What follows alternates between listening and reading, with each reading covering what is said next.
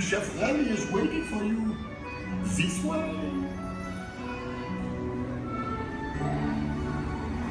Détendez-vous.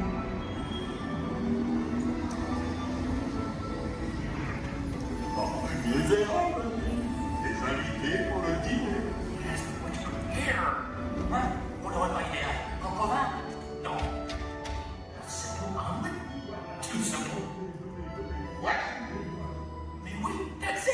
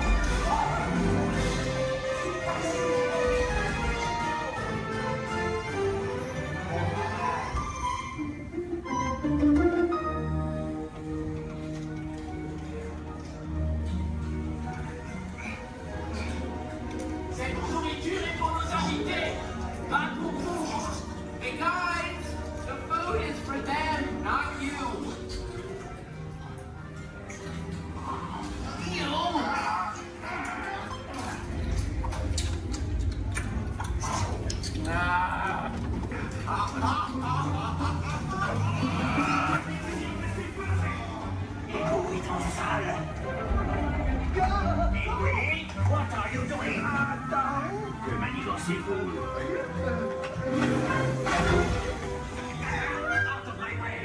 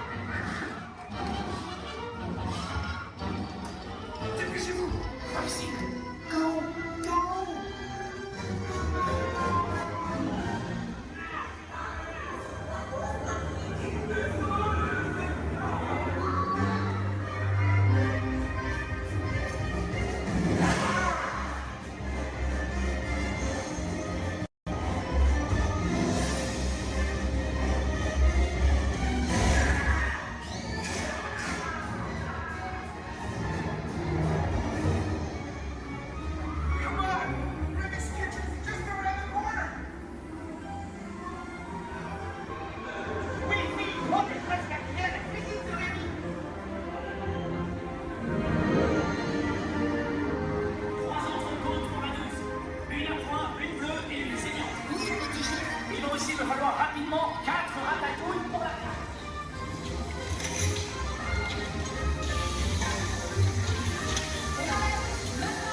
Oui, ma chérie!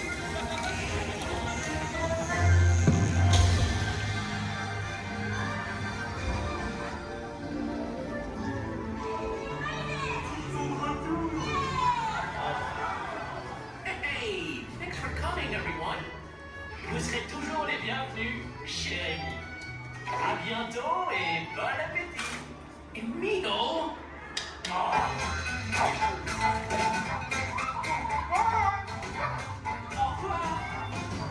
Little for you, and this way. You are always welcome at Bistro Shade.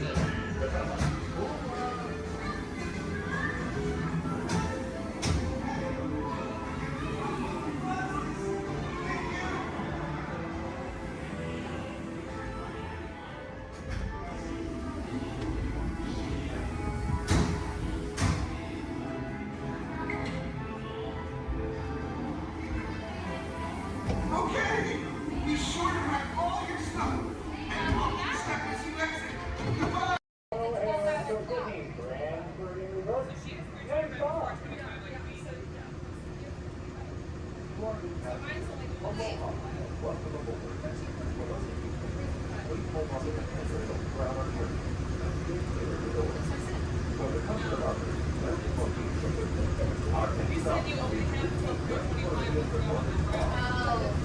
Sorry, I thought we were talking about. Okay, well, now I'm confused. Which one should we do first?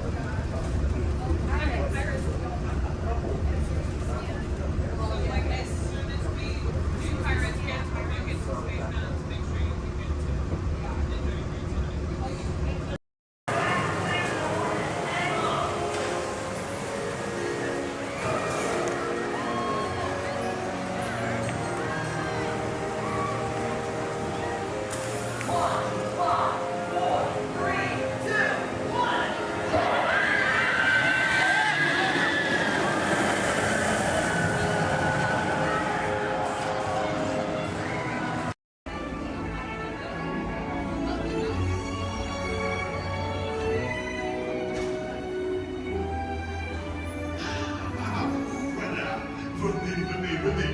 Suivez-moi,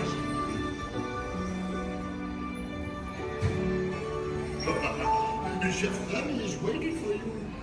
This way. Qu'attendez-vous?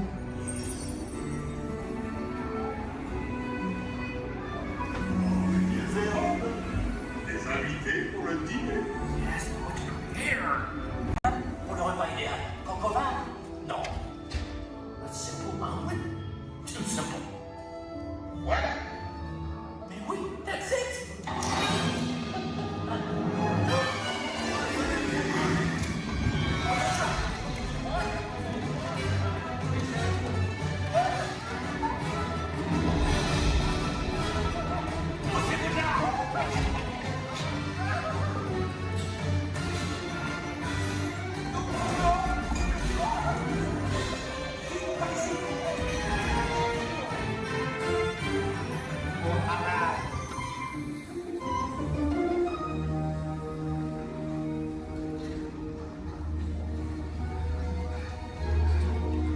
Cette nourriture est pour nos invités, pas pour vous. Hey guys, the food is for them, not you.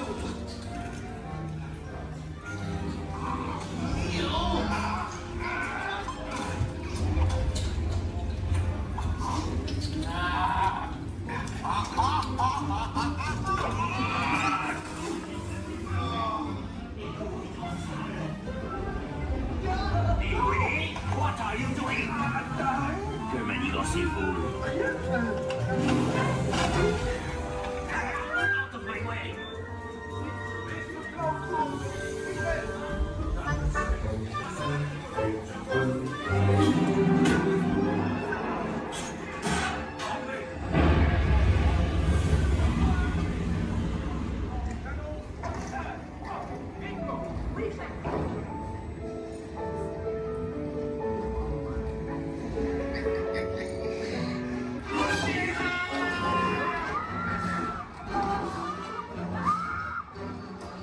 Dépêchez-vous.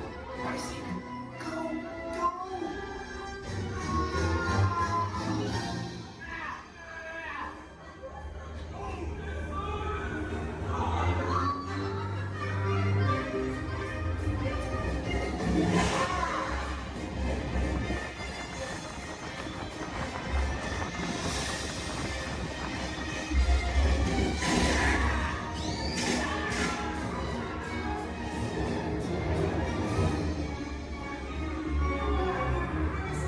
Just around the corner.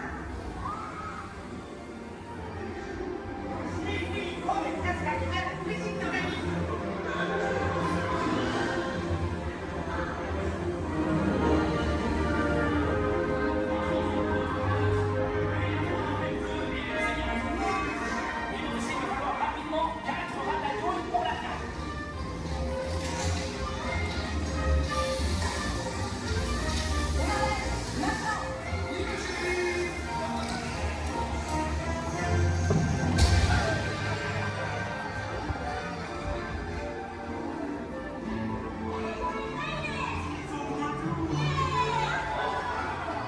Hey, thanks for coming, everyone. Vous êtes toujours les bienvenus chez Rémi. À bientôt et bon appétit. Et Migo. Au revoir.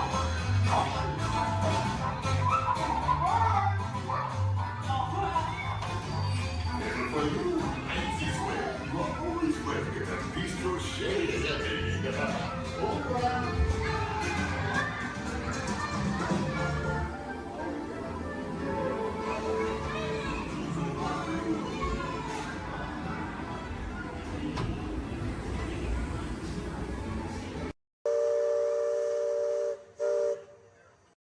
Yes, Walt has some of the brightest minds in the world, but I keep things around here pretty chill, so the kids can create the next big idea that will give them the tools to become the next generation of heroes.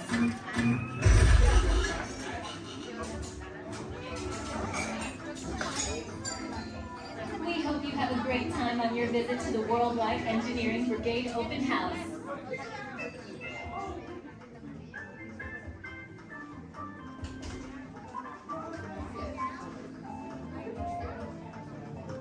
And now, our project lead, the brilliant, Peter Parker. Hey, what's up? I'm Peter Parker. And here at Web, we get access to some pretty awesome tech, like vibranium from Wakanda, or this crazy alien juice stuff. We have Kim particles and Star Tech. It all helps us develop really cool stuff, like these spider bots, for example. Check it out. They have this really cool self-replicating feature. Because? This is awesome. Buddy, you could stop doing that now. But anyway, you guys are here today to help us test the Web Slinger vehicle. Using onboard tech, you will be able to sling webs just like my buddy Spider-Man. Peter, your presentation is getting away from you. Yeah, I'm aware of that, Sharon. If you could just initiate the safety protocols, that'd be great. Problem with that, So Peter. anyway, if you want to sling a web, all you gotta do is sling your arm in the direction you want to shoot the web, and that's it. It's awesome. Peter, your spider bots are continuing to replicate and are consuming everything in their path. They seem to be stuck in self-recognition mode. If you could just handle that for me, please. On it. Contacting Mr. Stark. Don't call Mr. Stark! Don't call Mr. Stark. Sorry, you shout. Could you just call someone else? Ask them to do it. Okay. Contacting Spider-Man. Here. I'm gonna go find Spider-Man for us all, because he's around here somewhere. Okay, goodbye. Spider-Man! As you may have noticed, the spider bots are locked in that awesome self-replication mode. In spite of what you see, they were created to be robotic helpers that can break down raw material and create all kinds of useful tech. But because they are stuck in self-replication mode, the spider bots are currently consuming everything in sight and multiplying at an alarming rate. If left unchecked, my calculations predict this will lead to the devastation of the entire Avengers campus. That should be safe until Spider-Man gets here, as long as they don't get into the alien fluid. This is now a bigger problem. Activating threat level protocols. Hey guys, what's up? I hear you have a problem. I'm here to help. You made it. Great. Threat level is at exponential danger. You might need some help. Perhaps I'll call the Avengers? Don't worry, everyone. I got this. Okay, everybody. Open house is canceled. Wise idea. And I could use some help. Yes, you could. Sharon, prep the Slinger vehicle. Already on it. Everyone head to the Slingers and we'll team up to stop the spider bots before they destroy the campus. It's easy. Okay, we have a plan. Please move quickly through the doors and down the hall to the Slinger vehicle bay. Your open house demo has been upgraded to a high-stakes mission to save the... Okay, Sauna Warden, if everyone's ready, here in Harambe we say Twende, and that means let's go.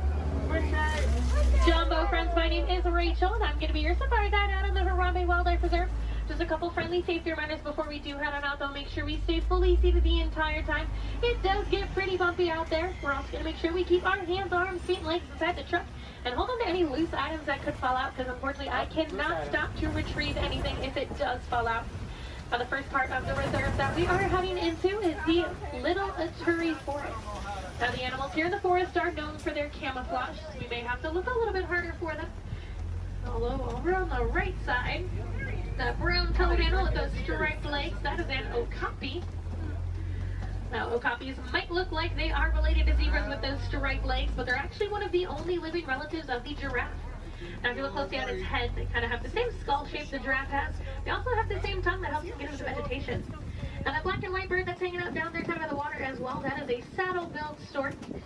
They can stand at about 5 feet tall with a wingspan all the way up to about 9 feet long. So if you look up above you, that is about the length of the canopy that's on top of your head. Now, they get their name from the yellow saddle shape on their beak, and they do also mate for life. So once they find their partner, they're with them for the rest of their life. Definitely be on the lookout for another one. There's usually another one that hangs out pretty close.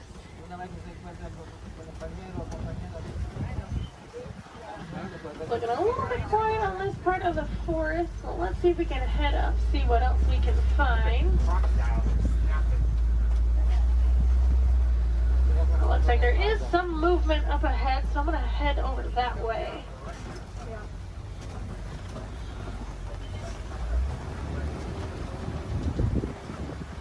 Alright, so coming up on the left, you might see there's some light tan colored animals kind of huddled underneath the tree, kind of by that bamboo. Those are greater kudus. And then actually up kind of under the trees and then also at the top of the hill up there, those darker brown colored animals with those horns on top of their head, those are bongos. Now, bongos are very shy and reclusive animals. That is how they get their nickname, the ghost of the forest. Both males and females do have those horns on the back of their head. And if you notice they're angled backwards, that's to help them get through any of that thick and tangled brush here in the forest they usually live in. And it looks like we're going to cross over some water, so that means we're heading out towards the Safi River. You're going to want to keep your eyes near the water looking for any kind of shadowy figures. A lot of times you'll see Nile crocodile or even Nile hippos. Now hippos will spend most of their time in the water and even spend about 8 minutes at a time underneath the surface. The average male hippo does come in at about 5,500 pounds, and they do kind of float to the bottom of the water and walk along the bottom rather than swim. Although to be fair, if I was 5,000 pounds, I'd probably do the same thing. It takes quite a bit of energy for them to swim around. I haven't seen any yet, but they do have a couple spots here in the river, so we'll head up. Now those white and gray birds that are hanging out on the island, those are pink-backed pelicans. They do get their name from the pink coloration that their feathers get during mating season. That's not actually the feathers that turn pink though, it's their skin that turns that color. It kind of makes their feathers look it.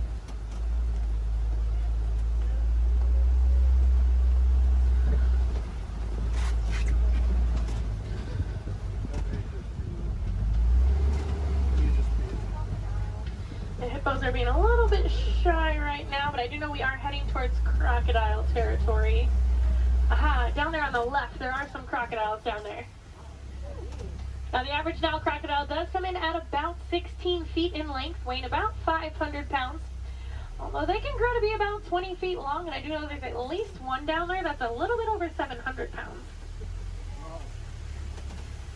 Now when it is super hot, you will see them hanging out with their mouth open. That's because unlike you and I, they can't sweat. So they do open their mouth. It does help them regulate their temperature, keeps them a little bit cooler.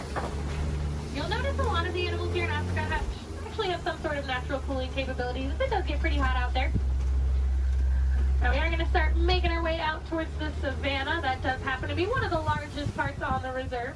It's also home to some of the more famous animals like lions, elephants, and giraffes.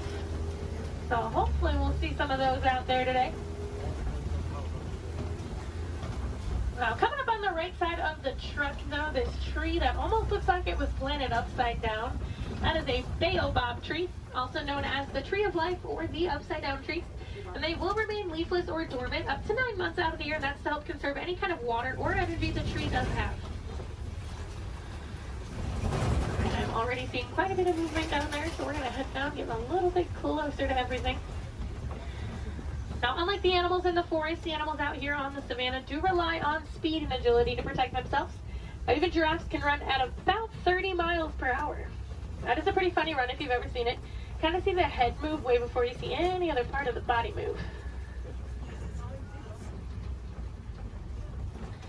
Alright, coming up, those animals with those really big horns hanging out there on the right, those are Ankoli cattle, also known as the Watusi cattle, after the Watusi tribe that did first domesticate them. Now they are one of the only domesticated animals here on the reserve, and those horns might look really big and heavy, but they are actually mostly hollow with kind of a honeycomb structure on the inside, so they are fairly light. Now these zebras that are hanging out here pretty close, these are Hartman's mountain zebras. If you look closely underneath their neck, you'll see a little flap of skin. That is called a dewlap. Now that does help them regulate their temperature. They're also the only zebra species that has it, so it does help us identify them as Hartman's mountain zebras. Now a group of zebras is called a dazzle. And if you've ever wondered if a zebra is black with white stripes or white with black stripes, just look at their nose. If they have a black nose, they're black with white stripes, and if they have a white nose, they are white with black stripes. Alright, we are going to slowly start making our way towards those giraffes.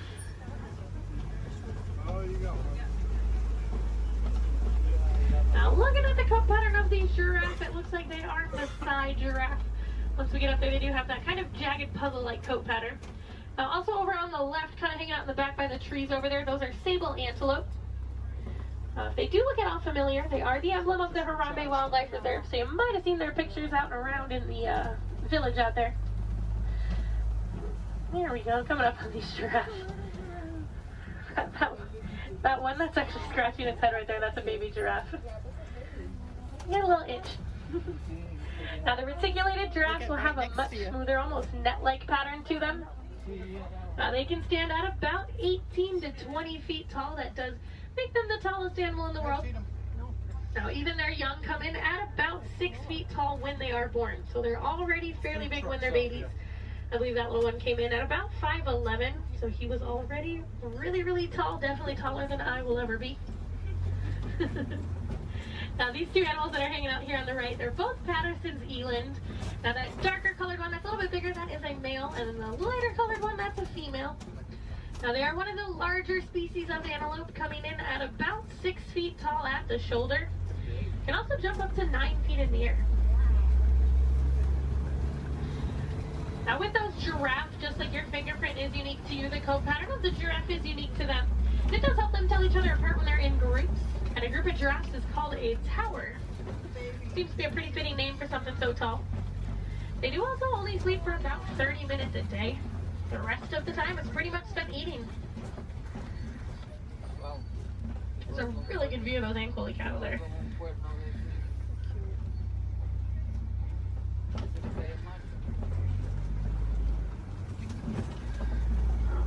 Let's see if we can head up a little bit farther into the savannah, see what else we can find.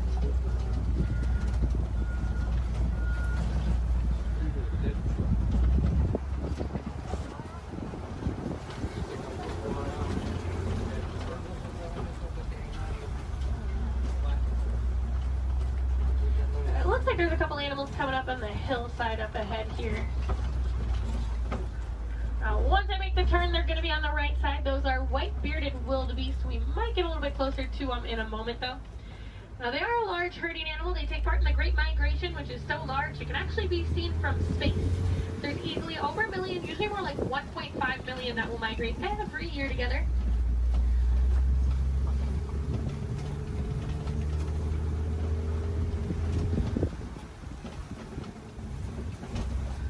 There they are. You can kind of see them there. Now we are also coming up on some knockdown trees just up ahead, so we're going to head over that way. Usually that is a pretty good indicator that there's an elephant or two nearby. Now elephants are known as nature's bulldozers, so you can always kind of assume. Actually, it looks like there is one up ahead of us. I'm going to see if we can get a little bit closer to it.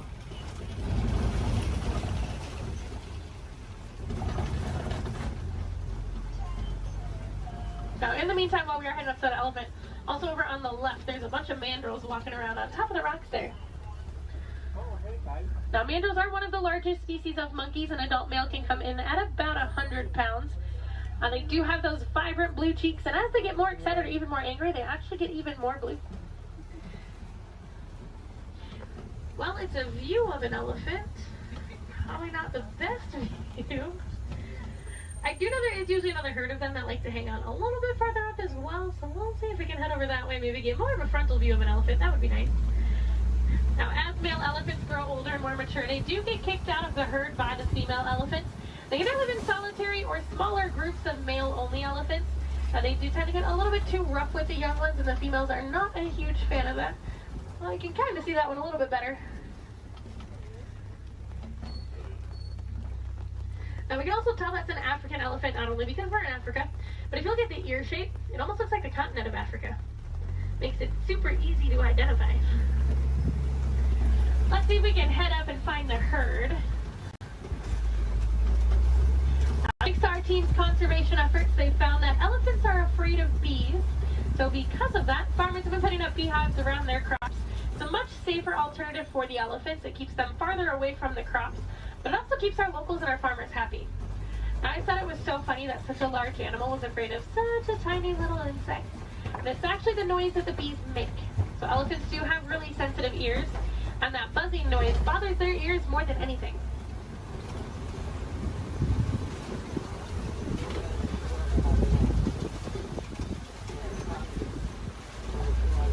And I am seeing some tusk marks in the red clay, so hopefully that is a good sign that the herd has moved through here fairly recently.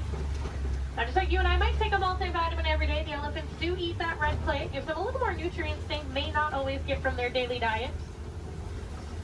Female elephants do also have one of the longest gestation periods, coming in at about 22 months. So I'm not sure I blame the females for wanting to kick the males out after a while. Personally, I might do the same thing if I had to go through that. Looks like there were a few of them moving up ahead, so we're going to see if we can get a little bit closer to them.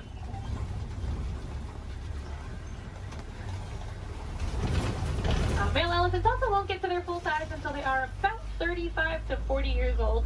That is about half of their lifespan.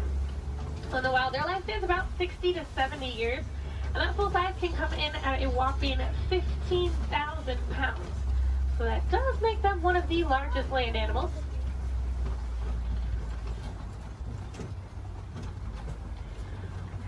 And they do also have really sensitive skin, so you will see them throwing dirt and mud up on their back. That acts as a natural sunscreen for them. You're also going to see them flapping those really big ears that they have, as those ears are home to a bunch of blood vessels on the inside. So just doing that, it does actually activate those blood vessels and can even cool their body temperatures down about 10 degrees. We might be able to see when we start going around this curve here. Now, in the meantime, we are coming up on some greater flamingos as well. Now, those greater flamingos actually start out as a gray color, and as they get older, they get their vibrant pink color from their diet, which does consist mostly of beta-carotene, like brine shrimp. If you actually look on a couple of them, the back of their head and neck, you can still see some of the gray feathering on some of them. Now, they are one of the lighter colors of flamingo species, as well as one of the largest. You might have seen their cousins, the lesser flamingos, out on Discovery Island when you were coming in today. They're quite a bit brighter in color than these ones, but they're also a little bit smaller. And if you didn't see them, they like to hang out the very front of the tree line, kind of down to the left-hand side.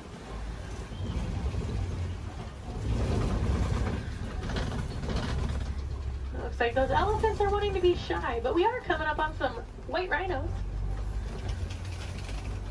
Now, white rhinos don't get their name from their skin color. They get it from the Afrikaans word weit, which means wide. Now, if you look, they have a very wide mouth. Now, they're also one of the larger rhino species, coming in at about 5,000 pounds. Now, one of my favorite facts about them, even though they are 5,000 pounds, when they run, they can actually get all four of their little legs off the ground. So kind of like how a horse gallops. So they are very graceful for how large they are. Oh, there's one running. It was, for like a hot second, it was actually doing like the actual full run, and Maddie stopped. Oh, he said, I got snacks over here. I'm coming over here. And usually if you see a couple, there's quite a few. So there might be some more around, so we'll definitely be on the lookout for some more. A group of rhinos is also called a crash. That is a pretty good name for them because they are almost blind. They kind of seem more like shadows. It's really funny when they stand really close to the road. Sometimes when you try to sneak by them with the trucks, they don't realize we're there until they hear the truck and they're like, oh, they like jump and run back. Well, we are coming up on a couple cheetahs. There's a cheetah laying down right on top of the hill there that's really close, and there's a couple more walking in the back. Yeah. Now, cheetahs are one of the fastest land animals. They can go from about 0 to 60 miles per hour in just about 3 seconds. Now, they do get to that speed fairly quickly, but they can't actually maintain it for very long. It's more like a short sprint of a couple hundred yards. Looks like there's a couple more walking up ahead here. Now, they will use that long tail of theirs, kind of works as a rudder to help them turn. Their nails also don't retract, so they do stay out. It does help them gain traction when they are running those speeds. And unlike most big cats, they will do most of their hunting during the day and do tend to be way more active during the day. They're also one of the only big cats that can purr. So kind of like your household cats, just a little bit bigger.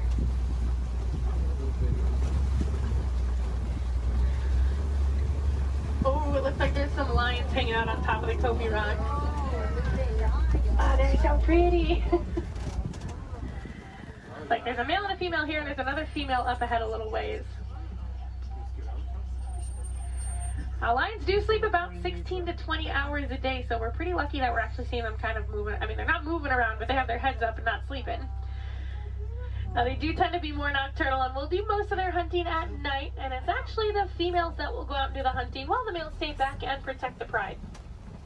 During the day, their eyesight is pretty much identical to ours, but at night, it gets about 6 times better. So they have super good eyesight at night. Now, when they vocalize, they can vocalize up to 5 miles away. You can hear it. So if you do plan on staying here all the way up until park close, I highly recommend while you're walking out to your car, keep your ears open because sometimes you will actually hear them vocalizing. It's really cool. Now, I know everyone's excited about the lions, but there's a really cute little brown and white animal over on the right. And that is a bontebok. Now he's related to the white-bearded wildebeest that we saw earlier, and within 5 minutes of birth he can stand. Within about 10 to 15 minutes they can also walk and run. That's a super good survival technique for them. That way once those little ones are born, they can get up and get on the move as quickly as possible. Now also hanging out in the trees there on the right, those are waterbuck. Now waterbuck do drink an excessive amount of water, hence the name waterbuck. But they also have kind of an oily, greasy feel to their fur. That is supposed to help them be a little more waterproof when they are hanging out in the water. Now we're coming up on some fairly big burrows. I'll be on the lookout for warthogs. Actually, down in that burrow there on the left, there is a warthog. Now, warthogs are one of the largest land burrowing animals. They like to back up into their burrows, just like that one's doing. That way it keeps their tusks out, so if anything tries to sneak up on them, they can try to deter that animal. They've also been known to recycle other animals' burrows, so they might find when an animal has an abandoned and call it their home.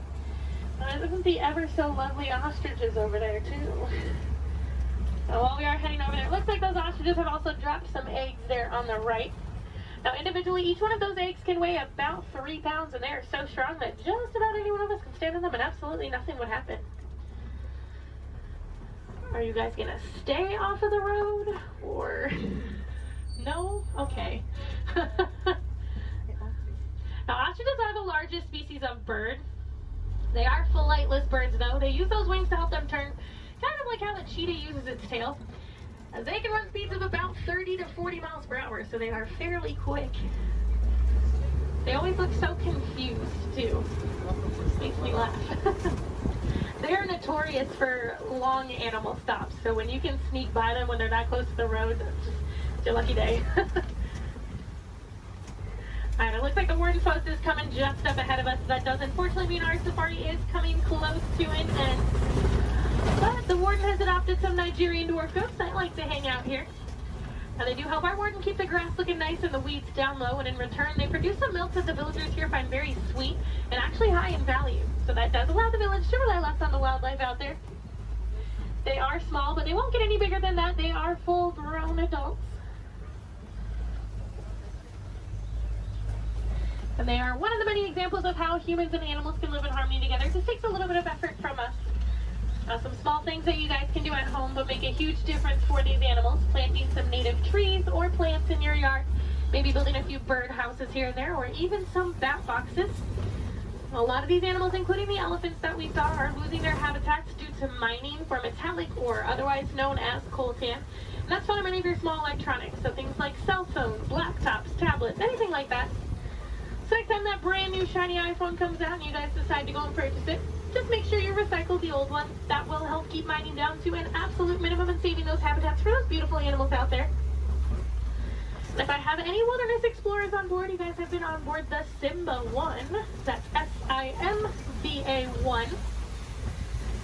And I am going to get you guys back up to that dock that we originally came from, so you're going to have to bear with me for just a little bit longer. Hopefully we should be able to buzz through some of the docks fairly quickly.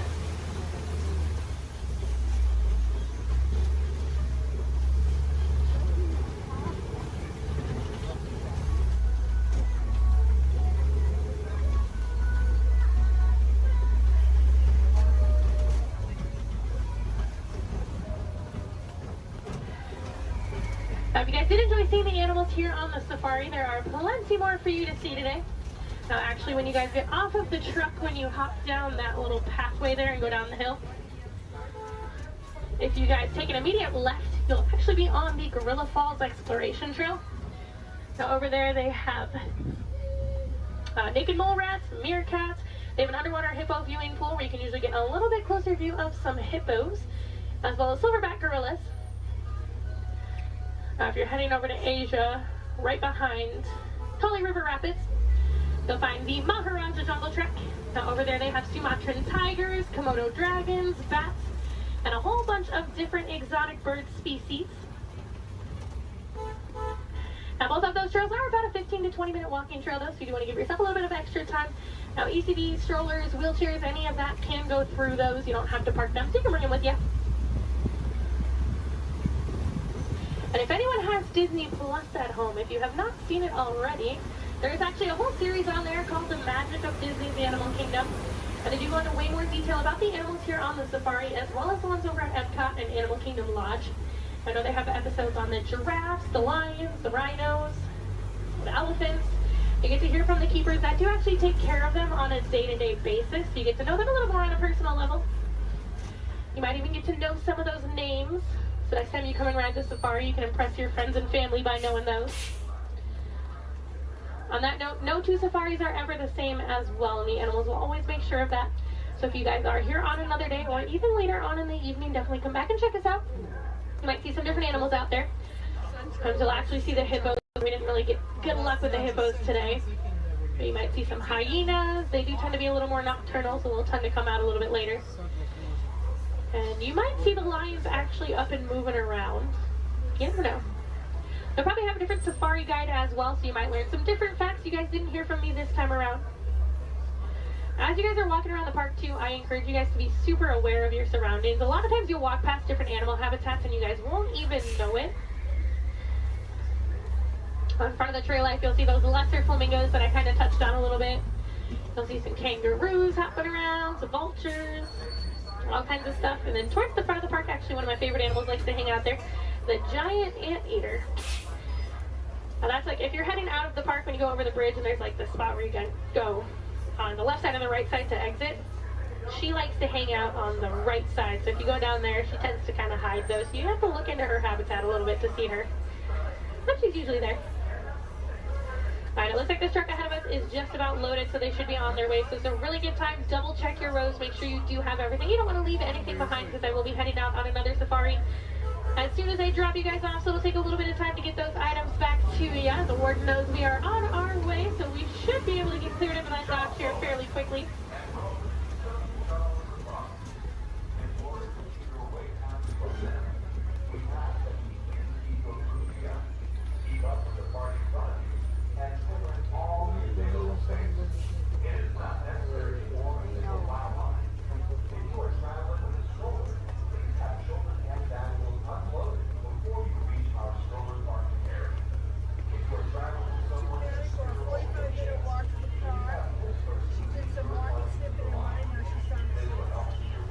I'm not sure there's any carrots.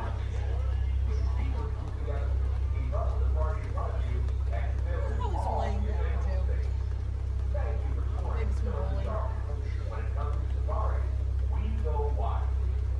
You're getting very adventurous in that part. You're really great. Very comfortable there. Good. That's awesome. Just heads down to her. Tries to hide behind. She hides so she can roll and you won't yell at her. Yeah. She's smart.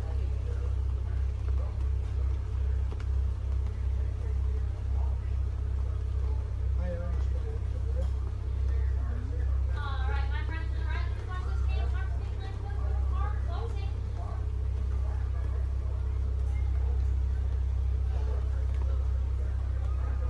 The song is song awarded. That means thank you. And as we say here in Harambe, Twin Day, which means let's go. Alright, guys, my name is Lady. Alright, friends, here in Harambe, we don't like to say goodbye as we feel that is far too sad and far too final.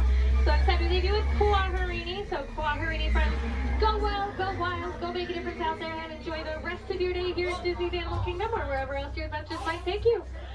On my desk, everyone, so please remain seated throughout the show. And please keep your hands, arms, feet, and legs inside the vehicle at all times. Oh, don't forget to supervise your children. And for the safety of our cast, we ask that you please refrain from the use of flash photography and external video lighting. Now that we take care of business, let's talk about me. My name is Travis, and I'll be your guide for this magical journey into the movies. It's the perfect job for me because, well, I love movies.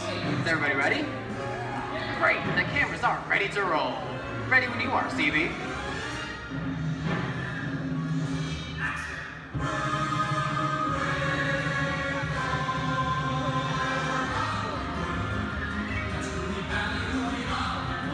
And we are rolling.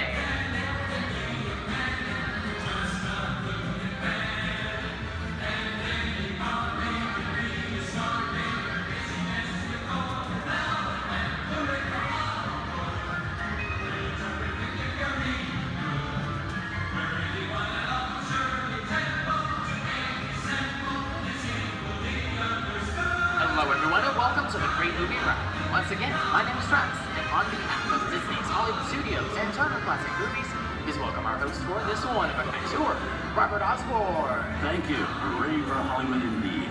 What better way to start our journey? From the Old West to the rooftops of London and along the yellow brick road, there really is no place like the movies. One of Hollywood's significant contributions to the world of film were great musicals. This scene is from one of my favorites, the 1933 Busby Berkeley spectacular, Footlight Parade.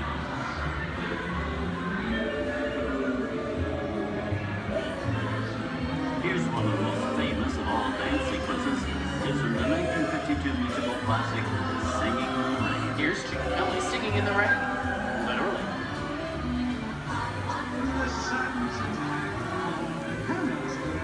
Here's one of the quintessential Disney musicals, Mary Poppins, starring Julie Andrews and Dick Van Dyke. This classic earned 13 Academy Award nominations. I love this song. Sing along.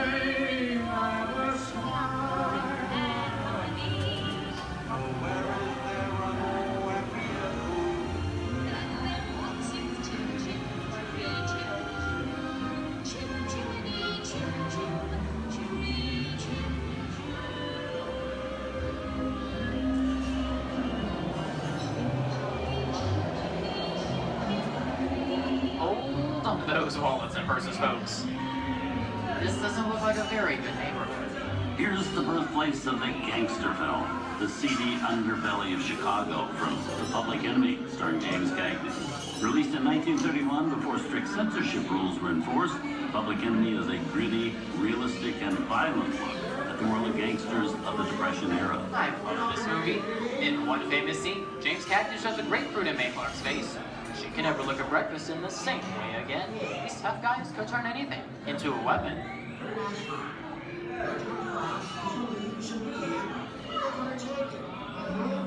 You're gonna kick in with the dog. If you don't, somebody's gonna drop by here and take your teeth out one at a time. And me, I get you. Now beat it. Tough guy,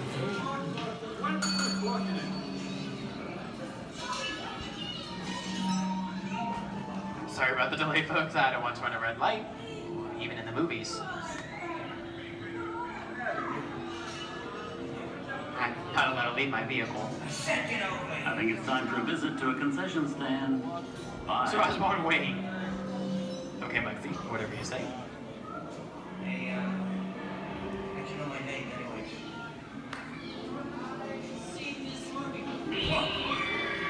I hear someone singing your fancy cars. Might to get out of here.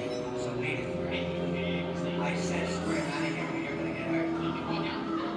What makes you sad? Here they come, Bus! Get out, your grinders!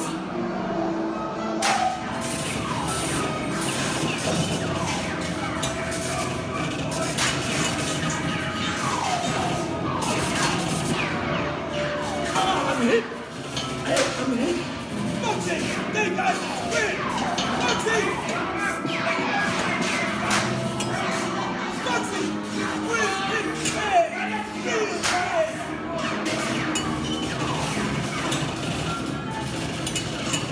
Everybody just sit tight. Running my life against the law. And I will never break the law. Hey, watch this. No more red light. Foxy!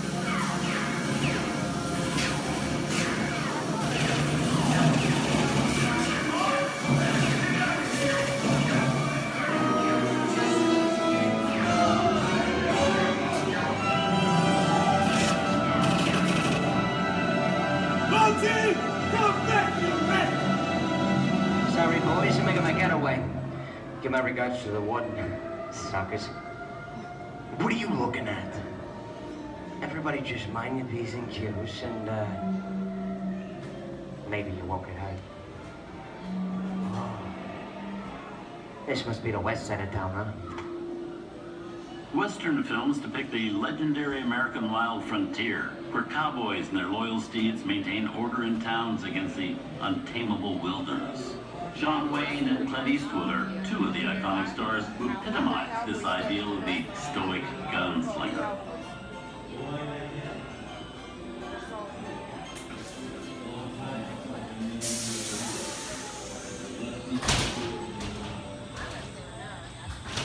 sleepy little bug, ain't it? That's some mighty tough territory you're heading into, Pilgrim. I'd think about turning back if I was you. That is, if you want my opinion. But I reckon you No, we're ought in the to clear. This looks like the perfect time to collect up all your valuables. We'll start with the jewelry and then we'll go... What are you talking about? I didn't even work this neighborhood, copper.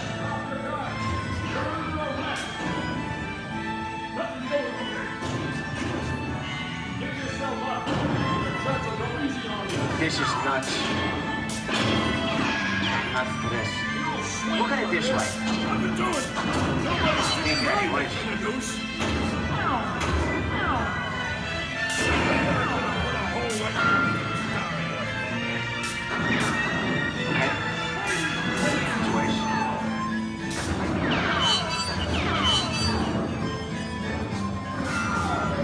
I don't know about you guys, but this is starting to get kind of creepy.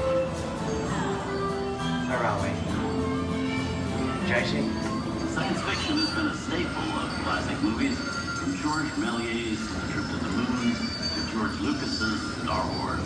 In 1979, director Ridley Scott and Sigourney Weaver made audiences believe that in space, no one can hear you scream. This is Alien. Hey, you down face. How do we get out of here? Warning. Remain in your vehicle. The area you are entering is extremely dangerous. Proceed with caution.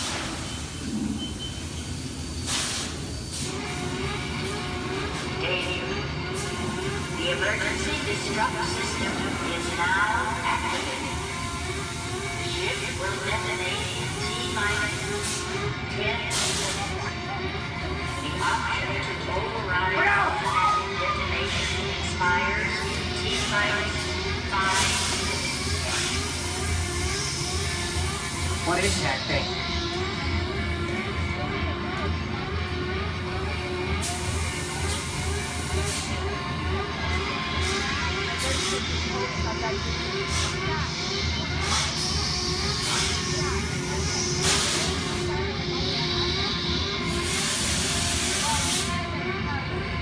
Get it together. I'm getting out of here. That's enough creepy crawly things for one day, right? Wrong.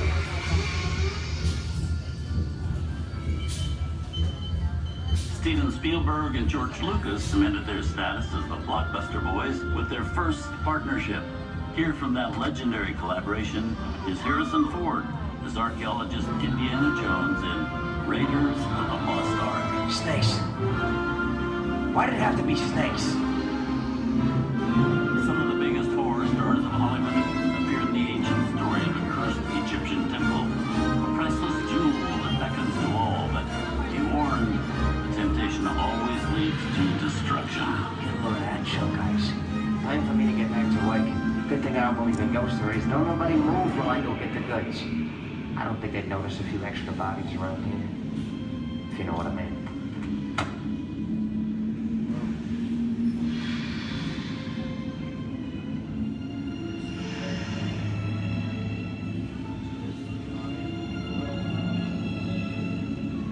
I've seen enough movies to know that you really shouldn't even think about trying to steal a jewel.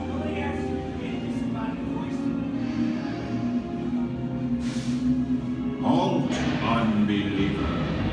Disturb the treasure of the gods, and you shall all pay with your lives.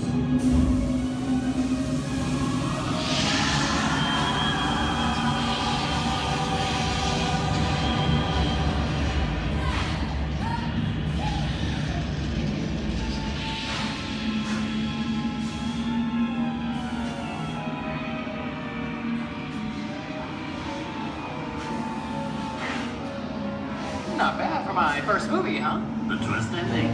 That just goes to show you anything can happen in the movies. Now, let's get on with the show.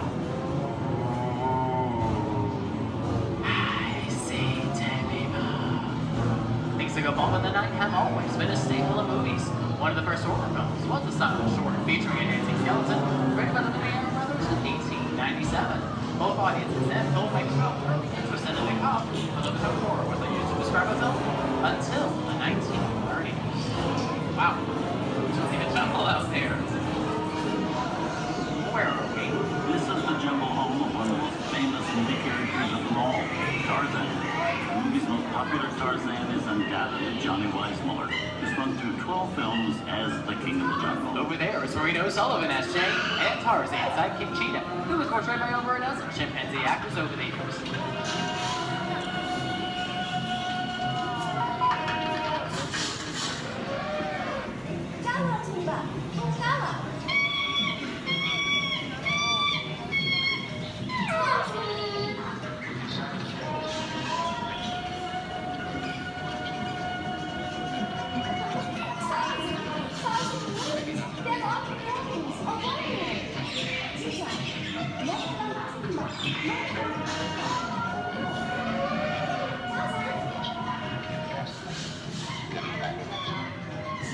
Here's Humphrey Bogart in his most famous film role. In 1942, Bogey finally got to spread his wings and romance the beautiful Ingrid Bergman in Casablanca. Look, I know that it'd be noble. It doesn't take much to see that the powers of three little people don't amount to a hill of beans in this crazy world. Someday you'll understand that.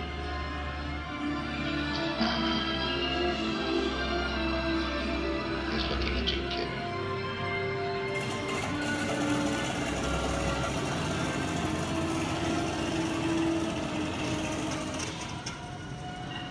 Inside of us, we both know you belong to Victor. His work, the thing that keeps you going. That thing keeps you around. You're not with it. And now, one of the most famous movie stars in one of his greatest roles, Mickey Mouse, as the Sorcerer's Apprentice in Fantasia. When the film came out in 1940, Walt Disney promised to add new musical sequences in the future.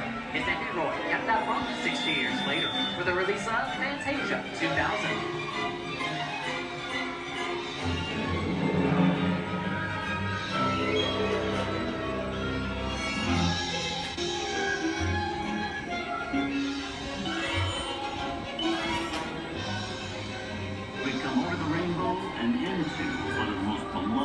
Most watched films in movie history, The Wizard of Oz. Toto, I have a feeling we're not in Kansas anymore.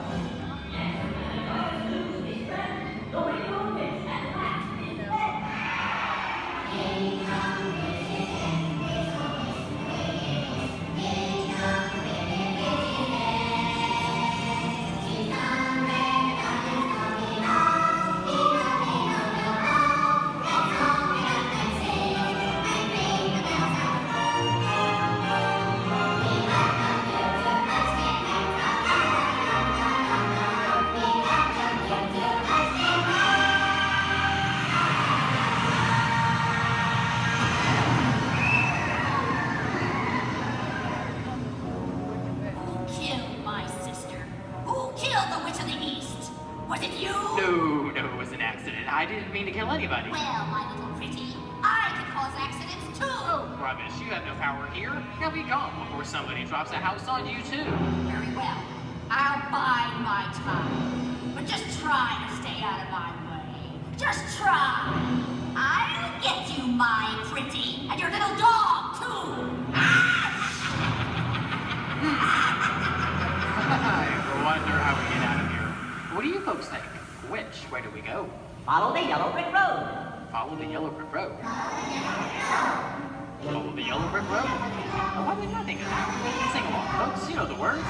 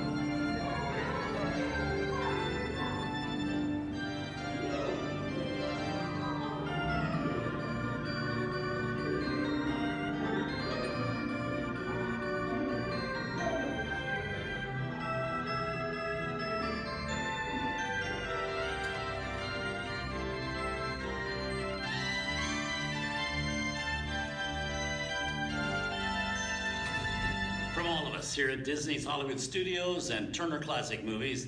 We hope you've enjoyed our tour through some of my favorite films, but remember, there are many more adventures waiting for you every day on TCM.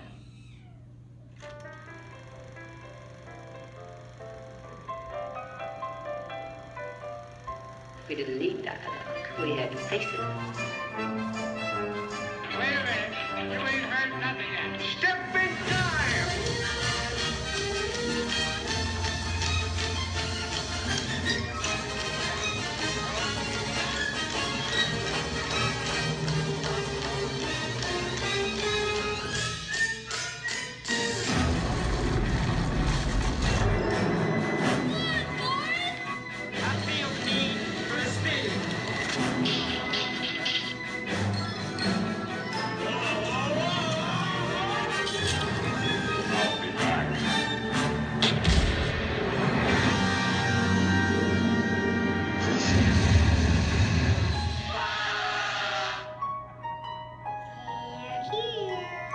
You best start believing in ghost stories, Miss Turner. Is it safe? No, you're not! I have a feeling we're not in Kansas anymore. I'm a man. Well, nobody's perfect.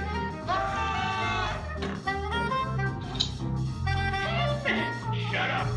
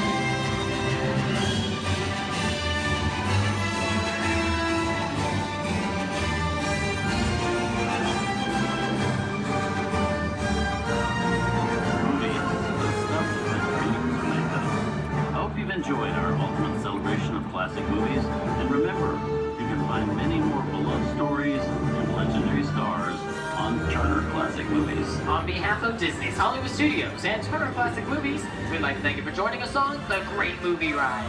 Now please remain seated until the vehicle comes to a complete stop. Please take small children by the hand and gather your personal belongings. And once these doors have opened, rise dramatically to your feet and make a straight connection towards the rear of the vehicle. Oh, and one more thing. When I yell action, don't forget the thunder is the law, or yours truly. Okay, quick, everybody, and action! Thank you. Have a wonderful afternoon at Disney's Hollywood Studios.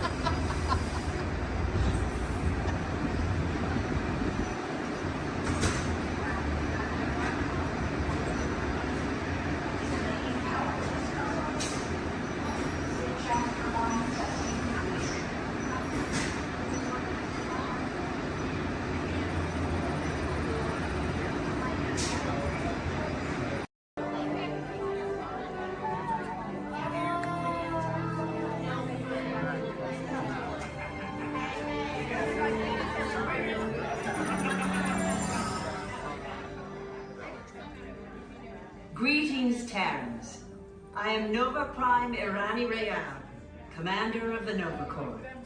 On behalf of all Xandarians, I hope you have enjoyed exploring the wonders of Xandar. As you have seen, your world and ours were born of the same moment, one which you refer to as the Big Bang. As such, we are all galactic neighbors in a vast universe which we and countless others share. For you to travel to Xandar would take 2.5 million years, assuming you had a ship that could fly at the speed of light. So we decided to come to you. But even we could not have reached you so easily were it not for the Cosmic Generator, an advanced piece of Xandarian technology that creates jump points, artificial tunnels that act as shortcuts, linking distant points in space. It is our desire to share this wondrous technology with your people, so that together we might explore new worlds and create a brighter tomorrow. And now, as the culmination of the wonders of Xandar, you will be teleported to a Nova ship above your planet for a demonstration of the Cosmic Generator. I trust you will find it an unforgettable experience.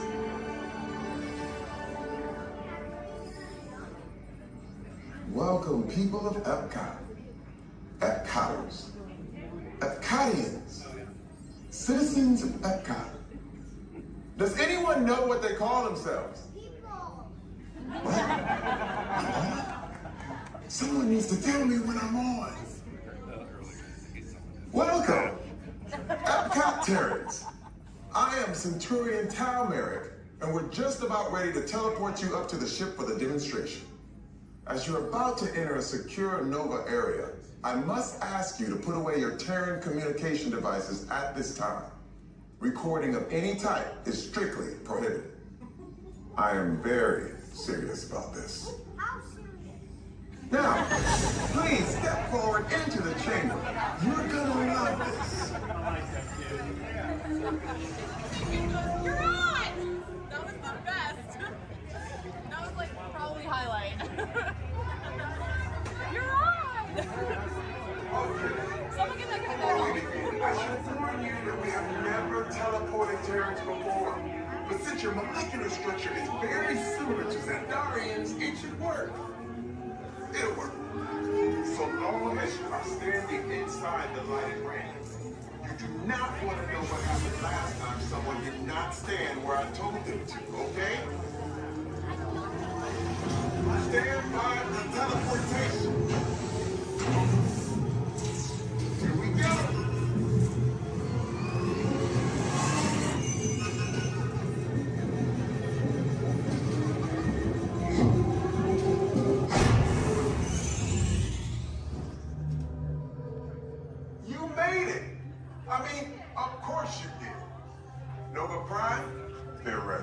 Excellent.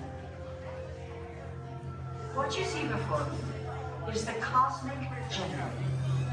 And in just a few moments, we'll be activating it so you can experience for yourselves what's happening. I'm not sure. Our power's out. And the Cosmic Generator is gone. Interior Mark, go to Code Red. Prepare the fleet. And call the Guardians. Now.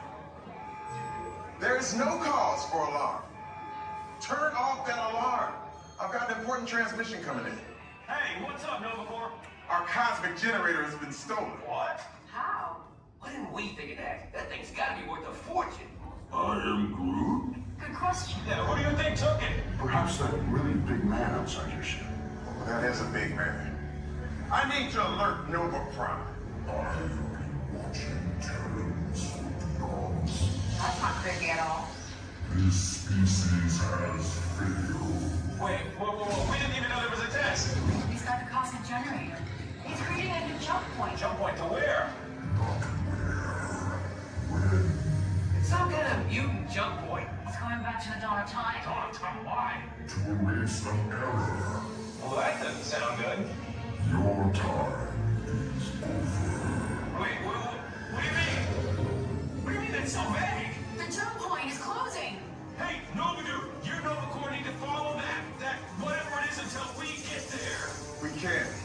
Our power is down, and I've got to get these Terrans onto evacuation shuttles. I got it. I reprogrammed the shuttles to follow him through the jump port. Wait, what? Look, they're our only chance of keeping track of that whack job until we get the cosmic generator back. Piece of cake. Wait! There's King. Where's the King? The odds are impossible. Yeah. But it's our only shot. Good luck. Are you sure you can control it? Come on, it's me. You got this. We're all toast. First there was cake, now there is toast. This plan is making me so hungry. Terrence, listen up. We need to make our way to the evacuation shuttles now. We'll follow with the plane to get our power.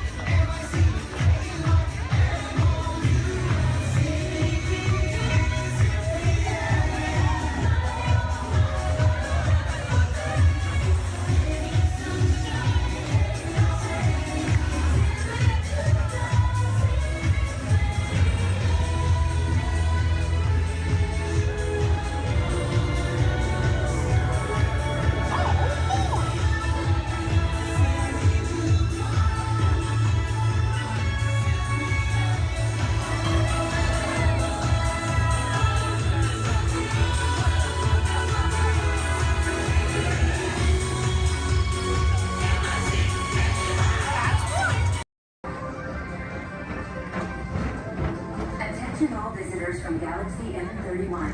Please keep forward-facing tentacles clear of oncoming vehicles. Thank you.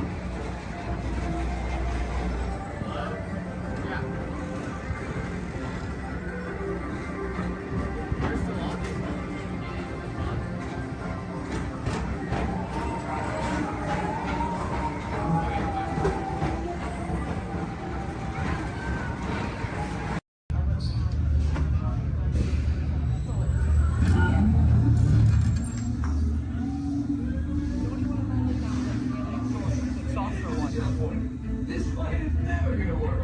Yeah. Well, okay. I'm off onto your vehicle. We'll be right behind you. Nothing to worry about. Unless we cannot stop this from immediately, Marksman. We're likely doomed. You're gonna need it.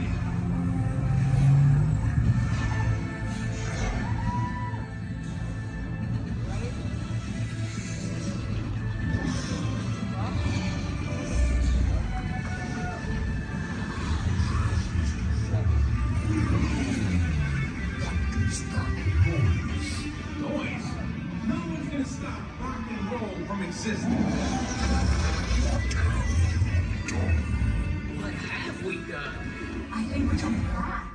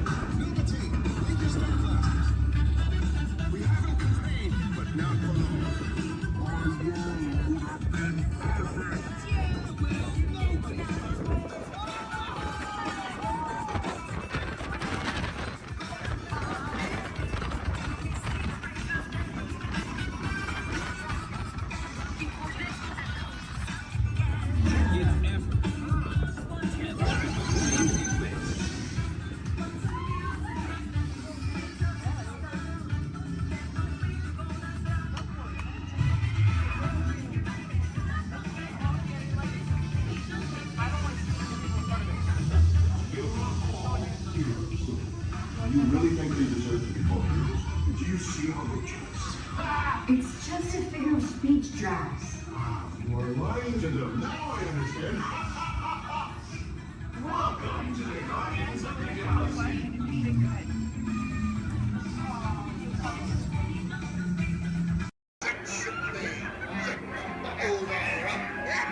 I'm not sponging for rum. It be gold I'm after. Strike your colors, you brazen wench. No need to expose your superstructure.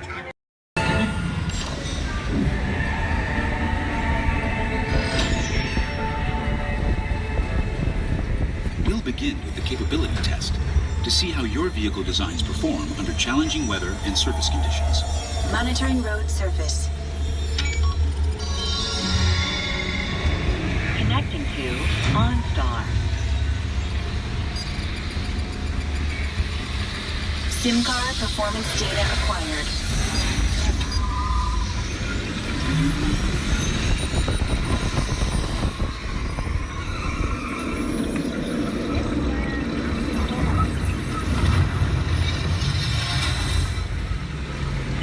Let's see how your designs hold up now.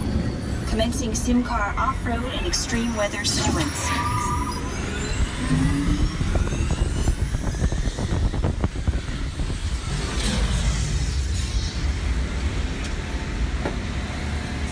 Capability test results displayed and verified. Now let's see how your vehicles compare when it comes to their efficiency.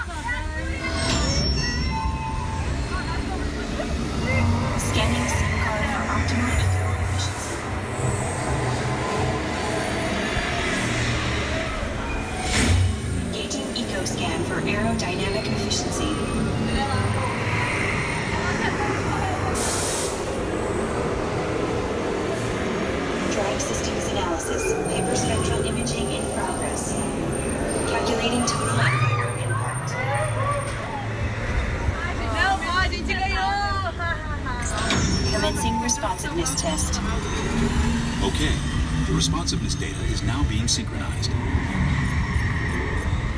Automated driving technology verified and active.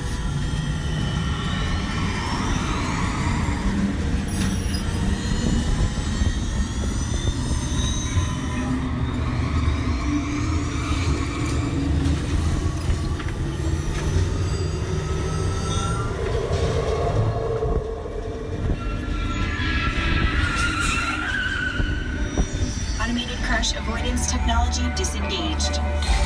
Displaying responsiveness data. Here comes the final test. Energizing for power test.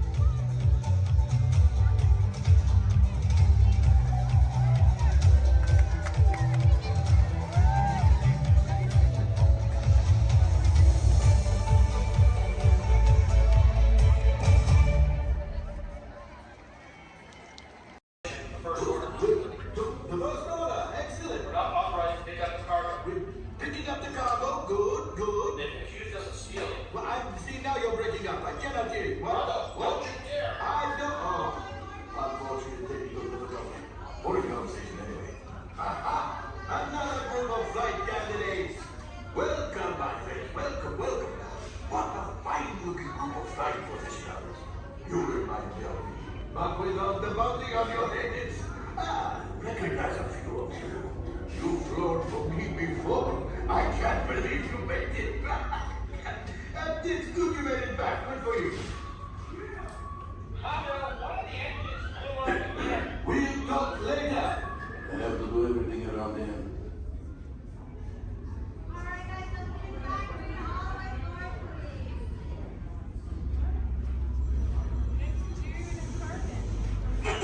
This is hello, my friends. I am Kondo Onaka, and this is Onaka Transport Solutions. Today, I am offering the opportunity of a lifetime. I need flight crews to transport this valuable merchandise across the galaxy, pilots to navigate, engineers to operate the ship, and gunners to defend the shipments.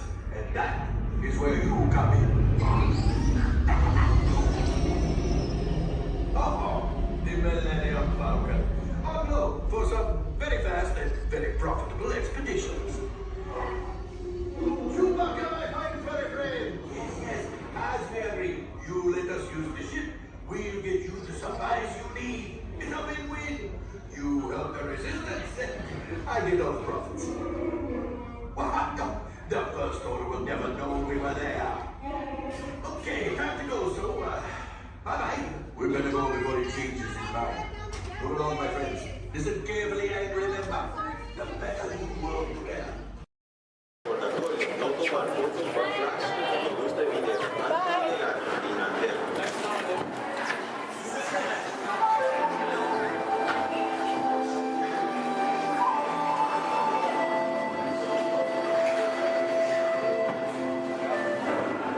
to the voyage of discovery and awareness.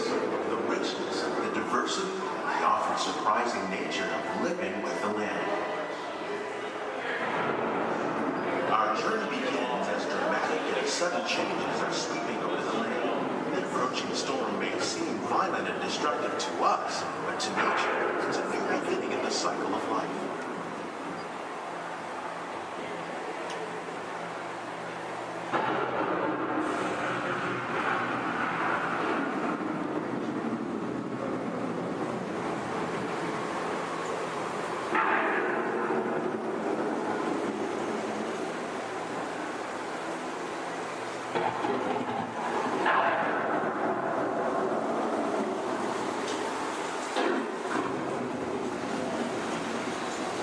Beneath the surface of the land, roots trap water from the flowing mud, extracting precious nutrients and minerals. These elements, when combined with sunlight, create the diverse living systems of our planet.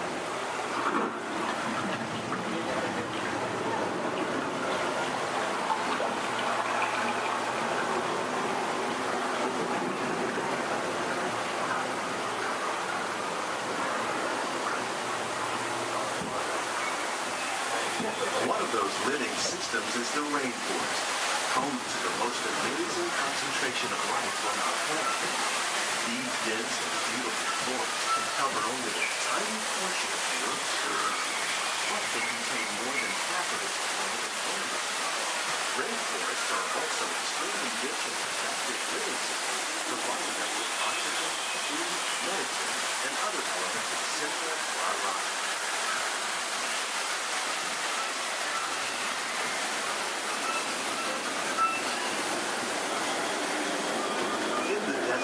Nature has created a very different, no less beautiful living system. And while this arid landscape may seem lifeless, it is very much alive. The plants and animals that have learned to survive in these harsh conditions make use of what little water they can find and avoid the scorching.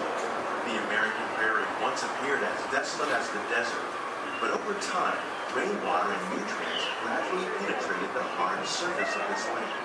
Even the hooves of the mighty buffalo helped create the rich soil, one day become home to the American farm.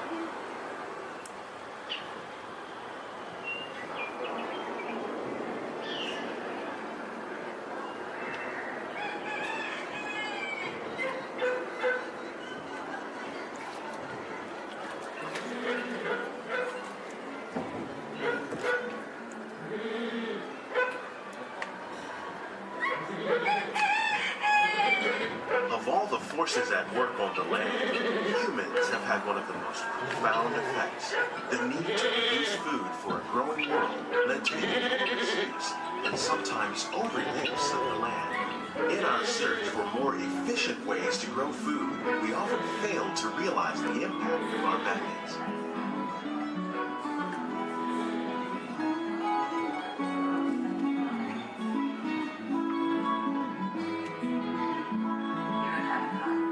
Today, we're learning to live with the land, discovering better ways to grow food that will assure both human and environmental well-being. In Japan, we're learning that by adding compost of leaves and other plant material to our soil, we can reduce the need for fertilizers. In farmlands across America, we're learning that by plowing under vegetation containing natural fertilizers, we can enrich the soil without the use of chemicals. In Saudi Arabia and Mexico, we're learning to produce food on desert seacoasts by developing and planting crops that thrive on saltwater. Here at Epcot, we're learning to reduce the need for pesticides by using natural predators like ladybugs and wasps to control pests. How will we meet tomorrow's growing needs for food production, yet still respect the needs of the land? Some of the answers are being discovered just ahead. To help us maintain these carefully controlled ecosystems, and for your safety, please remain seated in your boat at all times.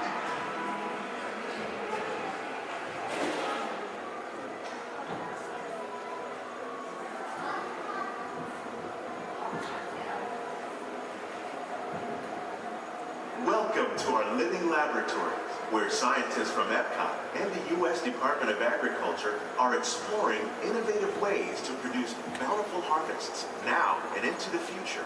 The tropics are home to the greatest diversity of plants on the planet. Many of these, like papaya, bananas, cacao, coffee, and rice, are well known around the world.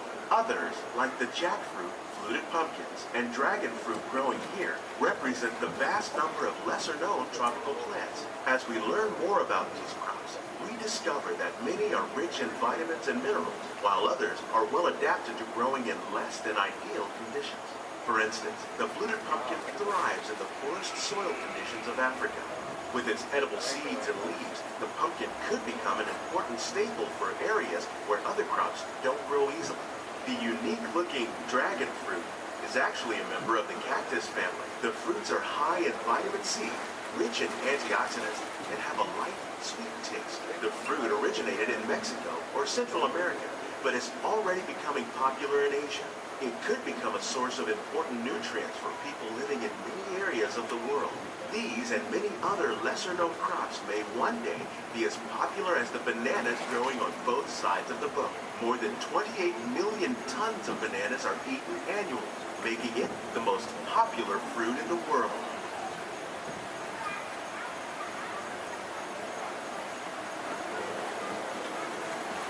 When we mention farming, you probably don't think of fish, but fish farming, or aquaculture, is an innovative way to increase harvests.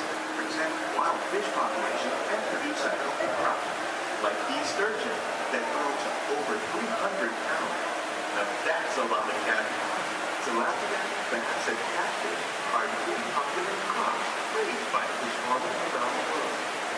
Most are grown in open ponds, but innovative recirculation systems like ours can conserve water and improve.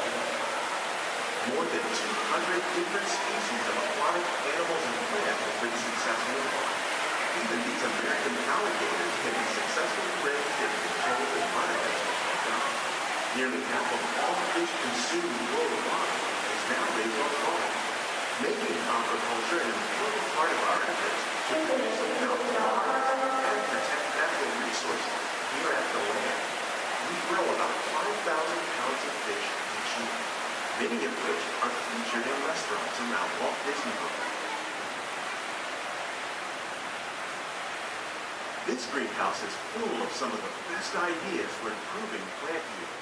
Disease and pests are two of the biggest problems facing farmers around the world.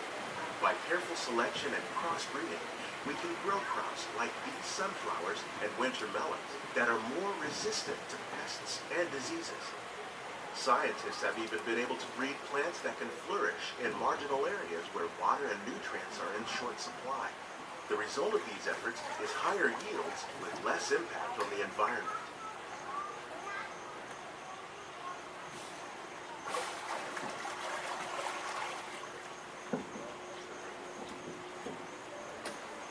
These plants are definitely on their way up. Innovative growing techniques like the ones you see help to increase yields while more efficiently using resources like water, fertilizer, and pesticides.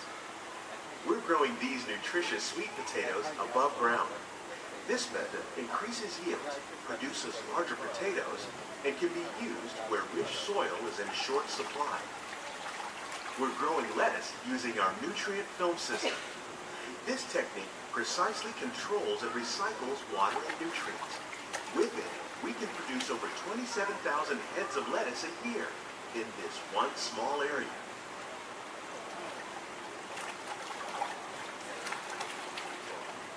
Here's something you don't see every day. Tomatoes growing on trees. These plants were originally developed by Chinese scientists. Tomato trees live longer and produce many more tomatoes. One of ours lived 16 months and produced over 32,000 fruits. Much of the produce you see growing in our greenhouses is served in the restaurants here at the land.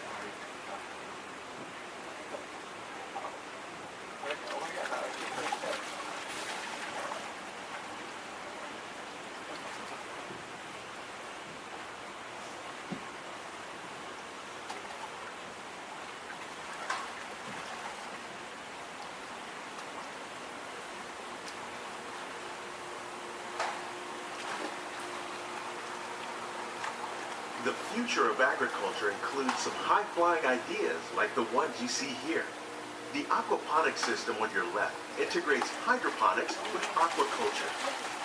The fish provide a source of natural fertilizer for the plants, and the plants help keep the water clean for the fish. It's another great way to produce more while using less resources. In our lab, Epcot scientists are working with the U.S. Department of Agriculture on a number of innovative projects. The goal of these efforts is to produce higher yielding and better quality plants.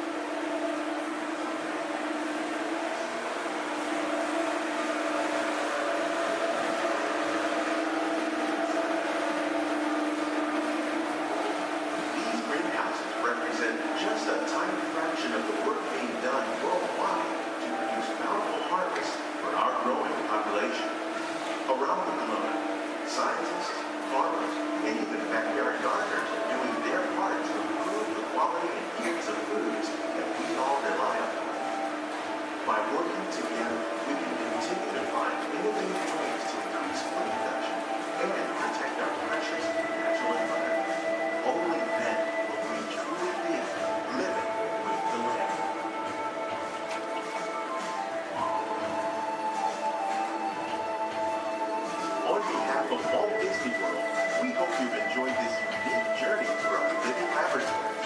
Those of you interested in an even closer look at our greenhouses might consider the behind-the-scenes walking tour. It's a great experience for the whole family. The tour desk is near the entrance to Soaring. Please keep your hands and feet inside the boat. Remain seated until the boat comes to a complete stop.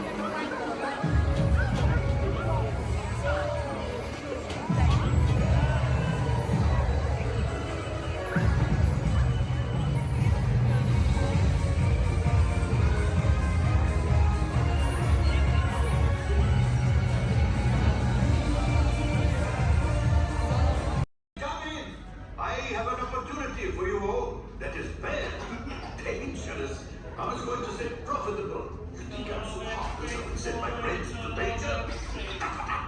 You insult my honor. And believe me, I've very little honor to insult. We'll talk later. Hello, everything around here. Hello, my friends. I am Hondo Onaka, and this is Onaka Transport Solutions. Today, I am offering the opportunity of a lifetime. I need flight crews to transport this valuable merchandise across the galaxy. Pilots to navigate, engineers to operate the ship, and gunners to defend the shipments. And that is where you come in. Oh, Dimmelere Falcon. On loan for some very fast and very profitable expeditions. Chewbacca, my fine furry friend. Yes. As we agreed, you let us use the ship. We'll give you the supplies you need. It's a win-win. You help the resistance, and I get all the profits. What? The first order will never know we were there. Okay, time to go, so, bye-bye. We better go before he changes his mind. Move along, my friends. Listen carefully and remember, the better you work together, the more you earn. Your lives and my profit depend on it. Now go.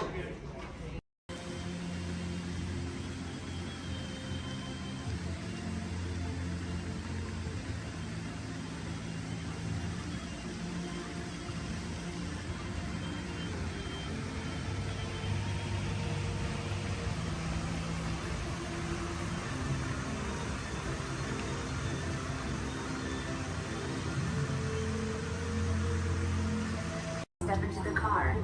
For your safety, remain seated at all times, keeping hands, arms, feet, legs, and other appendages inside your car. And please supervise younger beings. Stay clear of the doors, which will open and close automatically. Enjoy your journey. Para su seguridad, permanezca sentado y mantenga sus manos, brazos, pies y piernas dentro del vehículo. Y cuide a sus niños. Gracias. Please step carefully onto the moving platform, then step into the car. For your safety, remain seated at all times. This is the TTA Blue Line, non-stop service around Tomorrowland.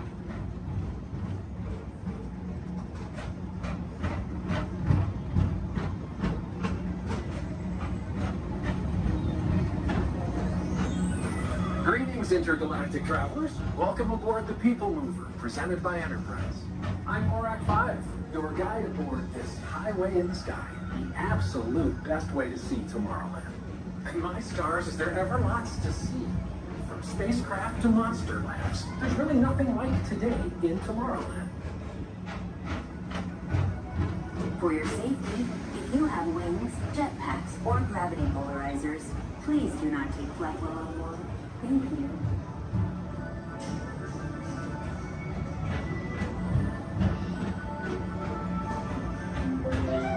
The next station is Tomorrowland Urban Planning and Star Traders. Transfer to the green and red lines. Don't worry, your express train keeps on rolling through the future, right by two of my favorite spots.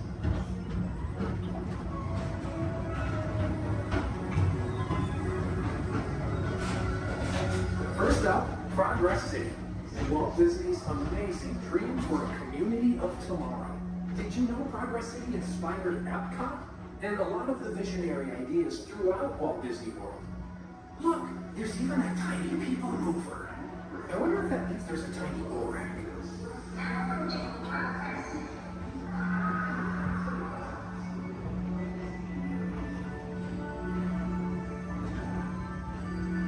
On your right is Star Traders, home to the greatest goods in the galaxy.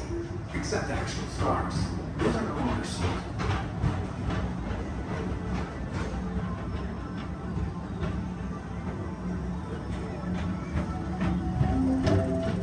Now approaching Tomorrowland Speedway and Tron Light Cycle Run.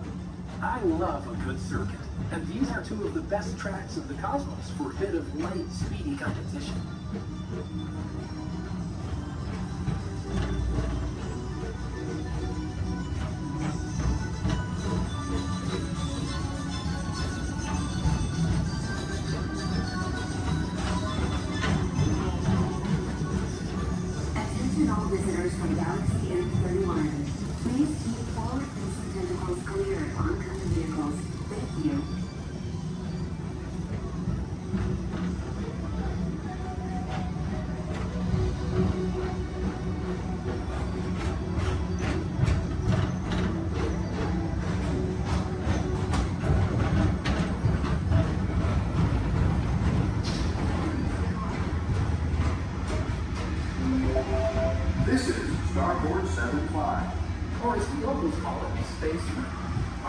high-speed rocket port to distant deep space destinations.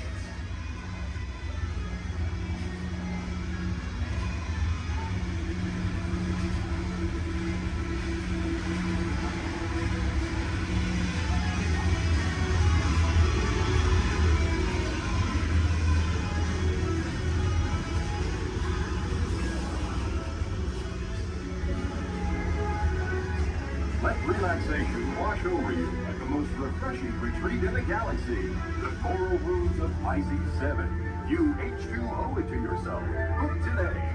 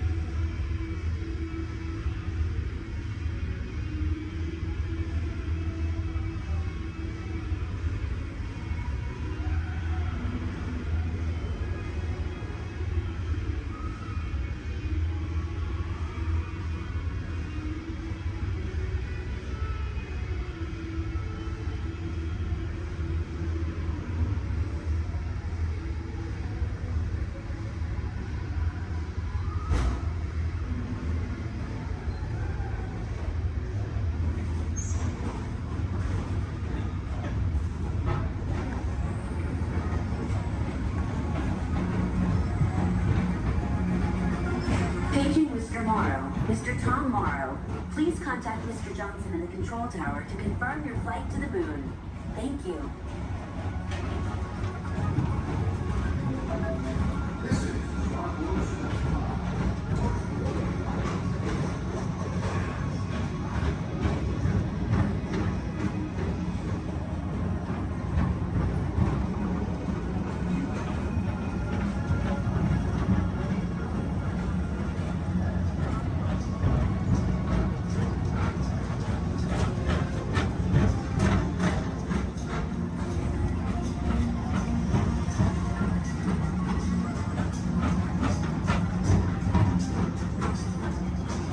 Attention all visitors. To your right is the Astro-Orbiter, our celestial symbol of interplanetary harmony and fellowship. Hop aboard and launch high above Tomorrowland for a spin amongst the planets.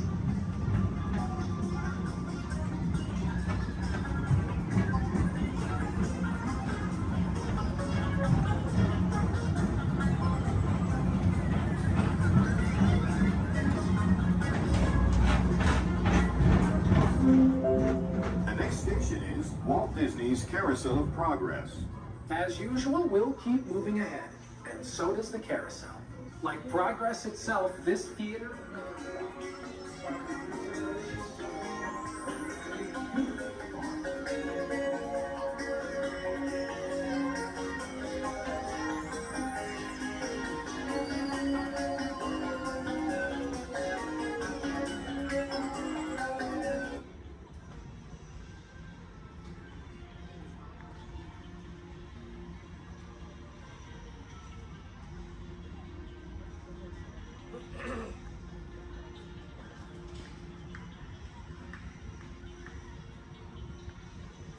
Attention all the people mover, please stay seated.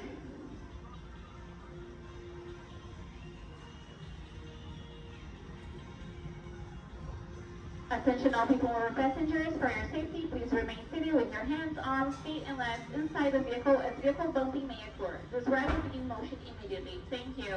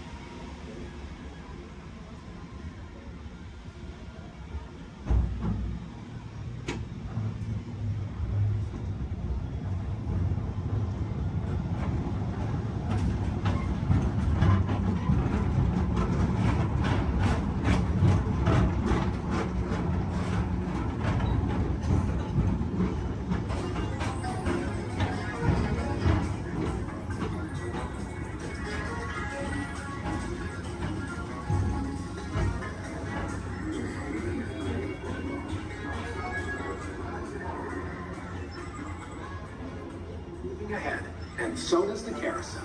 Like progress itself, this theater never stops, inspiring new generations to dream of a great, big, beautiful tomorrow.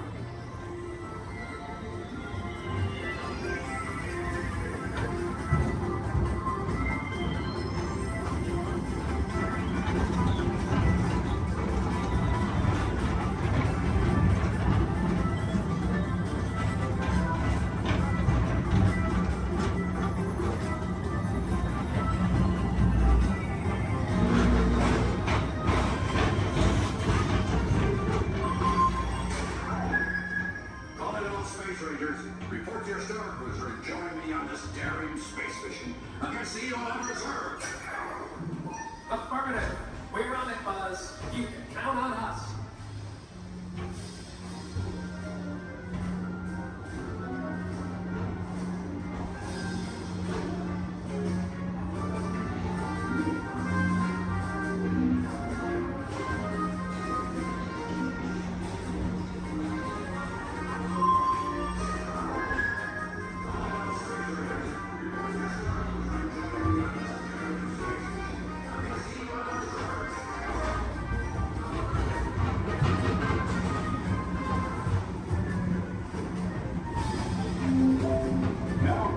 Monsters Incorporated laugh floor.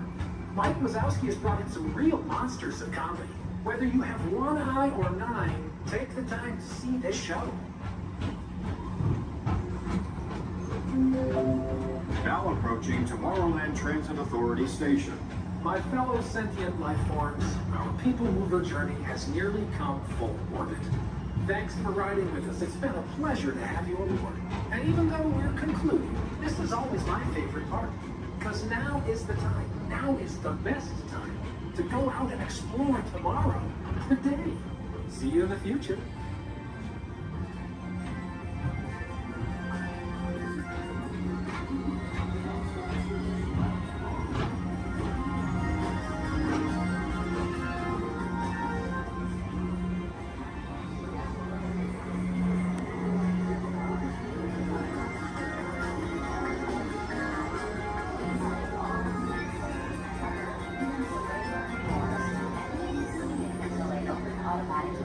Step onto the moving platform with caution and exit by stepping away from the car. Thank you.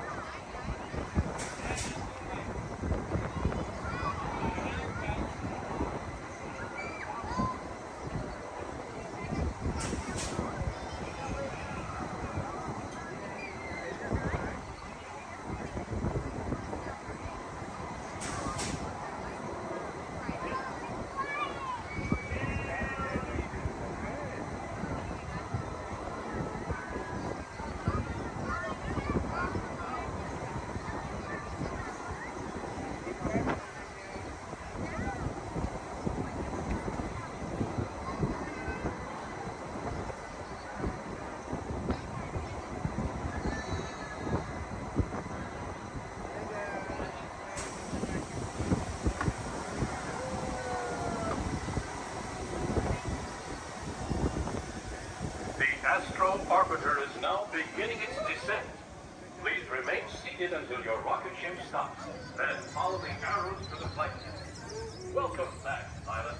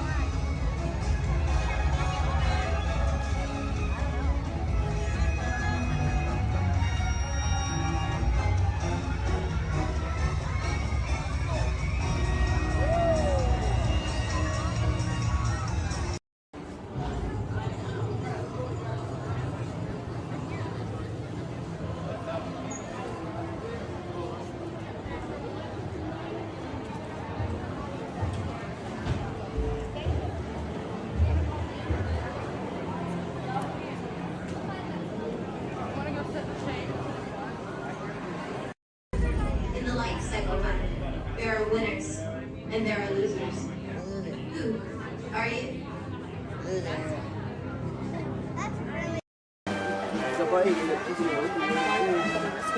Alright, folks, we'll be on our way out to Sleeping Beauty's Castle Center Park. Please remain seated. You're in.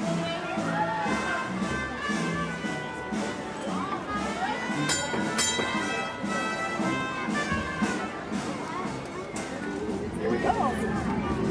Get your back, okay?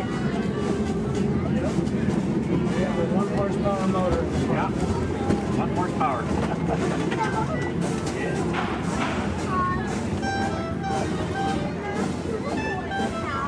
Well, because this one only has 1.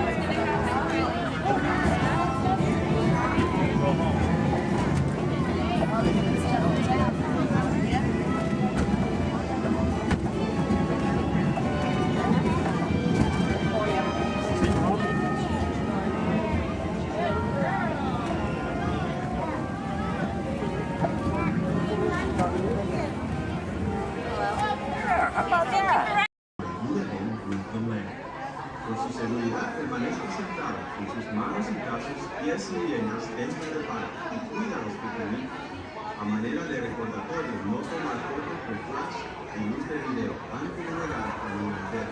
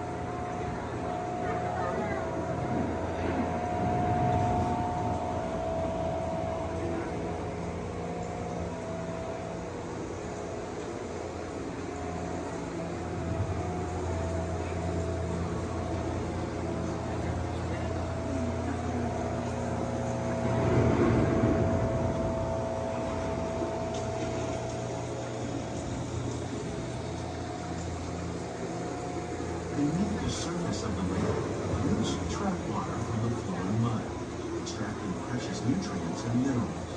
These elements, when combined with sunlight, create the diverse living systems of our planet.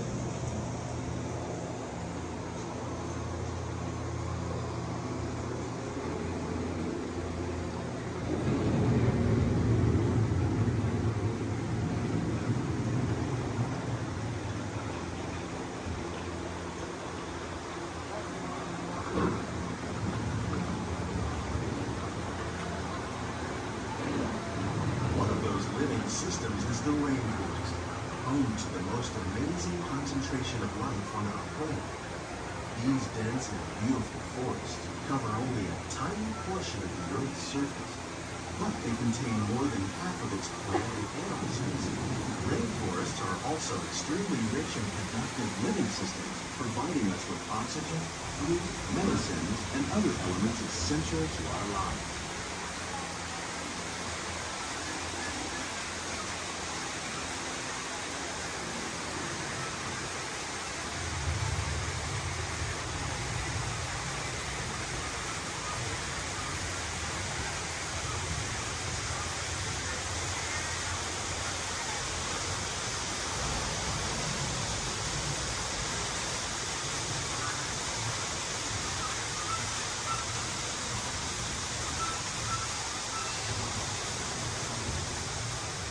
In the desert, nature has created a very different, but no less beautiful living system. And while this arid landscape may seem lifeless, it is very much alive. The plants and animals that have learned to survive in these harsh conditions make use of what little water they can find and avoid the scorching rays of the relentless sun.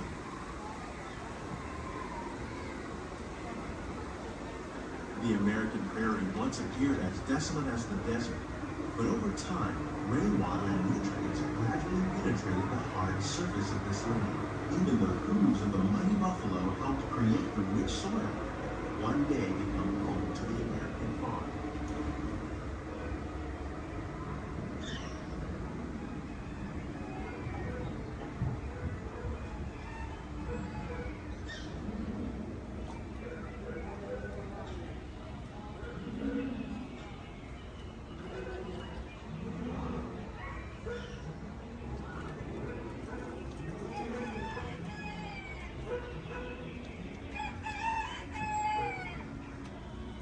Of all the forces at work on the land, humans have had one of the most profound effects.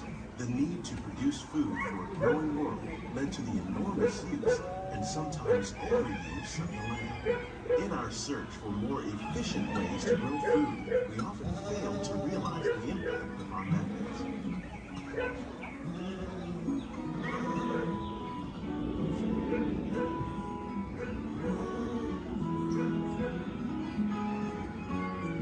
Today, we're learning to live with the land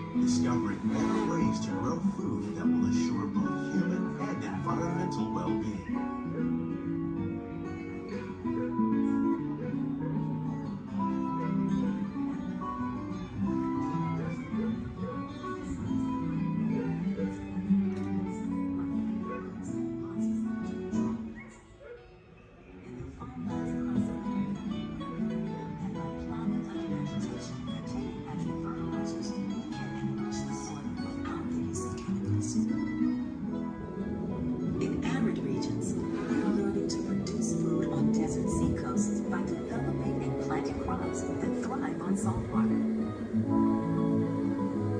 In Japan, we're learning that by mixing leaves and other living materials into our soil, we can make farmland more fertile without the need for chemicals. Here at Epcot, we're learning to reduce the need for chemical pesticides by breeding and using natural predators, like ladybugs and wasps, to control pests. How will we meet tomorrow's growing needs for food production, yet still respect the needs of the land? Some of the answers are being discovered just ahead. To help us maintain these carefully controlled ecosystems, and for your safety, please remain seated in your boat at all times.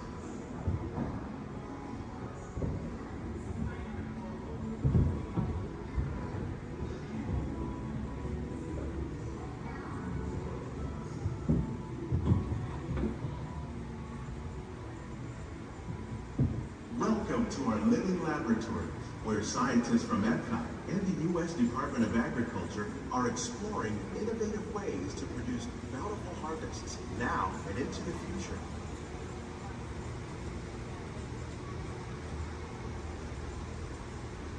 The tropics are home to the greatest diversity of plants on the planet. Many of these, like papaya, bananas, cacao, coffee, and rice, are well known around the world.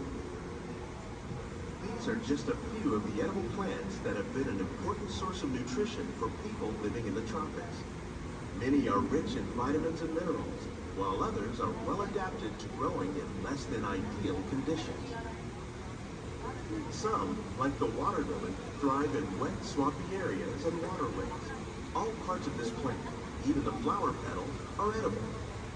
The starchy root of the plant has long been used to make flour for baking.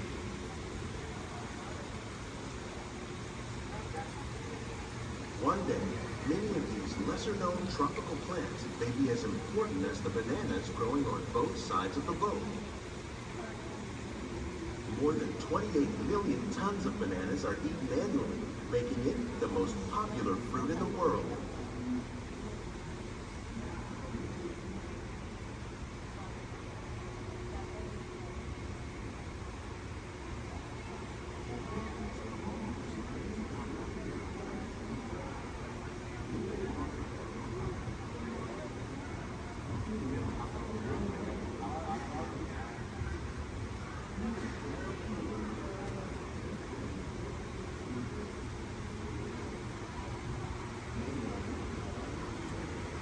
When we mention farming, we probably don't think of fish.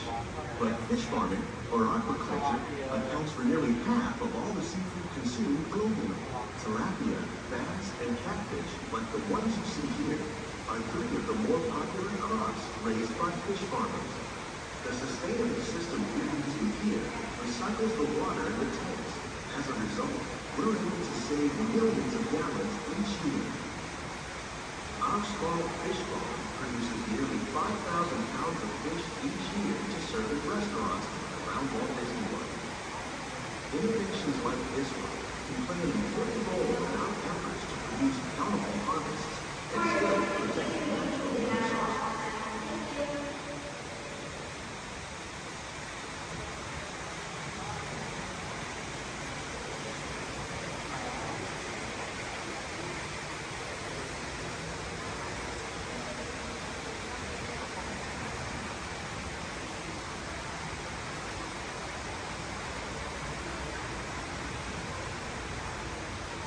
While there are more than 50,000 edible plant species in the world, most of us are only familiar with the handful that make up our everyday diet. The common grains growing here, maize, sorghum, and millet, plus rice, account for nearly 2/3 of our global food consumption. Learning how to increase yields of these staples is an important goal of research around the world.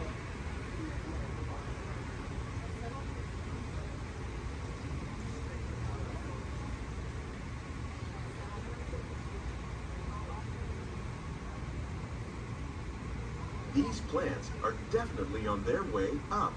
Innovative growing techniques like these increase yields while more efficiently using resources like water, fertilizer, and pesticides. Another innovation at work here is our integrated pest management program.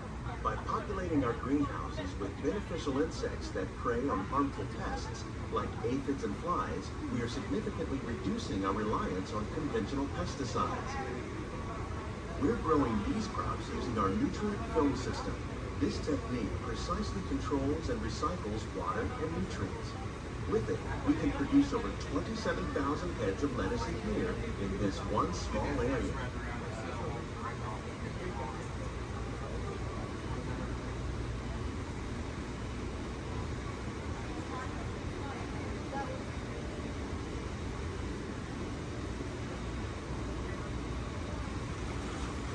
Some of our best ideas have been inspired by nature, like these fruit and vegetable trees. By growing these ground plants vertically, we can increase yields and better control diseases. These crops taste as good as they look. In fact, we serve more than 15 tons of produce from our greenhouses in restaurants here at the land every year.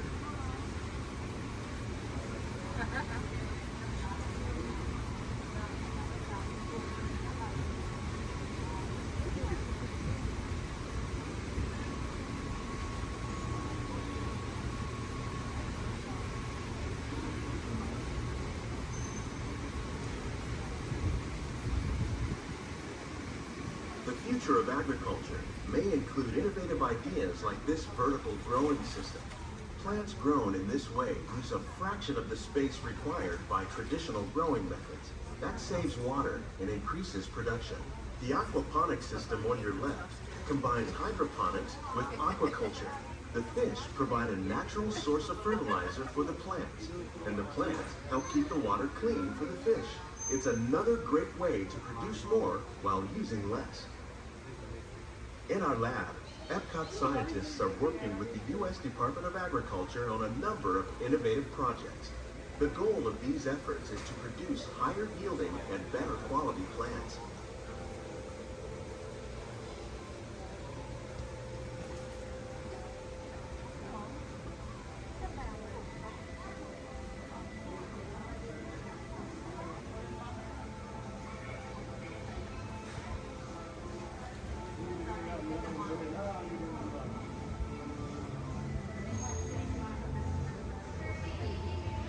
These greenhouses represent just a fraction of the work being done worldwide to produce bountiful harvests for our growing population. Scientists, farmers, and even backyard gardeners are doing their part to improve the quantity and quality of foods that we all rely upon. Together, we can continue to find more ways to increase food production and protect our precious natural environment. Only then will we truly be living with the land.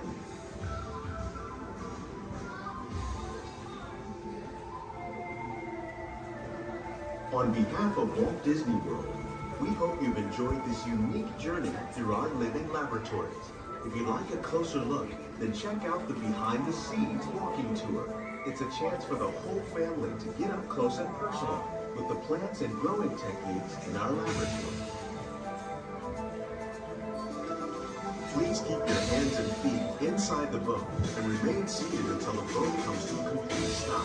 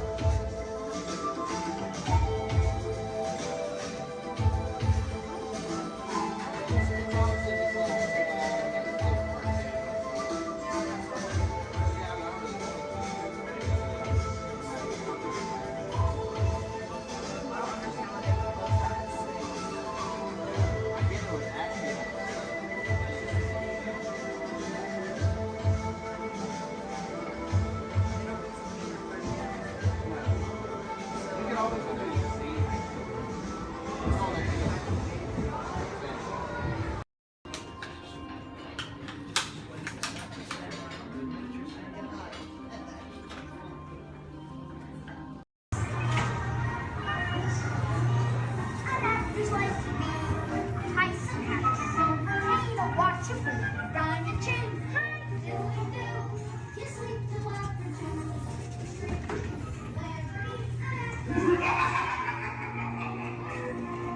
Now, you are working for me. Be careful.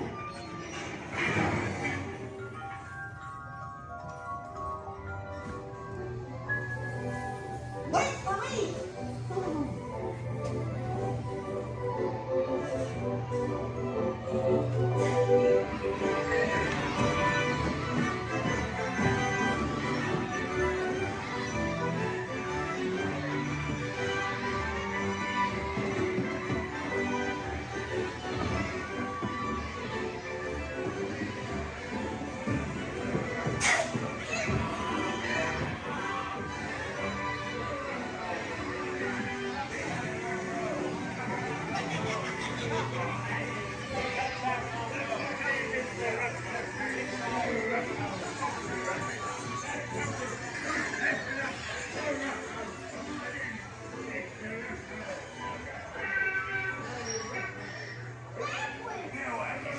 Make a jackass out of yourself.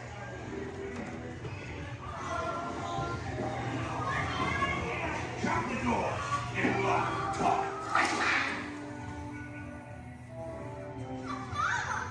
Please let me go. Please. Quick, hurry up. You blokes going somewheres?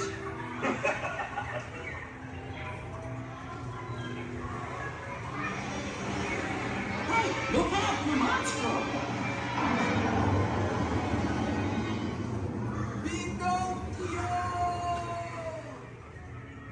You're almost there.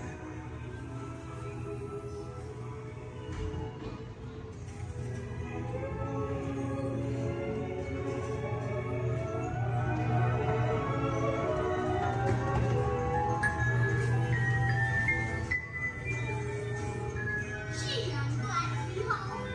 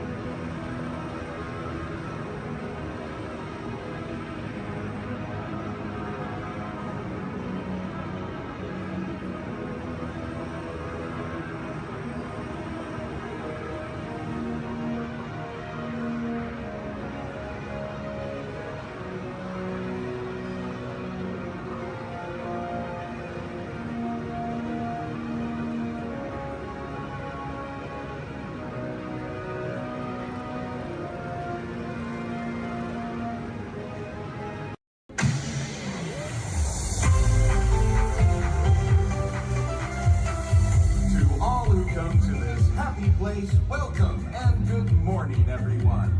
We have some extra special friends here to welcome you all today. Let's hear it for Mickey Mouse and Minnie Mouse.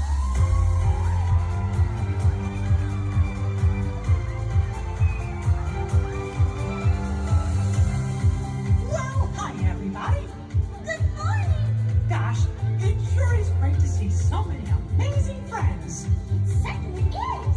Oh, I have a feeling today is going to be the best day ever. You said it, Minnie. And now that we're all together, we've got a surprise for you. When everybody heard that you were going to be here, they just had to come and give you a great big Magic Kingdom welcome. And here we come now.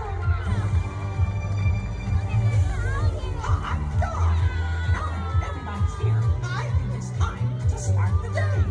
And that means we're going to need just a little bit of magic. I bet these folks can help with that. Oh, I know they can. On the count of 3, everybody shout, "Let the magic begin." Are you ready? 1, 2, 3. Let the magic begin. Welcome to a place where dreams come true. A timeless journey through lands of fantasy. Where only a wish creates things like this to appear.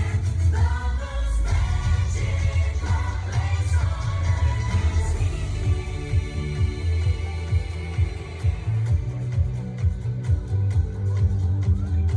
Well, what are we waiting for? Let's get going. Bye-bye, everyone. See ya real soon.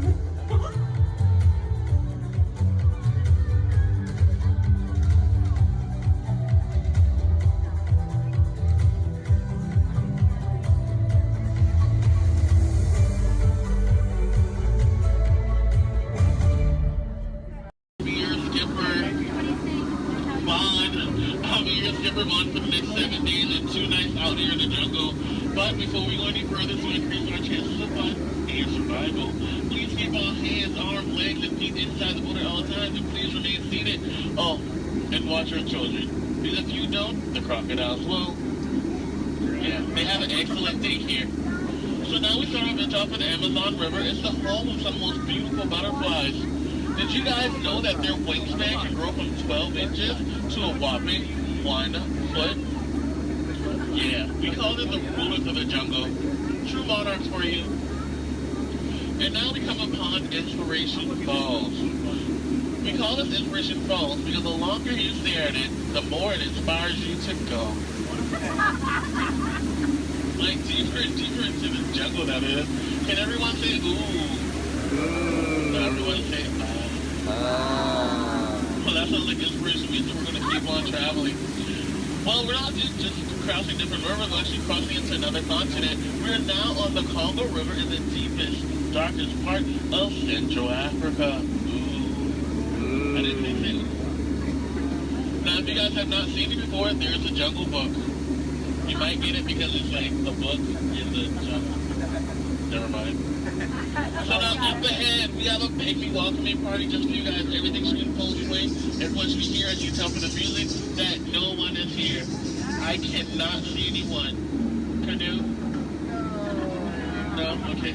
Don't worry. My pet python is here, but don't look him in the eye. He can develop quite a crush on you. The relationship can be a little restricting, but we're not going to get wrapped up in that, okay? We're going to stop at my base camp just to grab a couple of things we need for this journey that would happen. Oh, great. They do this all the time. They throw all my stuff everywhere. They break my dishes, and now they even flip my Jeep. I really wish they would have flipped my house. I would get a better return on it. Well, anyway, we're in the Nile River. The Nile River goes on for Niles and Niles. You make a left, it goes on for a couple more Niles. But if you don't believe me, then you must be in No. Disbelief or disagreement. Come on, guys. Anyway, this is the African elephant. One way you can tell it's an African elephant is because of the big floppy ears. Can you guys get the second way you can tell they're African elephants?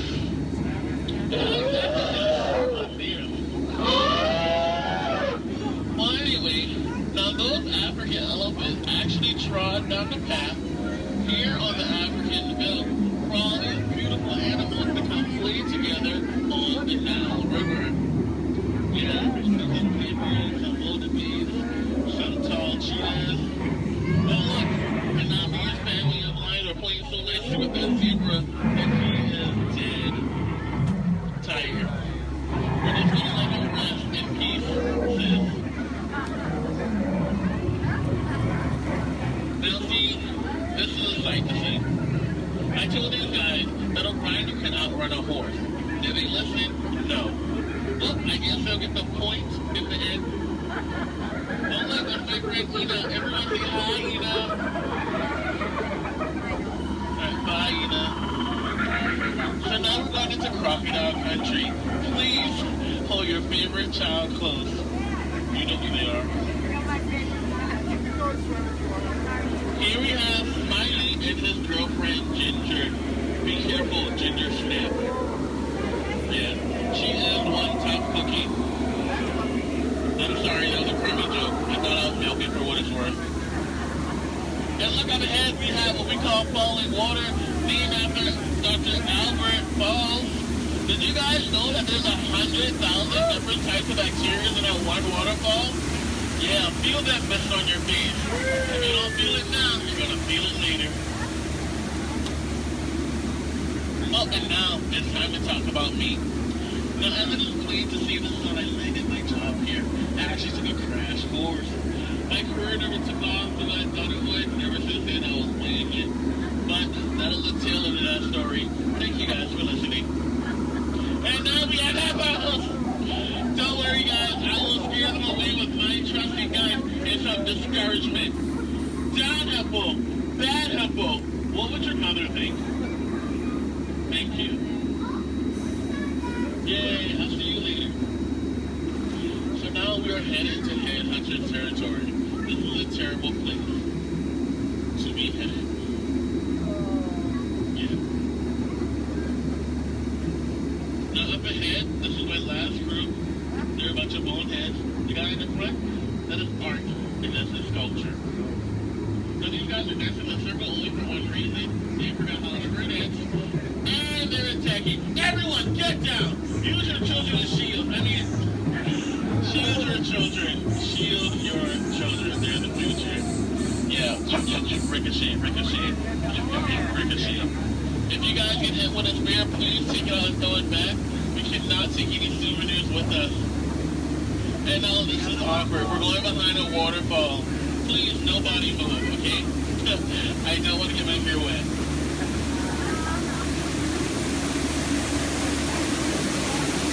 Now that bacteria. That is actually the backside of water, also known as O2H. So now we're on the heart of Cambodia, on the Mekong River. Apparently, there was an earthquake, because now this temple looks a little... They do have their trunks on. And a lot of you guys may think that's water coming out of their nose. Well, it's not. And that's not here. If you guys can make practical jokes, sometimes you spray your bullet. So I think we're going to miss it this time. So if we go back really, really fast, we can miss it. Maybe not. You might want to duck, duck, duck, duck, duck, duck. Goose is a very fun game to play. I'm actually a two-time world champion of duck, duck, goose. So now this is my favorite part of the cruise. I want to point out some of my favorite plants. Pay attention, please. That one. That one over there. The green leafy one right there.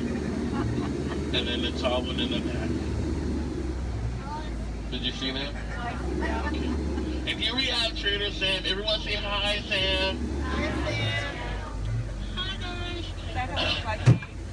So, Sam is actually the head salesman of the jungle, but recently his sales have been shrinking. So he's got a great offer going on for you guys, 2 of his heads for 1 of yours. So no matter which one you guys place it or dice it, you always come out ahead. So now we're returning back to civilization. Please keep your hands, arms, legs, and feet inside the motor all the time, and please remain seated. This is kind of awkward. I'm horrible with goodbyes. So I'll leave you guys with these parting words. The same thing my mom told me when I turned 9 3/4. She said, "You're a skipper, Bond. Now get out." Oh, please watch ahead and watch your step. If you miss your step, Star Tours announces the arrival of the Indoor Express. Once we've had a chance to service the Star Speeder, we'll begin our boarding procedures. Thank you.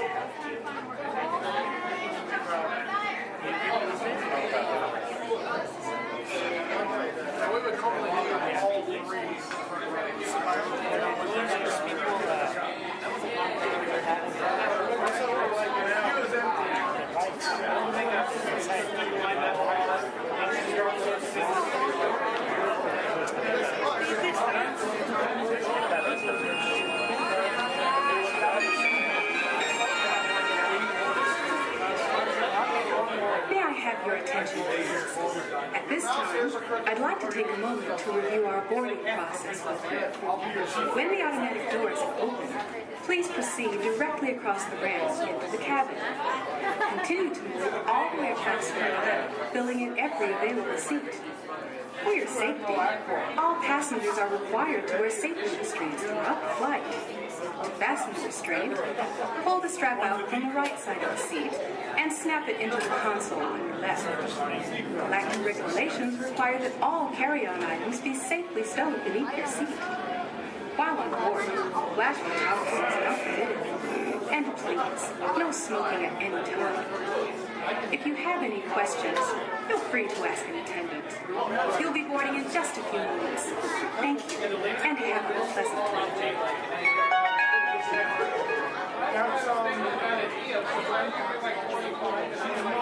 welcome, space travelers, to the Indoor Express. My name is Eric, and I'll be assisting you this afternoon.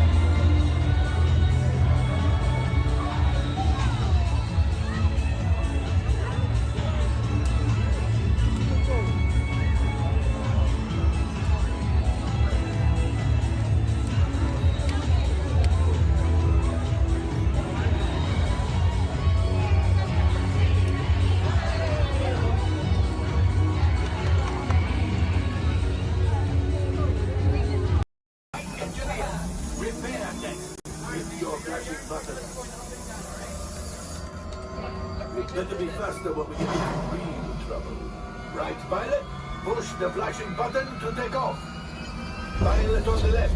Move your stick to fly right and left. Push just the opposite there. Pilot on the right. Pull back on the stick to fly up. And push forward.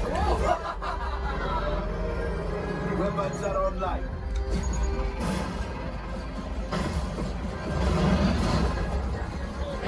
Left pilot. Hit the boosters.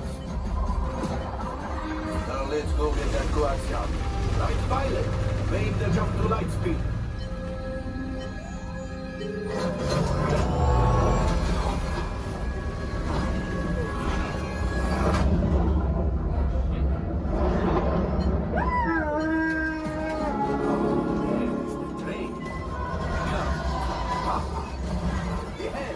Yes, keep shooting. They've locked onto us. Take evasive action.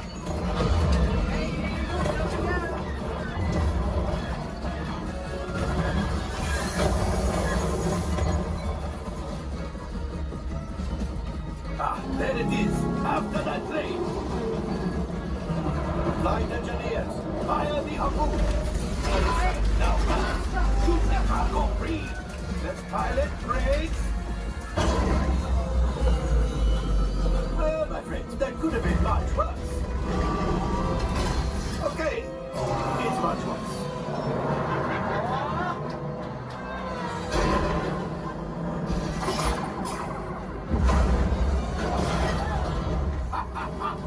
Yes, you got one. Excellent, my friends. Now power up the ship. Well, I am the Axiom. You see, just as I promised, my friend, now that the resistance has what they need, maybe it's something from unknown. Pilots, line up behind the train so we can harpoon that last car. Colors, shoot the train. Yes, keep mashing those controls. The cargo is ready. We keep shooting. Good job, my friends. Yes, yes, yes. We got the coaxium. I will grab it. You keep after the train.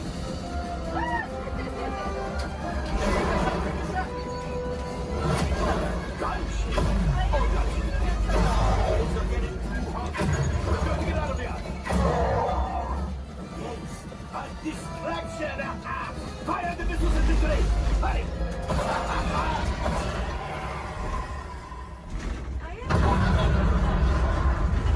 It's coming down.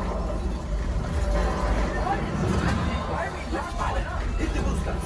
Boost, boost, boost. Look, we did not die. Let's get out of here.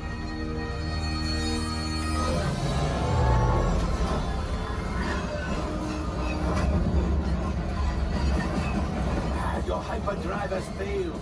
Pilots, evasive maneuvers. We've got company.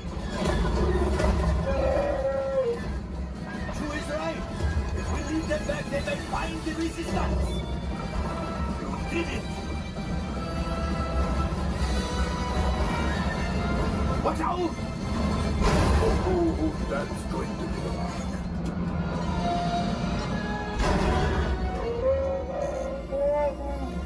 Yes, Chewie will pilot us in remotely.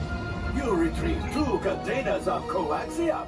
This will greatly help the resistance. You have heard the First Order and made Chewie proud. Now, after my modest profit, your cut minus what you owe me for damaging the Falcon is, hey, not bad.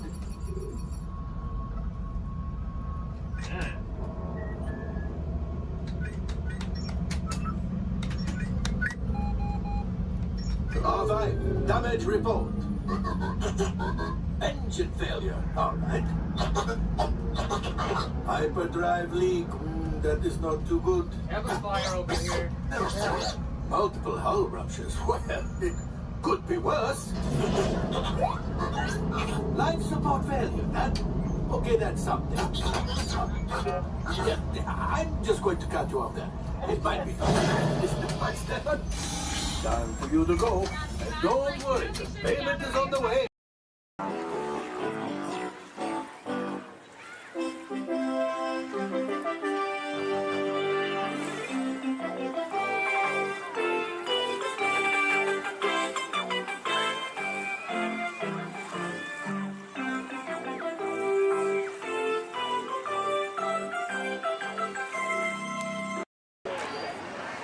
Disneyland Limited, now arriving from a trip around Walt Disney's Magic Kingdom.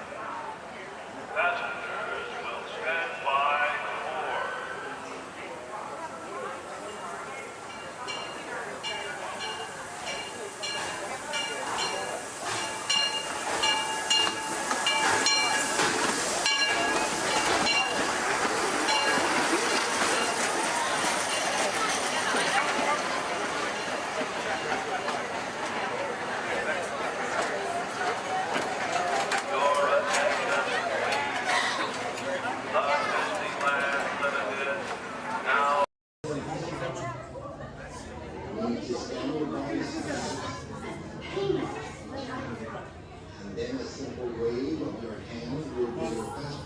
Raise your hands for security clearance. And presto, the doors open for you. I now present to you Tannelier Tavon's private office.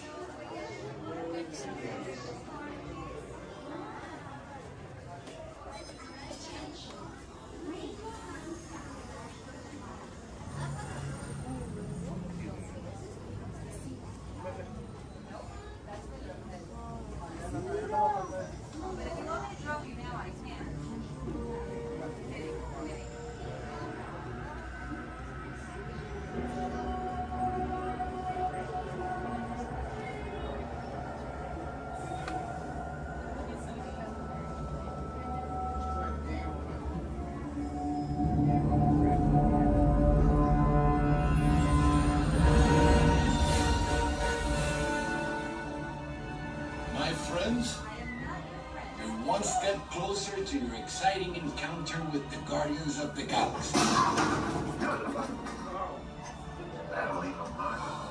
You're now standing in my private office. I know. Right, Carefully scrutinize each and every piece that comes to me from different parts of the galaxy let's mute this guy.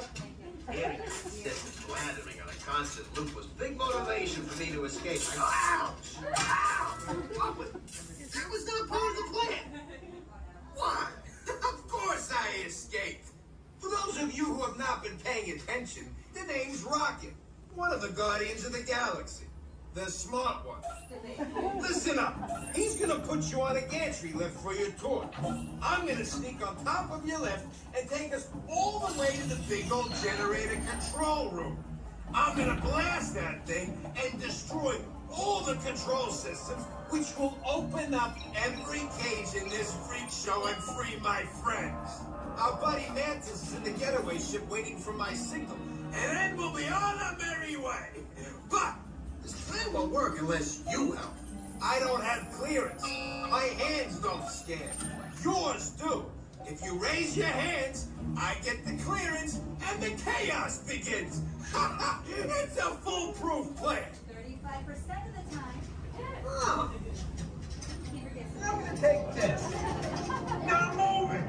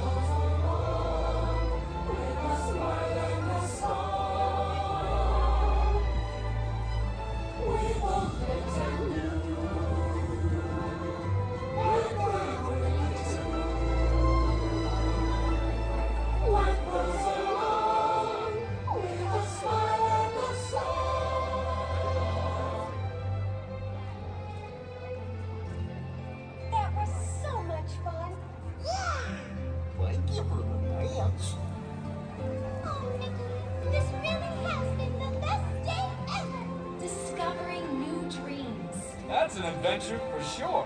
Trying something new. And having a swinging good time. You bet. Climbing the confident. To be true to yourself. That's right. Here's to all of us, old friends and new. Warm hugs for everyone.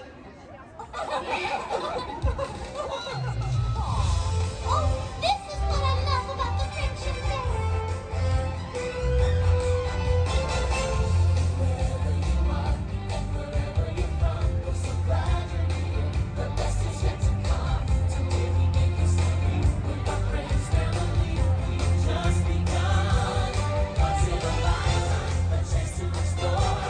The future is waiting, like an open door. Open a wish, and off we go to the place we all belong. We're the ones we miss, you and me. We just need to leave.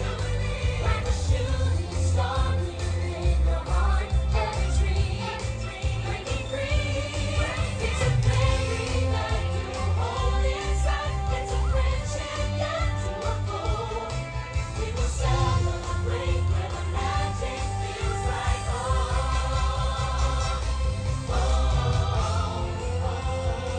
Let's go where the magic feels like home. Let's go where the magic feels like home. Let's go where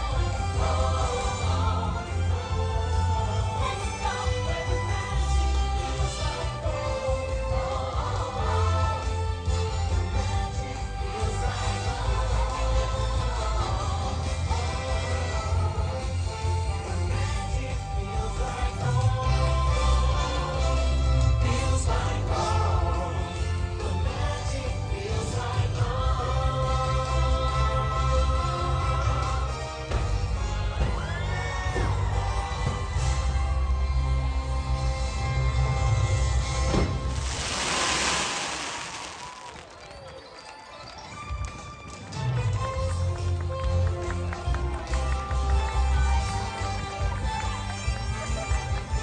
Thanks to all of you, old friends and new, for celebrating with us today. See y'all real soon.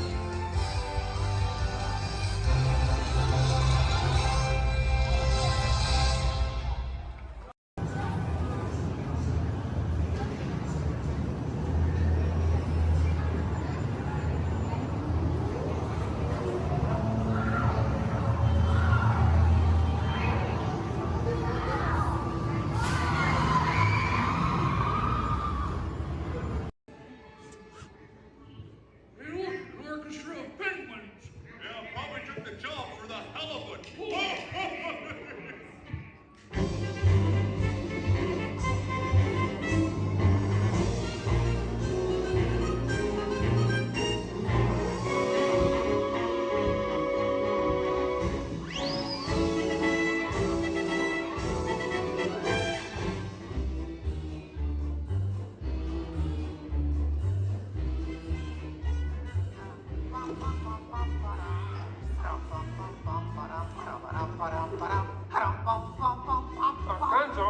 Gonzo? Oh, sorry, boss. Hi-ho, Kermit Frog here, and welcome to Muppet Vision 3D. Now, let me show you around our research center. See, here in this modern high-tech facility... Hey, careful! Here in this modern high-tech facility, we have perfected Muppet Vision 3D, a new film process which we're about to demonstrate to you. Now, working the projector is an old friend of ours, the Swedish Chef. Chef, everything okay? Exactly. And our demonstration includes a little song from Miss Piggy. Little? Did I say little? I meant to say it's a huge, show-stopping, major song from Miss Piggy. That's more like it. Good. And we've also got a big musical finale from Sam Eagle. Sam, what's it about? It's called A Salute to All Nations, but mostly America. Great. So it's going to be a swell demonstration, and at no time will we be stooping to any cheap 3D tricks. Did you say cheap 3D tricks?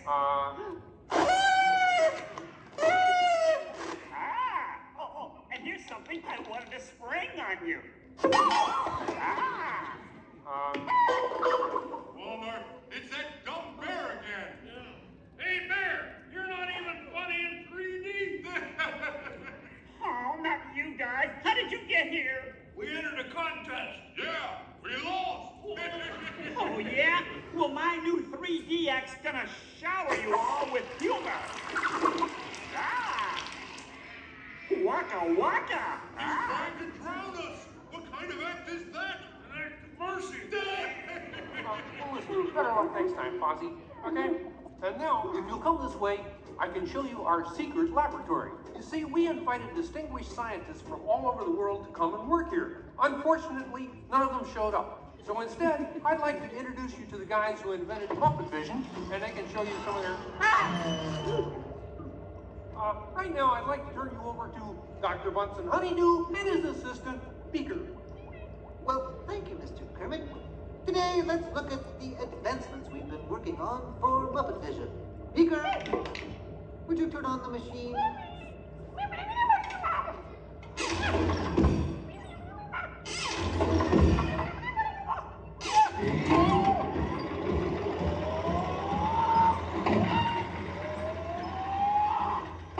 We at Muppet Labs have been able to grab hold of the future. The wheels of progress turn swiftly here as we strike upon ways to bring science safely to you. This user-friendly machine will now generate the first living 3D effect just by flicking a simple switch.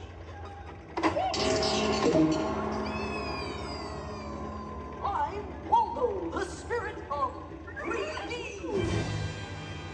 Thank you. There. Ooh, cute outfit. What's this? Don't you just hate it when your nose runs? You know, all these other people think I'm talking to them, but I'm really just talking to you. Well, I think that would be just about enough of Waldo, Beaker. You may deactivate. What? What are you... Watch it. Oh dear, he won't deactivate. Ladies and gentlemen, there's nothing to worry about, but please keep your heads down. I'm bouncing on people's heads. Beaker, activate the inflatomatic. The what? You... Oh. Beaker, hurry.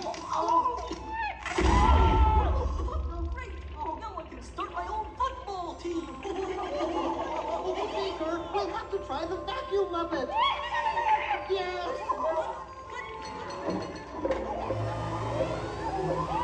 Ladies and gentlemen, for your own safety, please rest your armrest firmly.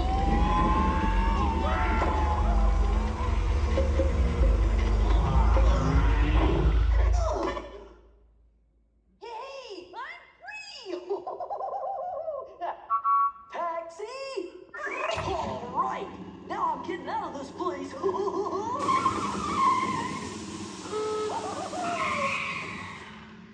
This way, folks.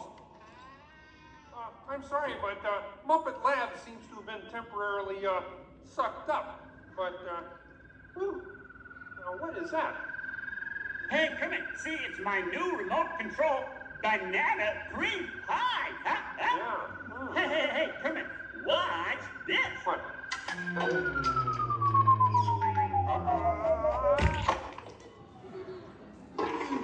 Fozzie, that's terrible. You're right. Needs more sugar. And now, ladies and gentlemen, for the first musical portion of our demonstration, we have Miss Piggy in a wonderful 3D number. That's you, penguins.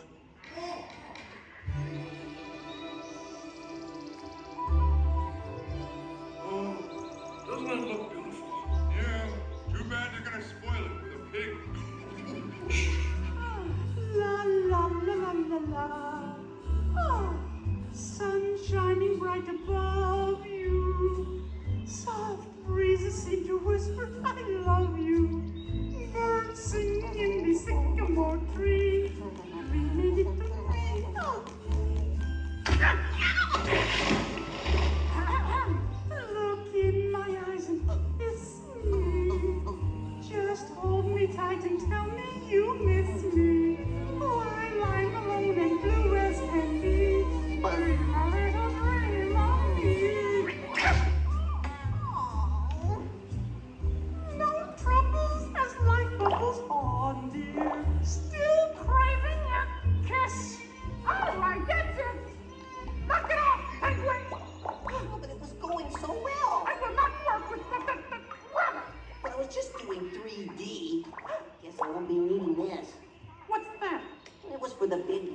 season finale.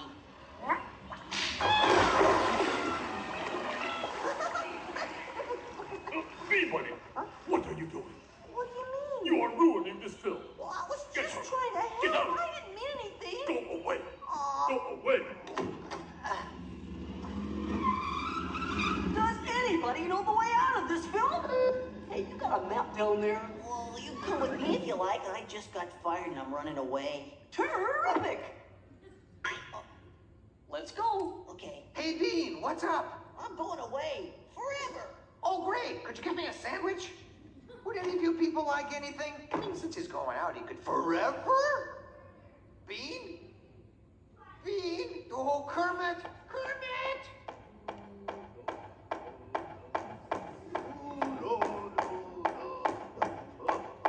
Hey, sweetie, that's a great effect. Hey, Fuzzy, Kermit! What is it? Bean Bunny ran away! Oh, no. Yes, our ribbons! Hey, we gotta find him. I know! All right, everybody spread out and look for Bean. Right. I'll go this way. Ladies and gentlemen, we'll continue the show in just a moment. But in the meantime, if you see a rabbit, holler. Bean. Bean? Oh, Bean! Bunny! Bunny! Bean! Where are you? Bean? Bean? Bean?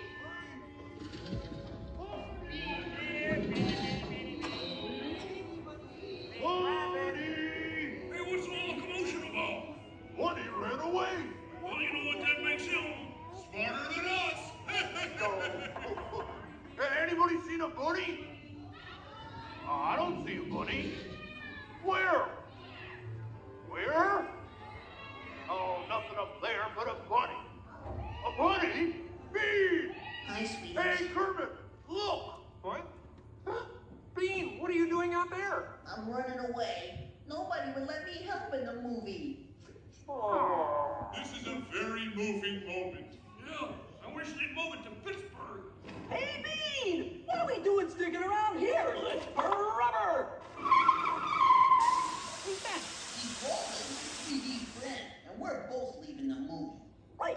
Look at Bean! If you leave, you'll miss all the fireworks! Right, yeah! Fireworks? Ooh. Okay, I'll stay, but I want to help. Gee, is there anything Bean can do in the final number? Oh, gosh, maybe Bean could set off the fireworks. That sounds great. Yeah, and I'll stay and help. I love fireworks. Well, okay. Sam, are you about ready? Yes, it's a glorious 3-hour finale. You got a minute and a half. Okay, everybody, get ready. Right. Ladies and gentlemen, the Muppets proudly present the final demonstration of Muppet Vision 3D.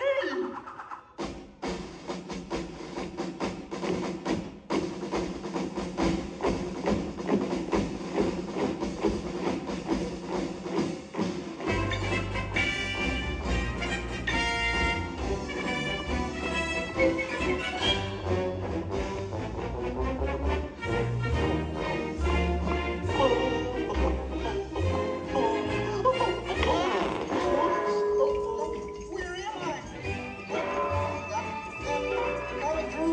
What are you doing? Get back into place. On me? Where's the true reception? Oh boy. Whoa!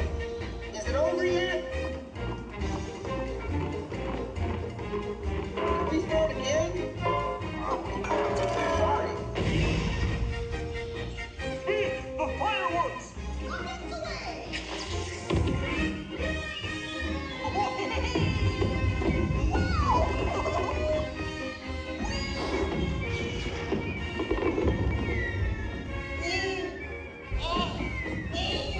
Enjoying the fireworks?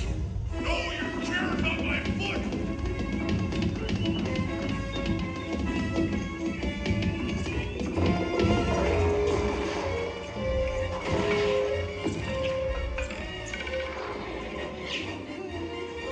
What's this?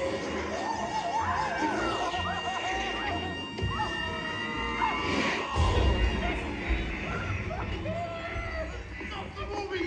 Stop the movie, Chef!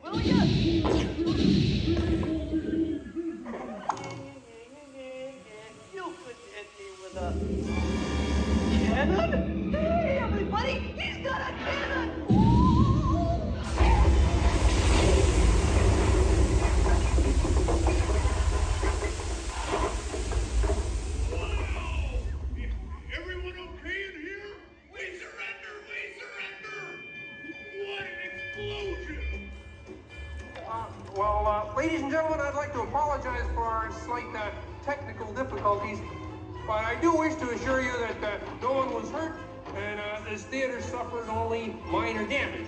So thank you very much for coming to see this demonstration of Muppet Vision technology, and enjoy the rest of your stay, and come see us again sometime.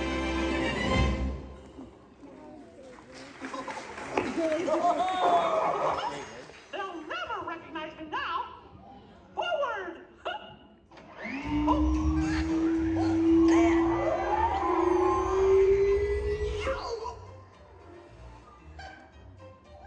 Cute ending. Well, what do you think? We have time to go to the bathroom before the next show? We can't, you old fool. We're bolted to the seats. On behalf of Kermit and the gang, thank you for joining us. Now please gather your personal belongings and waka waka out those exit doors to your right.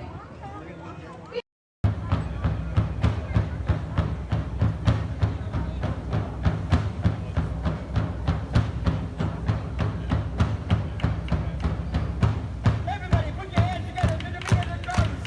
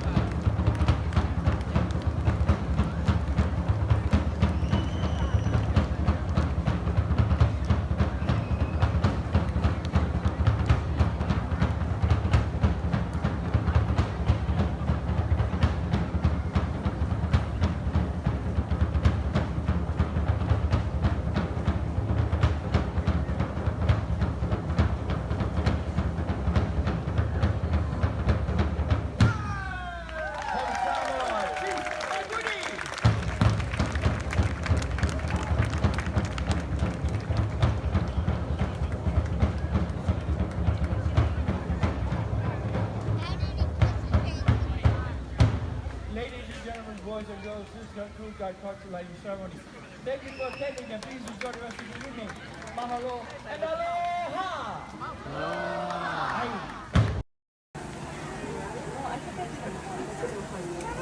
Hey Zach, happy birthday.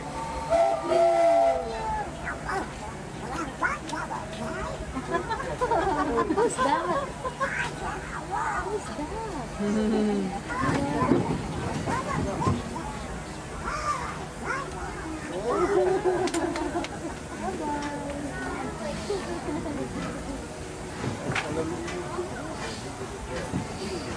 To those who just joined us, welcome aboard the Disneyland Railroad. To ensure a safe ride, remember to stay seated with your hands, arms, feet, and legs inside the train. And please, watch your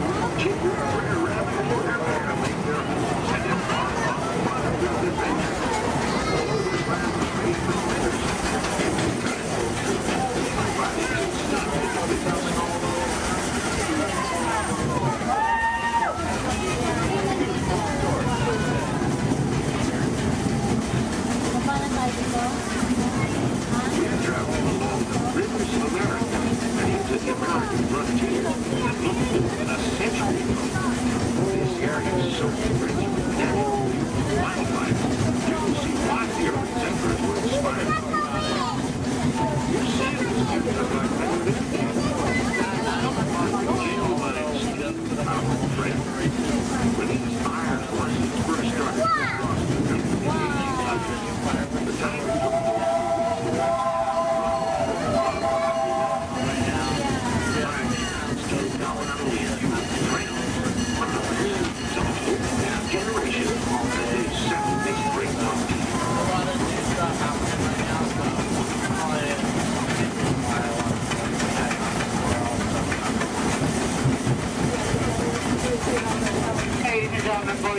on our way to Toontown Depot.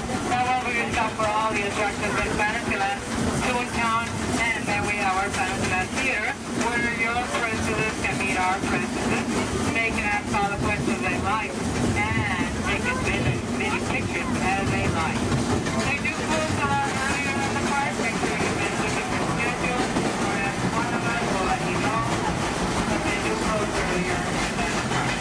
If you're out here in Toontown Depot, please wake up. There comes a cool little big stop.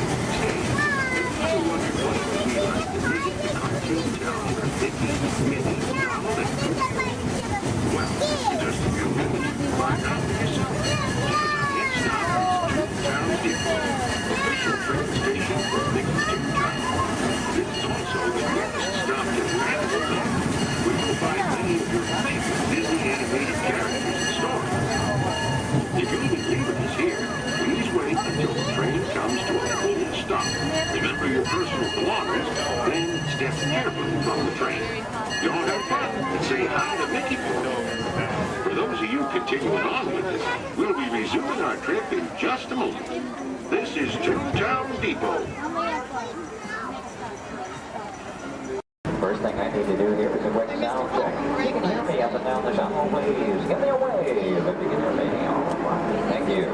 It's important that you need to pass along a few safety reminders here. Please be sure hands, arms, and feet remain inside the vehicle at all times this morning. Most importantly, that you remain fully seated throughout the entirety of our tour. And for the courtesy of those around you, we do ask that please be no smoking at any point. Now, we also have just a little word of caution as well. For those of you on the right side of the shuttle, and that's the side I'm on this morning, now be aware we could be getting a little bit wet on the tour today, okay?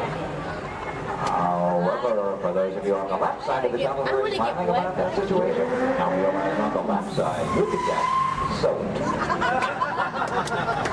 On the left side is the wet side. In reality, if you do need to do any seat rearranging, please go ahead. Do that right now before we get underway. Once our shuttle goes into motion, we'll ask everyone to remain fully seated throughout the tour. Left side is the wet side. The left I won't promise you so necessarily. However, the best chance to get a little bit wet on this tour is on the left side of the shuttle, so please take that into account. For those of you wanting to get wet today, that'll be your best opportunity. And I'd also like to take the opportunity to welcome you here to Disney's Hollywood Studios, the Florida counterpart of Walt Disney Studios in Burbank, California. My name is Jerry, and I'll be your guide on the tour today. Behind me at the wheel of our vehicles, our driver Ashley, and she'll be steering us behind the scenes of our working production facility. We'll be getting underway here in just a few moments. If you would, please listen to these additional safety announcements. Welcome to the Studio Backlot Tour. For a safe trip, please remain seated with your hands, arms, feet, and legs inside the tram. And be sure to watch your children. Thank you. Bienvenidos. Para que tengan un viaje seguro, permanezcan sentados, con las manos, brazos, pies y piernas dentro del tren. Y vigilen a los niños. Gracias.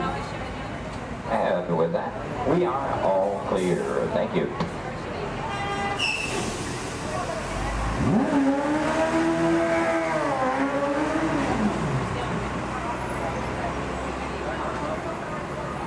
Once again, a very good morning, ladies and gentlemen. Welcome to the second portion of the studio's backlot tour. Might also mention there are no photo restrictions of any type on the tour, so please feel free to shoot as much film and video as you like. Go ahead and get those cameras out and ready. Matter of fact, that first photo opportunity is coming high in the sky. Take a look up toward the front of the shuttle. As you round the corner toward the front to your left, you'll see the symbol and the landmark of our studios, our award-winning Year-Full Tower. Now that tower takes its inspiration from the design of a water tank that Walt Disney had constructed for our Burbank Studios in 1939. The Year-Full Tower stands in at 13 stories tall, topped off by a set of Mickey Mouse ears weighing 5,000 pounds apiece. And for anyone who might be curious, that's also a hat size of 342 3/8. Also off to your left, you see some automobiles, ramps, and so on. This is the rehearsal and staging area for our Lights, Motors, Action Extreme stunt show. We'll talk more about that show as we pass by its arena further along in the tour. Now here at the studios, we do feature sound stages, outdoor sets, state-of-the-art editing facilities, recording studios, just about anything else needed for the production of radio programs, television shows, and motion pictures. And over the years, we've had quite a lot of activity taking place. Now, for example, Anthony Hopkins and Cuba Gooding Jr. made use of our sound stages filming Instinct. And Tom Hanks was here, producing, directing, and starring in the 13 episodes of the HBO Emmy Award-winning miniseries From the Earth to the Moon. Our backlot has been used for exterior shots for such shows as The Golden Girls and Empty Nest, and for 5 years, from 1989 to 94, our sound stages were home to the new Mickey Mouse Club. Now that show, by the way, served as the launching pad of several of today's young stars, including Justin Timberlake, Christina Aguilera, Britney Spears, Ryan Gosling, and Felicity's Kerry Russell. They all got their start right here on our sound stages. Now, as you make your way around this turn, off to the right, you'll see 2 surviving P-40 aircraft from Touchstone Pictures Pearl Harbor, starring Ben Affleck and Josh Hartnett. Taken from the mold of a real P-40 Warhawk, these full-scale replicas are produced in fiberglass over a steel frame. You might be interested to know there were actually only 16 of those full-scale replicas produced for the filming of Pearl Harbor. If you've seen that movie, you know there were a lot more P-40s than that on the screen. The remainder were all computer-generated. We're now entering one of our most glamorous departments. This is the world of creative costuming, and notice the window displays on the left. Now here in costuming, the process begins with artist designs. From there, our seamstresses and tailors take over. They may use as much as 1 1/2 million yards of fabric each year to produce more than 25,000 garments. In the display cases, you see original costumes from such films as National Treasure, Book of Secrets, Disney Channel's High School Musical 2, costumes from Step Up Through the Streets, Dan in Real Life, and from Enchanted with Amy Adams and Patrick Dempsey. Also coming up ahead on the left, a special display of both costumes and props from Walt Disney Pictures, Pirates of the Caribbean at World's End. We have more than 250 artists involved in the design and manufacture of costumes for motion picture, television, and live entertainment needs. And around the sector here in Florida, we have the largest working wardrobe in the world. Now, when an art director needs to create a specific look for production, they may begin with a props department. Here, scenic designers buy and in some cases build everything they need to create the exotic worlds in which their stories take place. On either side of the channel, we're passing through a series of prop storage areas, but also to the left, the final large room we pass by is the scenic shop. Now that's where carpenters construct to maintain the sets to be used on the sound stages or of a location. Over the years, these talented artisans have created sets for such shows as the Rosie O'Donnell Show, Wheel of Fortune, Live with Regis and Kathy Lee, and more recently, Live with Regis and Kelly, all when they were here at the studios filming on location. Also off to your left, we pass by 2 set pieces from Pirates of the Caribbean, Dead Man's Chest. You may recognize those as the bone cages from that film. And as you make your way a bit deeper into the back lot, oddly enough, the next area we approach is known as a studio boneyard. Now, most studios have boneyards, simply areas where we can store oversized props such as vehicles, aircraft, anything we may need to reuse or refurbish for another production. The large steamroller, for example, appeared in the film Who Framed Roger Rabbit, starring Bob Hoskins and Christopher Lloyd. We also passed by a Venetian gondola here from the film Casanova with Heath Ledger and Sienna Miller. And that's followed by 2 model airplanes. Now the first of those 2, the larger, used in the filming of exterior shots for Flight Plan, which starred Jodie Foster. The second one, you may notice the wording The Jailbird on the nose from the 1997 film Con Air with Nicolas Cage and John Malkovich. The new period motorcycles on the end used by director Steven Spielberg and Indiana Jones and The Last Crusade, starring Harrison Ford and Sean Connery. Now, anytime a production team has to travel to a city or town to film on location, they have to deal with a lot of problems they have little or no control over. Things like crowds, traffic, and noise. To avoid that, you often prefer to film on a studio backlot.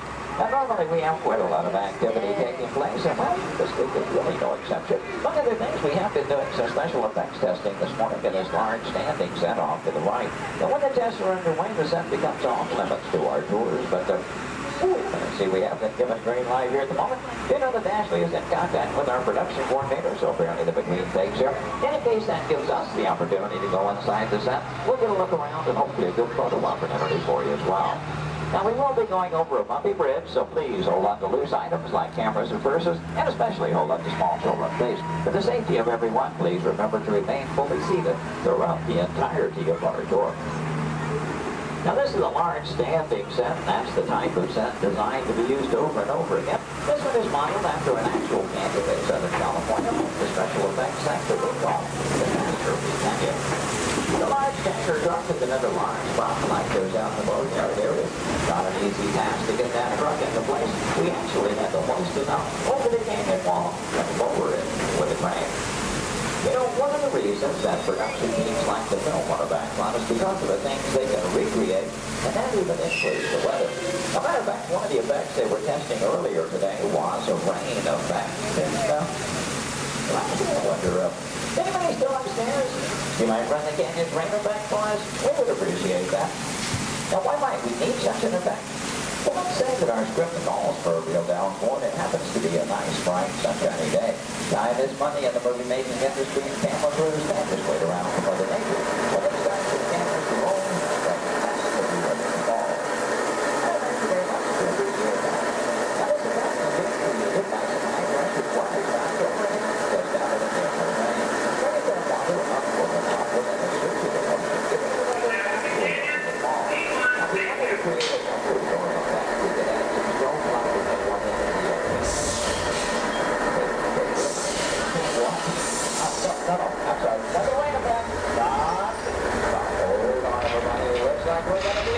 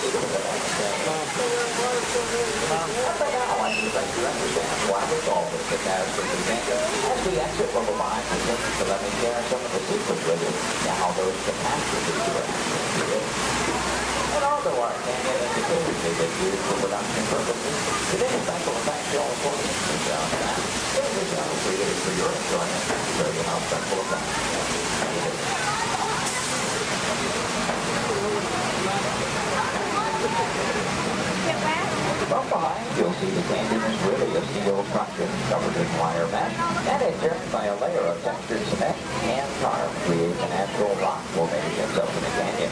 The small yellow pipes carry the gas to the fires on the bottom. The large gray pipes the water to the flying block. Now to start that flood in motion, you'll see 3 large holding tanks up at the top of the canyon. When we open the gates to those tanks, that allows 70,000 gallons of water to come running down toward our tunnel. And they had even more dramatic impact. Some of that water was blown at you by hurricanes. The earthquake effect created by large hydraulic shiver minerals underneath the bridge. The Astrophy Canyon was originally put together with the help of a Hollywood special effects team, so that what seemed to be an out-of-control disaster was really a very safe, computerized sequence of events. The entire sequence can reset in just 3.5 minutes. During that amount of time, the 70,000 gallons of water gets recycled to begin our show all over again. Now, as you make your way out from behind the canyon, take a look ahead and off to the right. You'll see a special aircraft too, is here in a bit of Disney history as well. This one is not a prop, it was an actual aircraft, known in airports throughout the country simply as the 234 Mickey Mouse. Among some of its earliest assignments were to shuttle Walt Disney and his Imagineers from Los Angeles to New York for the final planning stages of the 1964 World's Fair. That's where we premiered It's a Small World. Great moments with Mr. Lincoln and the Carousel of Progress. Then during the mid-60s, Walt made use of that aircraft on scouting missions over Central Florida, seeking the ideal location for our Walt Disney World resort. Now with a little movie magic here, we'll make our way from the canyons of California to the streets of New York City, just by crossing our backlot area. As we do so, we'll also be passing by our newest attraction here on the backlot. You saw some warm-ups going on earlier. Now up ahead, the Mediterranean Village set in the large grandstand is the site of Lights, Motors, Action Extreme Stunt Show. That show is based on one of our most popular attractions in Walt Disney Studios Park in Paris, France. Lights, Motors, Action takes you behind the scenes. We show you how we create vehicle action stunts for the movies. Now you feel like you're right here on our set as the film crew shoots a series of highly orchestrated stunts using custom-designed vehicles and carefully controlled pyrotechnics. The resulting footage has been edited, mixed with visual effects and audio effects. We show you how we create a dramatic action sequence on film. To make that all possible, we worked with some of the world's top stunt directors and designed some high-performance vehicles capable of some pretty evasive maneuvers. Now this show involves automobiles, motorcycles, and jet skis, all in all a very exciting adventure here. Do check your showtime guides. There are 3 performances scheduled today. The first one is at 11:50 this morning, just a little over 30 minutes from now. One at 2:45 this afternoon, and the final show of the day at 5:30 this afternoon. So if you've ever wondered how they create vehicular stunts for the movies, try to work one of those shows into your schedule today. Now they will start loading that show a good 30 minutes before those scheduled showtimes. Off to the left, we'll pass by another series of props. Miniature cattle cars, small jeep, both unique props from the filming of Mighty Joe Young.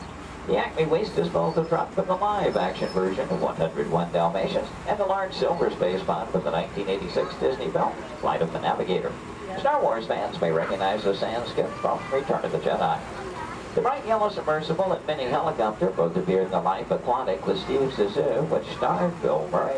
This version of the Love Bug is Demolition Derby Herbie, currently appearing in Herbie Fully Loaded. And at the end of the grouping of vehicles, the large red space pod made its appearance in The Hitchhiker's Guide to the Galaxy. Now from the opposite side, you may notice that we're still circling around our Lights Motors action set. It does in fact take up about 8 acres here on our back lot, premiered here on May 5th, 2005. Might also notice it looks very different from this side. From the opposite view, you were seeing all of the detailing of that Mediterranean village. That, of course, was the audience or the camera's point of view. From this side, simply the steel structures that keep our back lot standing. We're only going to build what that camera needs to see. I might also take the opportunity here to mention our Fantasmic show tonight. That's our nighttime spectacular here at the studios. Fantasmic will be presented twice tonight. That will be at 9 p.m. and again at 10:30 p.m. this evening. Now, Fantasmic is an excellent and a very popular show, also a limited capacity show. So I do recommend, especially for that 9 o'clock show, want to be there a good 45 minutes to an hour prior to showtime, proceeding in the amphitheater area. Once it fills up, it's all the folks who could see the show for any given performance. And as you make your way on around the turn, off to the right, see the entrance to Lights Motors action. Looks like they're beginning to preload for that 11:50 show at the present time. You can work that one in your schedule. That'll be the easiest show to get into here today. And as you make your way on around the turn, take a look down the street, get a view of our very own New York skyline right here in Central Florida. And this illusion is created by an old movie trick known as forced perspective.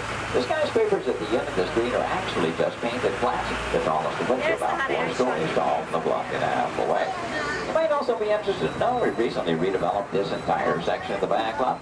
In addition to Lights Motors action, we've added a skyline of San Francisco, soon to come one of Chicago to join our existing New York City skyline, renaming the entire area Streets of America, but all with the idea, of course, giving producers more locales to choose from when they're filming here on our back lot.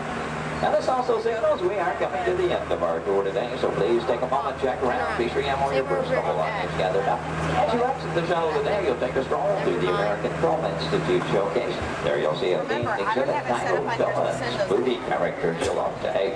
Now if you're heading for that Lights Motors action show, your one and only exit is still through the sliding blue doors, and straight off through the showcase, then around the loop, the Lights Motors action. Once again this morning, your driver was Ashley. My name is Jerry. We both thank you very much for joining us today on the Studios Backlot Tour. Your attention, please. Disneyland has now ended its normal operating day. We thank you for your visit to the Magic Kingdom and that the memories you've made will bring you back again soon. While the rest of the park closes, Main Street will remain open for your shopping convenience. Thank you. Su atención, por favor. Disneyland ha terminado su día normal de operaciones.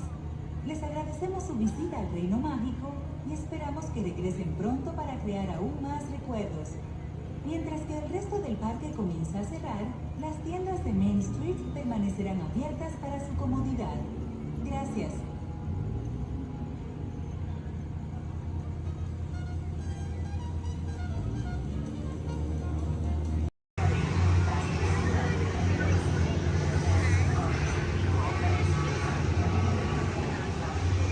Time travel commencing in T-minus 10 seconds and counting. This is Seeker. Listen up. We've got to get in, grab the Iguanodon, and get out before that asteroid hits. Let's roll!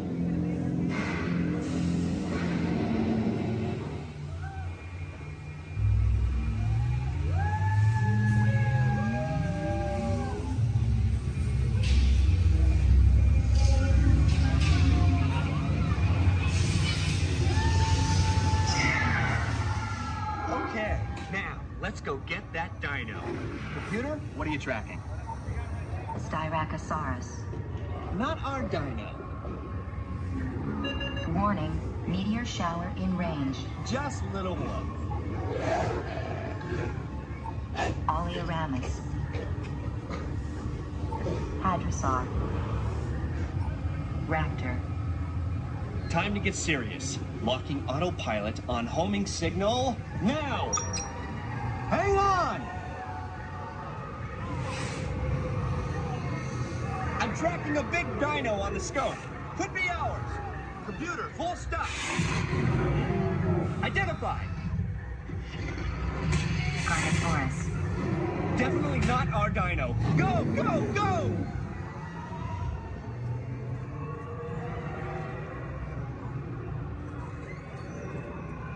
Another big guy coming up. Computer. Slow and identify. Sauropod. Still not our dino, but at least this one's a vegetarian.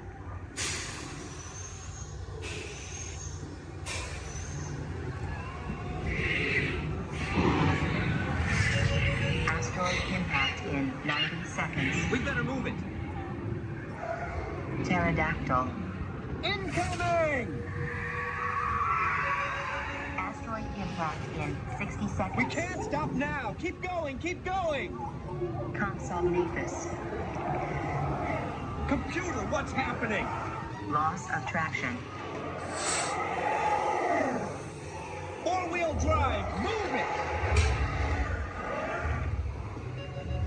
Warning, meteor strike. Evasive maneuver! Left! Right! Left! Right! That was close. Computer, now what? Carnotaurus. That's it! Abort mission! Abort! Abort! Iguanodon. Forget it! Get them out now! Asteroid impact. Brace yourself! This is it! They're not gonna make it! They're not gonna make it! Mission accomplished. You made it! I knew you would, and guess who made it back with you? I better find him before security does. Thanks for everything!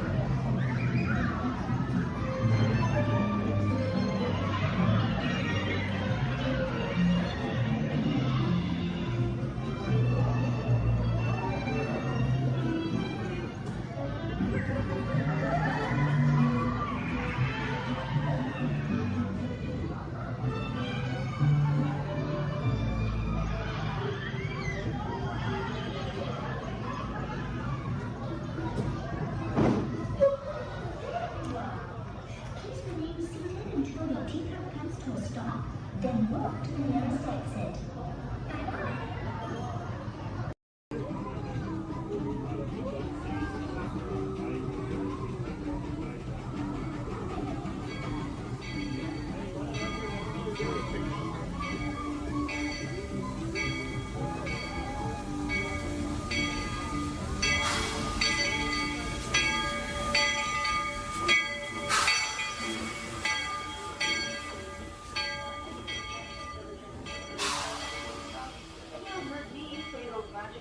was all clear.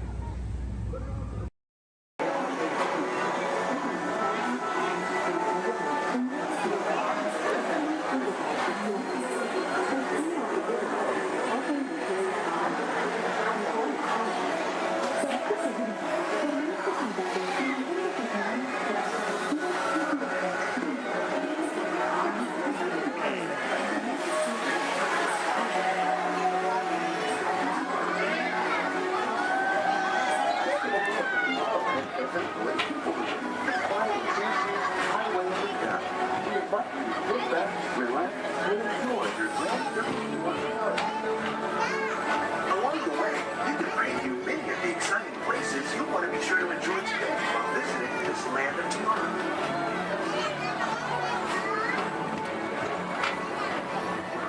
The People Mover is the perfect vehicle for people watching, so keep your eyes peeled. You never know who you might see.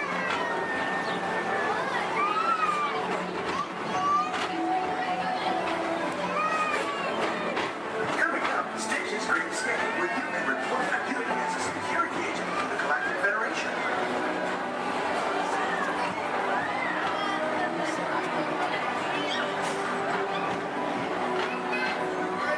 The mission is to keep X-626, the biggest mischief maker in the galaxy, under control.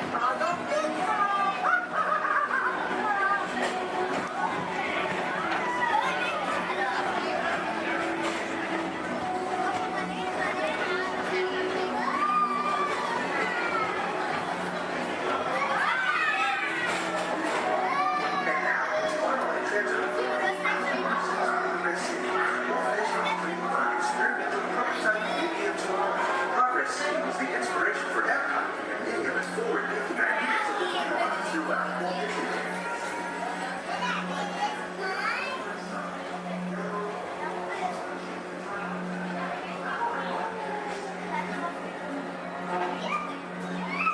If your future includes shopping, then you'll want to visit Mickey Star Traders, where you'll find the greatest goods from around the galaxy.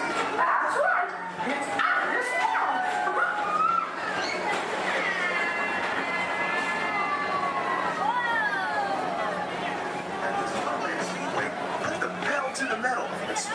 hoist a checkered flag in your very own race car. Young or old, this is your chance to drive in the fast lane without worrying about getting a speeding ticket.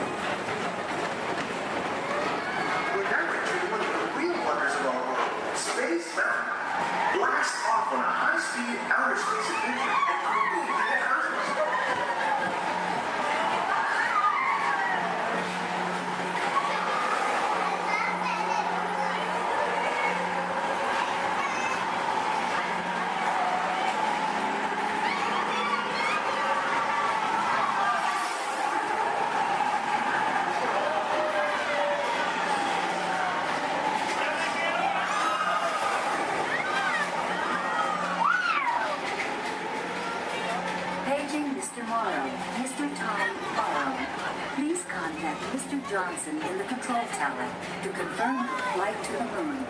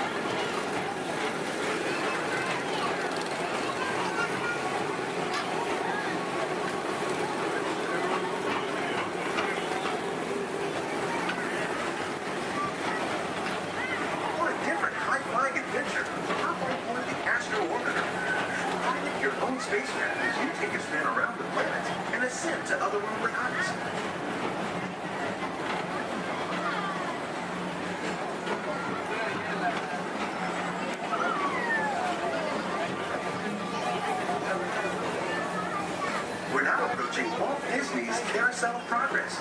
Inside this rotating theater, old families welcome you into their homes of yesterday and today, starting way back at the turn of the 20th century. First presented at the New York World's Fair, this legendary circular theater celebrates the progress that has made our lives better. It's a perfect reminder that there's always a great, big, beautiful tomorrow shining at the end of every day.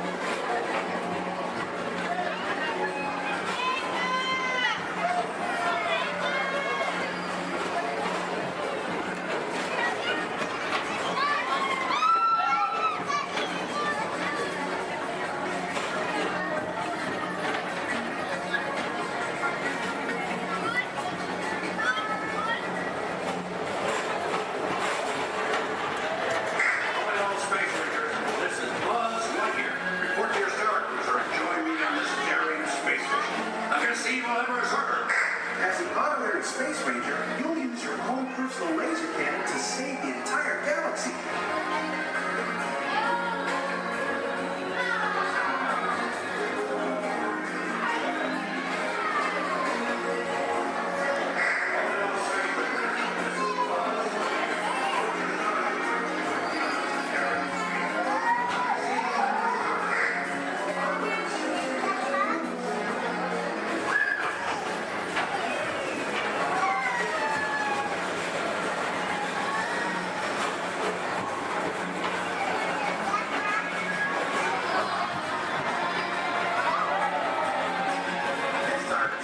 Thereafter at Monsters Incorporated, so drop in and join Mike Wazowski and all his pals at Monsters Incorporated Laugh Floor. Share the fun.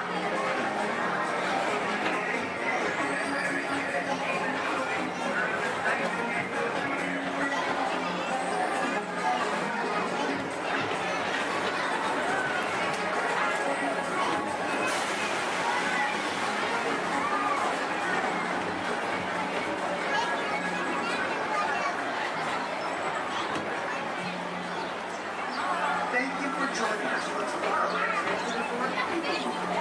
It's been a pleasure to have you aboard. Enjoy the rest of your day and have a great, big, beautiful tomorrow.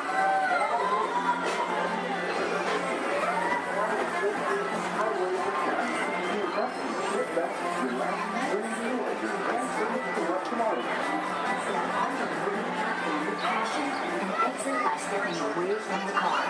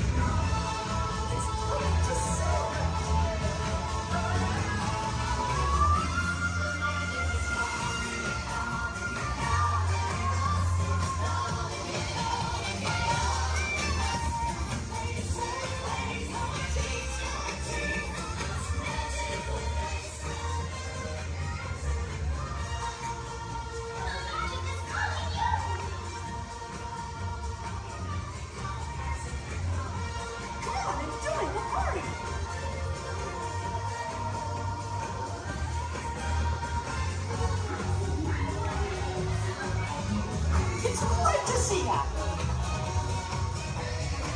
Welcome to the celebration, everybody!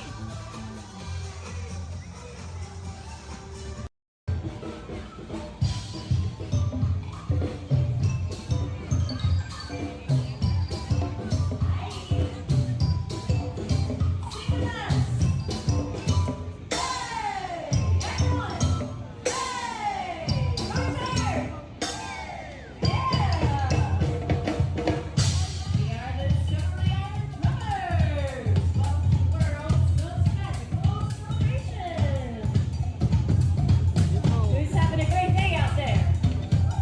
Yeah! Thank you!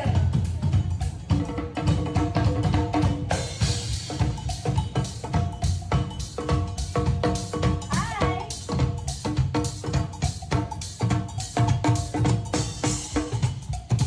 Hi! Oh!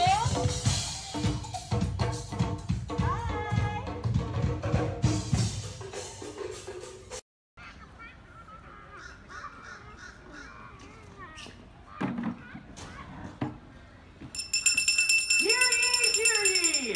I am James Jefferson, the town crier of Liberty Square. But my friends call me JJ. Come on, everyone, gather round. You're just in time. Come closer, all ye people, gather round and listen well.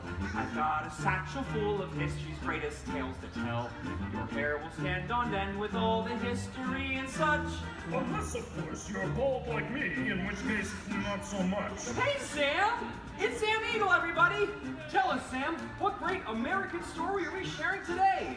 Today we shall salute the Declaration of Independence. Ah, a great story indeed. The people of the colonies, they said, let freedom ring! Declared their independence. And they overthrew the king. There were battles, there was violence, there were spies and triggers too. We won't speak about all that. This is wholesome through and through. Right, let's bring out some friends to help us. Hey there, that's your cue. Welcome! Hiya! Woo! Great moments in history. La la la la la.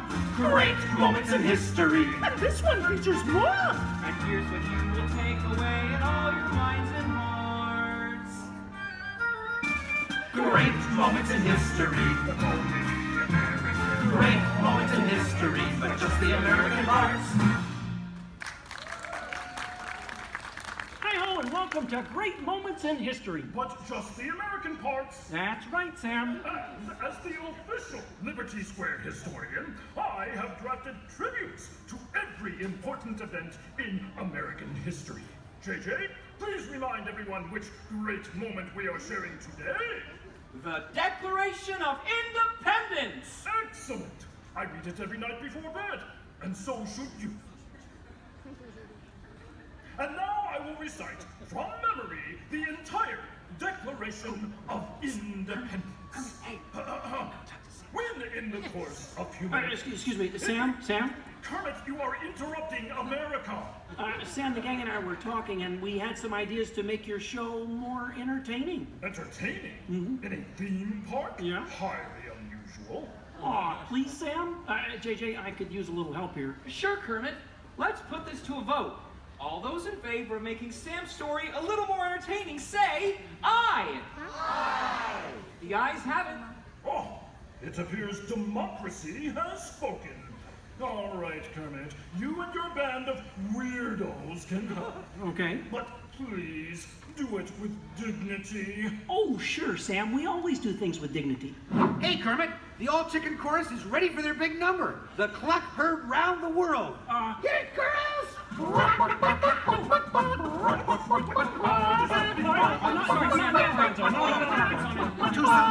Back to the dressing room. Oh, Kermit! What part will Walt be playing in today's performance? Well, Piggy, this is a story about the founding fathers. There's no part for you. No part for moi? Oh, we'll see about that. Sheesh.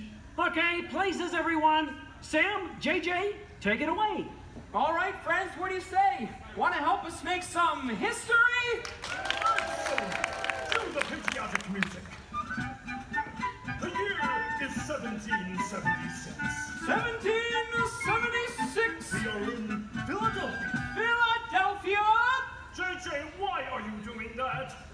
I'm the town crier. Well, cheer up and allow me to continue. The year is 1776, and the Second Continental Congress has convened. Roll call, Thomas Jefferson. Hi-ho, Jefferson here. John Adams. Hey, that's me. Woohoo! And the highly quotable Benjamin Franklin. Ah, Ben Franklin here. A penny saved is a penny earned. And if at first you don't succeed, then skydiving is definitely not the sport for you. Let's hear it for your founding fathers. Sam.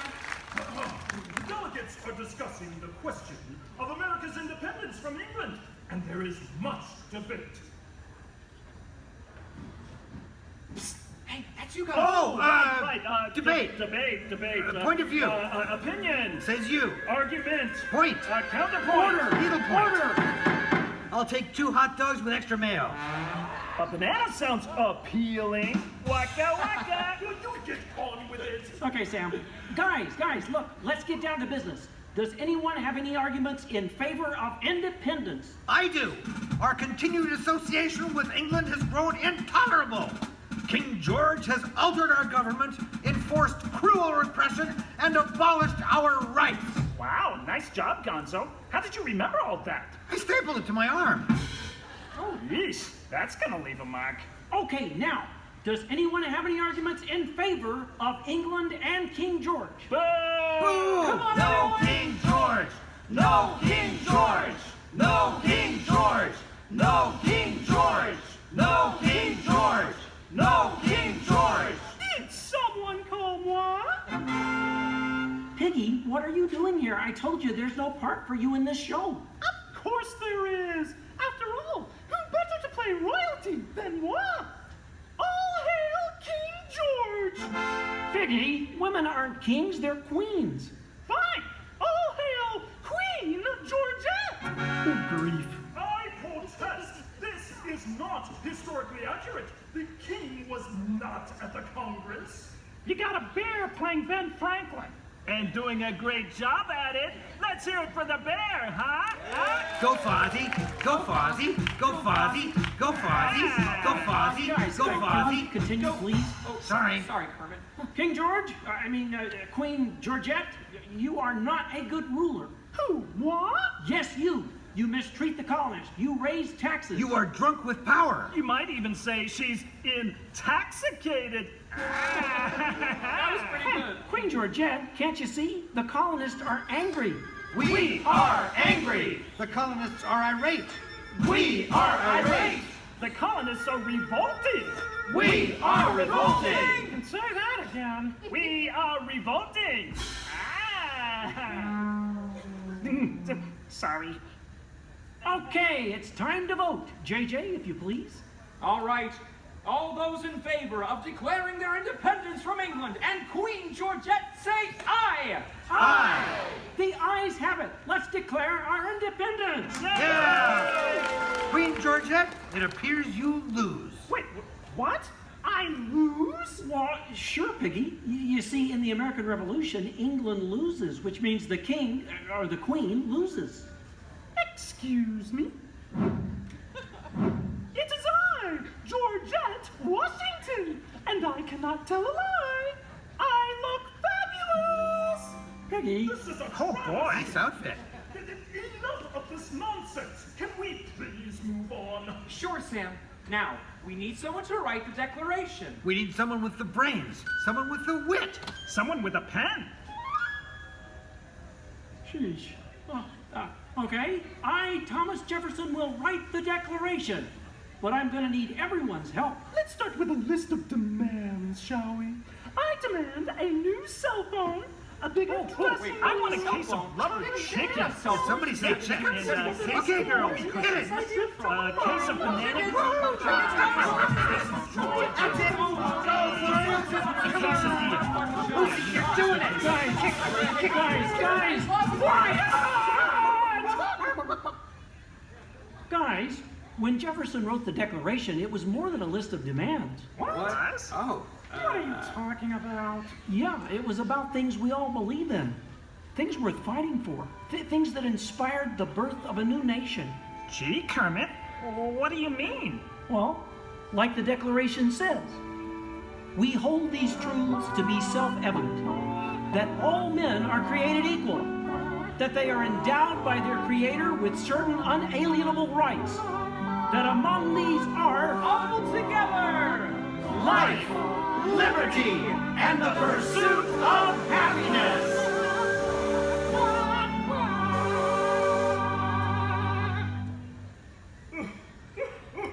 Sam, why are you crying? I thought that was pretty good. It wasn't good. It was glorious. Yes! Way to go, everyone. Hey, Sam, looks like now you're the town crier. Just ring the bell. Let freedom ring! Great moments in history, the 4th day of July. Great moments in history, we said King George goodbye.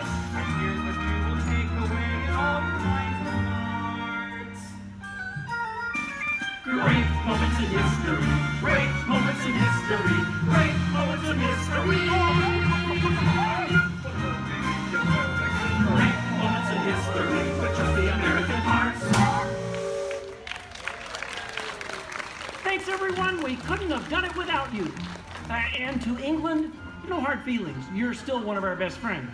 Thank you all for joining us for a great moment in American history. We hope you come by again soon and have a magical stay here at the Magic Kingdom. Bye-bye. Bye-bye. Bye-bye. Ta-ta. Bye. Bye. Bye. Bye.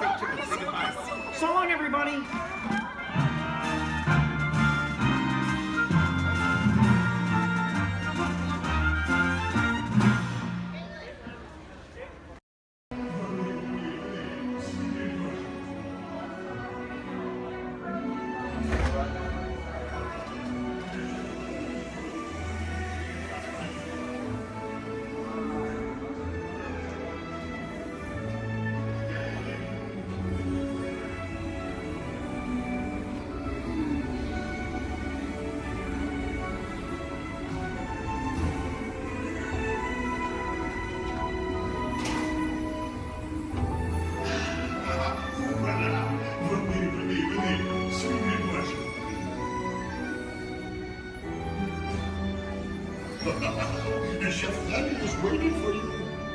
This way. Qu'attendez-vous?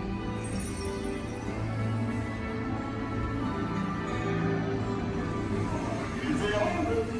Des invités pour le dîner. Here! Hein? Pour le repas idéal. Coq au vin? Non. A simple omelet? Too simple. Voilà. Mais oui, that's it!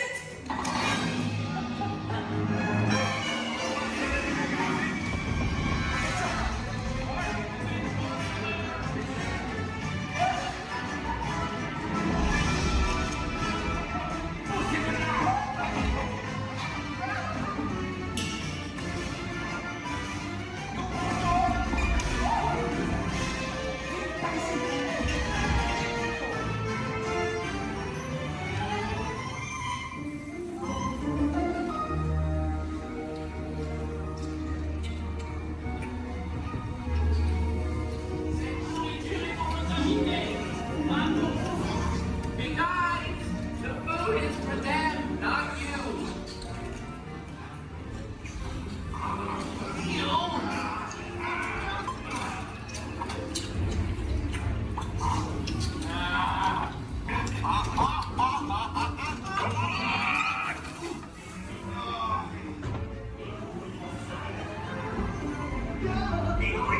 What are you doing? Que manigancez-vous? Out of my way!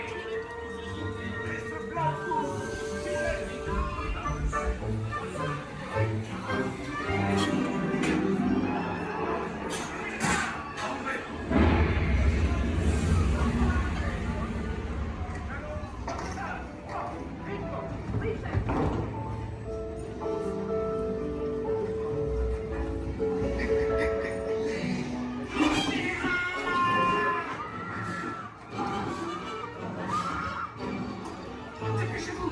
Par ici. Go, go.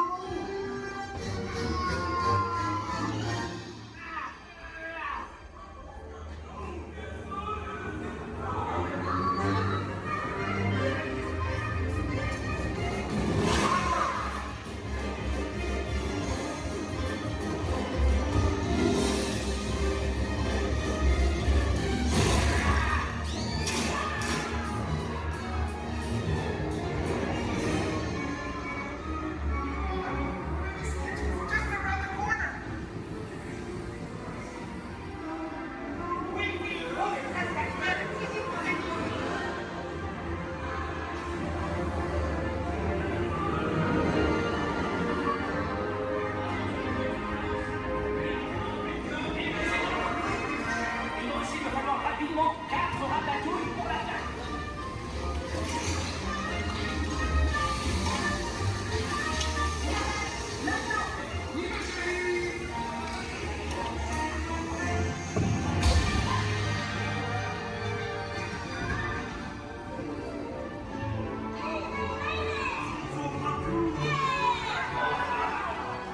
Hey, thanks for coming, everyone.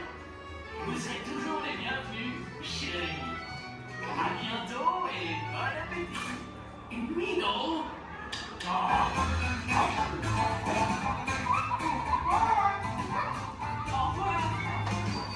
And for you, this way, you are always welcome at Bistro Chez.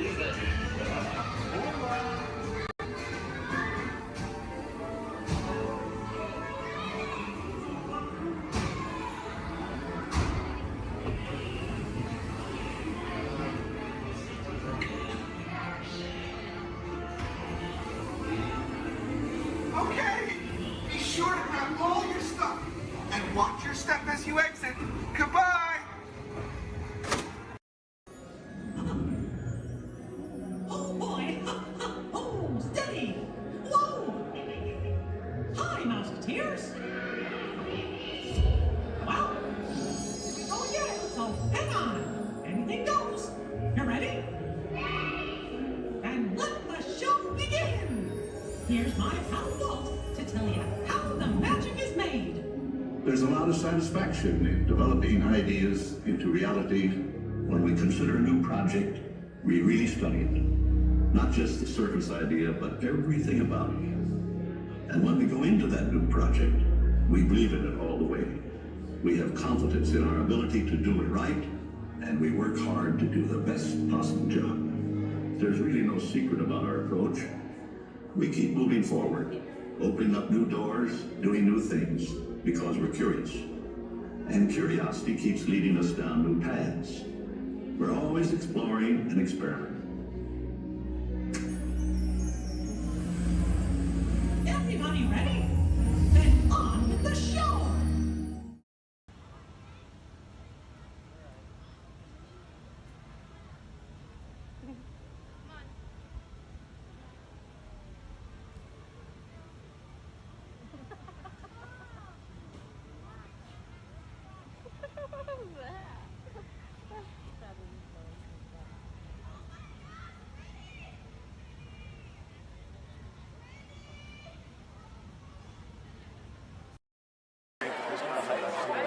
Was the 20th anniversary oh my god, that was the most amazing celebration I've ever seen them do. It was, I think they're sold out dancers, but they still got it was like 200 dancers on the street, and then 3 different marching bands. And the full day of the dance floor, you just get nothing going on. Reading the dedication synced with his dad. That's the only one that got that joke. Then nothing to see here. Ladies and gentlemen, boys and girls, 55 years ago today, Walt Disney dedicated the happiest place on earth. Since then, Walt's dream has brought joy to millions around the world. Join us now as we go back to that memorable day, July 17, 1955. To all who come to this happy place, welcome. Disneyland is your land. Here age relives fond memories of the past. And here you may savor the challenge and promise of the future. Disneyland is dedicated to the ideals, the dreams, and the hard facts that have created America, with the hope that it will be a source of joy and inspiration to all the world. And now, let's all join together in singing Happy Birthday to Disneyland. Are you ready?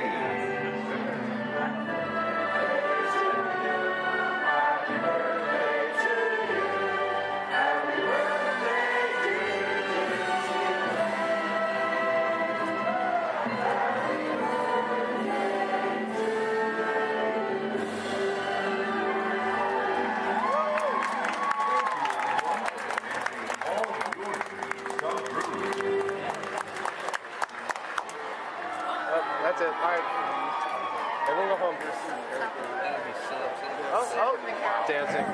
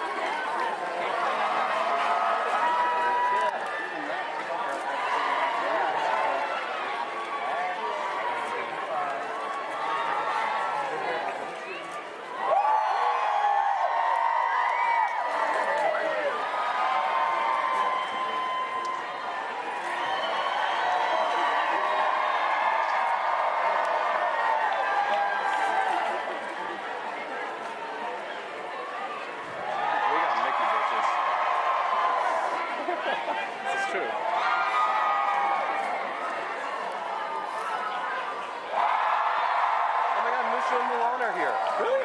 Right there. Behind the light post. They keep doing this like cool Oh, Pluto. We should go say hi to Pluto.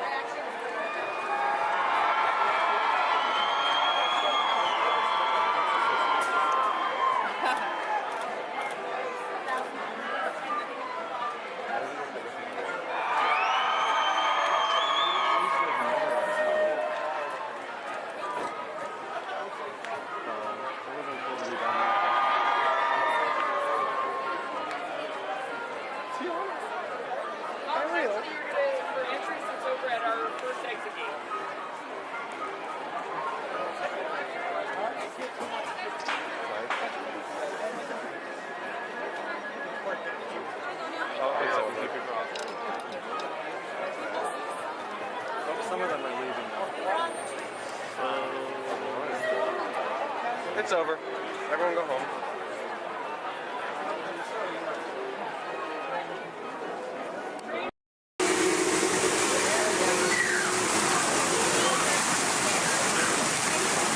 Hey, what are you doing here, William? What are you doing here, Morris? I just flew in from Hollywood. My client's the new owner of this birdcage. What? Are you cuckoo? My client's the new owner. Disney gave me an exclusive. Co-exclusive. Didn't read your contract. I gave it a bird's eye glance. And you call yourself a talent agent? I negotiated my tail feathers off for this deal. Well, my client does not share credit. He's a very big bird. Your client is Big Bird? Not Big Bird, a big bird, you bird brain. Well, your dim little star is now half owner of the Enchanted Tiki Room with my superstar. Think again, Chicky babe. Stop grousing. Just look at these paying customers waiting to get in. Did you say paying? As in money. As in 10%? Hey, who am I to go against the status quo? Sorry to interrupt, but I would like to inform our guests about the next show that will be starting soon. In just a few moments, the doors will be opening and you will enter into a room of joyous songs and endless splendor. Here's the Enchanted Tiki Room. Mahalo. Wait, our clients are not here. Maybe they hit traffic. Don't say that. Sorry. Anyway, babe, I gotta fly this coop and migrate back to Hollywood. My birds will call your birds. We'll do lunch. What's the rush? I'm about to sign Donald Duck. Oh, yeah? Big deal, you hockey puck. I've got the mighty ducks in the wing. You do not. Do too. Do not. Do too. Not. Two. Not. Two. Not. Two. You down. Come Leave me on. alone. Oh, come on, will you? Two. Not go, yeah. Level with me. Put the bubble between the lines. You Go don't away. know. You are going.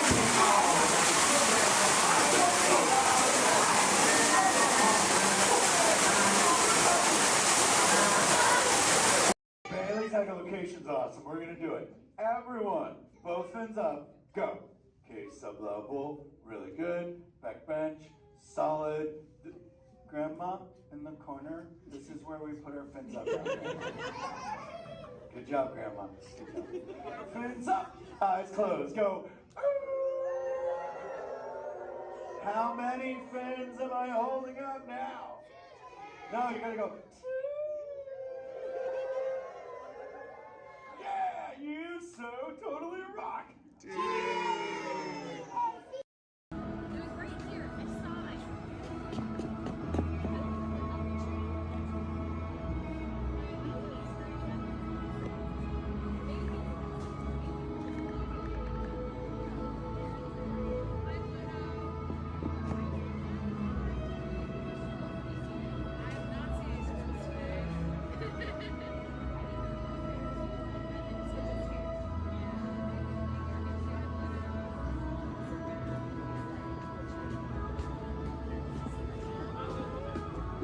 Hi, Pluto. There. Now you don't chase those cats up those trees. Oh no, we don't chase any cats. No. We're big friends of Nicholas. We love him. He's the best. We're out looking for some treats, so have you guys found any? Or maybe you have some Pluto? Nope, haven't seen any treats yet. Yet? Okay. I'll keep an eye open though. It's a promise you'll let us know if you find I will any. certainly let you know. Perfect. Pinky swear. There you go. Thanks, Red. You're welcome. Bye.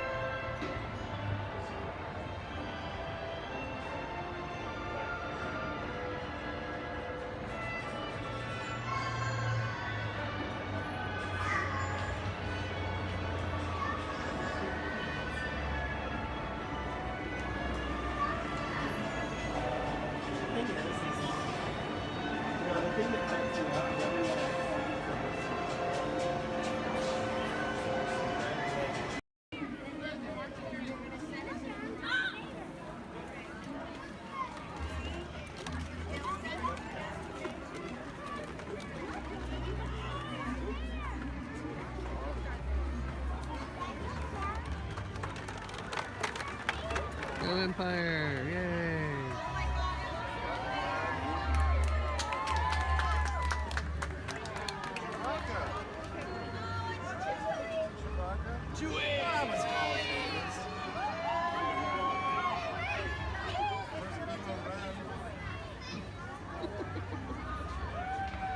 Hello, what's up?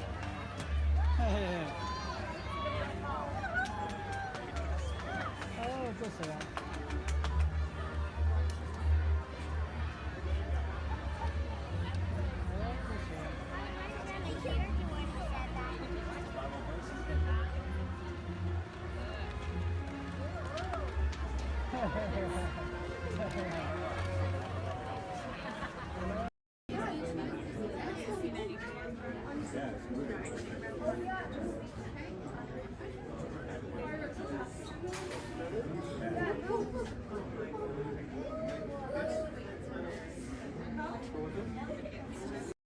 Yes, Walt has some of the brightest minds in the world, but I keep things around here pretty chill, so the kids can create the next big idea that will give you the tools to become the next generation of heroes.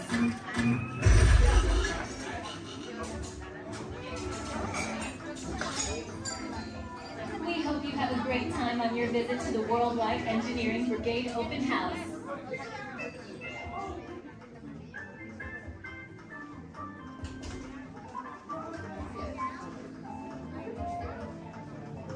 And now, our project lead, the brilliant, Peter Parker.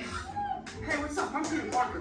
And here at Web, we get access to some pretty awesome tech, like vibranium from Wakanda, or this crazy alien juice stuff. We have Kim particles and Star Tech. It all helps us develop really cool stuff, like these spider bots, for example. Check it out. They have this really cool self-replicating feature. Because? This is awesome. Buddy, you can stop doing that now. But anyway, you guys are here today to help us test the Web Slinger vehicle. Using onboard tech, you will be able to sling webs just like my buddy Spider-Man. Peter, your presentation is getting away from you. Yeah, I'm aware of that, Sharon. If you could just initiate the safety protocols, it'd be great. Problem with that, So Peter. anyway, if you want to sling a web, all you gotta do is sling your arm in the direction you want to shoot the web, and that's it. It's awesome. Peter, your spider bots are continuing to replicate and are consuming everything in their path. They seem to be stuck in self-recognition mode. If you could just handle that for me, please. On it. Contacting Mr. Stark. Don't call Mr. Stark! Don't call Mr. Stark. Sorry, you shout. Could you just call someone else? Ask them to do it. Okay. Contacting Spider-Man. Here. I'm gonna go find Spider-Man first off, because he's around here somewhere. Okay, goodbye. Spider-Man! As you may have noticed, the spider bots are locked in that awesome self-replication mode. In spite of what you see, they were created to be robotic helpers that can break down raw material and create all kinds of useful tech. But because they are stuck in self-replication mode, the spider bots are currently consuming everything in sight and multiplying at an alarming rate. If left unchecked, my calculations predict this will lead to the devastation of the entire Avengers campus. It should be safe until Spider-Man gets here, as long as they don't get into the alien fluid. This is now a bigger problem. Activating threat level protocols. Hey guys, what's up? I hear you have a problem. I'm here to help. You made it. Great. Threat level is at exponential danger. You might need some help. Perhaps I'll call the Avengers? Don't worry, everyone. I got this. Okay, everybody. Open house is canceled. Wise idea. And I could use some help. Yes, you could. Sharon, prep the Slinger vehicle. Already on. Everyone head to the Slingers and we'll team up to stop the spider bots before they destroy the campus. It's easy. Okay, we have a plan. Please move quickly through the doors and down the hall to the Slinger vehicle bay. Your open house demo has been upgraded to a high-stakes mission to save the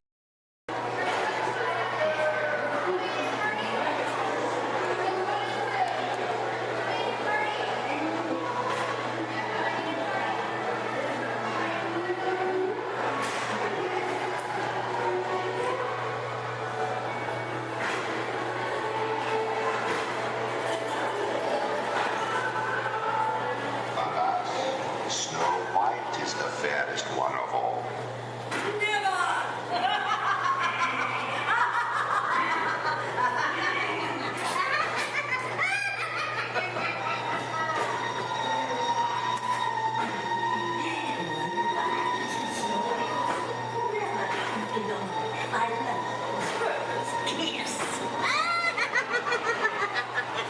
princess. Run away and never come back.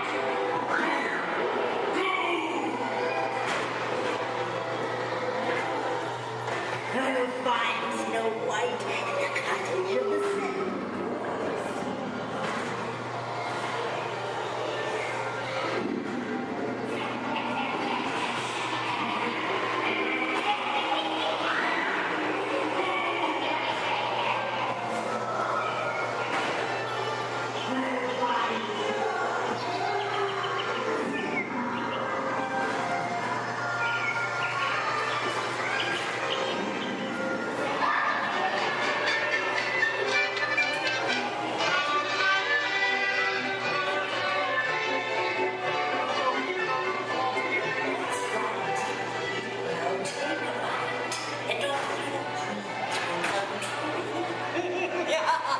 Now I'm the fifth one. It's the Wicked Queen! The Wicked Queen!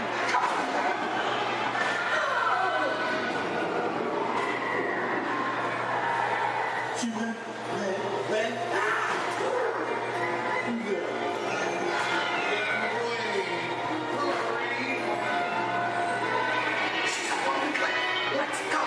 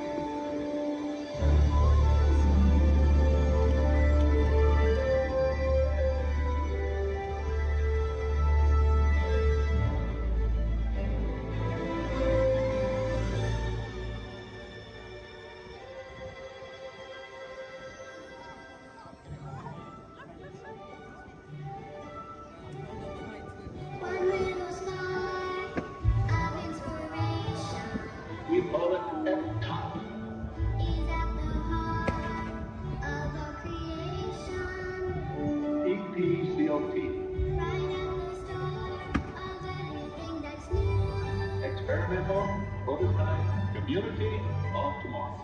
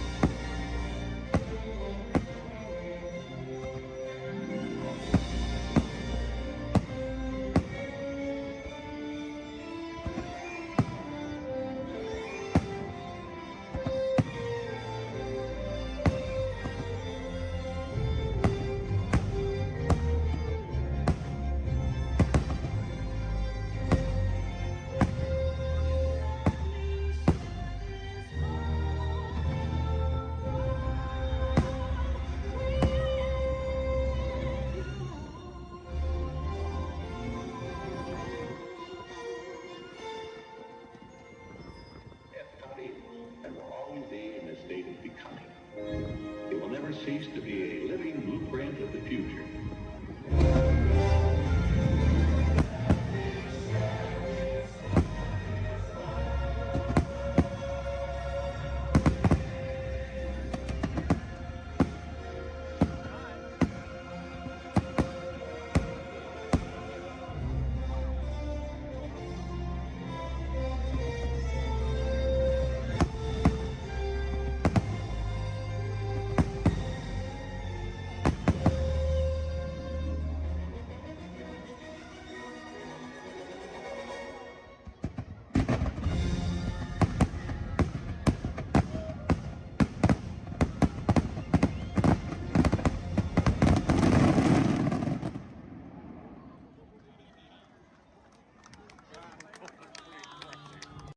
How'd you know my name anyways? Well, the ink's on the sea and your fancy car was about to get out of here, so beat it. You're making a big mistake, Grandma. I said scrammatic, you gonna get what you... I can't just walk down the middle of a movie. Go on, bitch, just say... Here they come, Bus!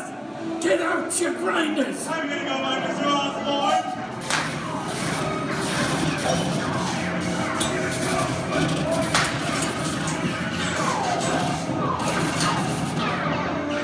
I'm hit! Hey, I'm hit! Foxy! They got it! Foxy! Foxy! Please hit the bag! Real bag!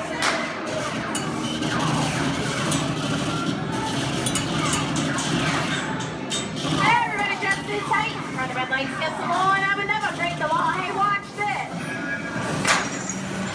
No more red light. Foxy!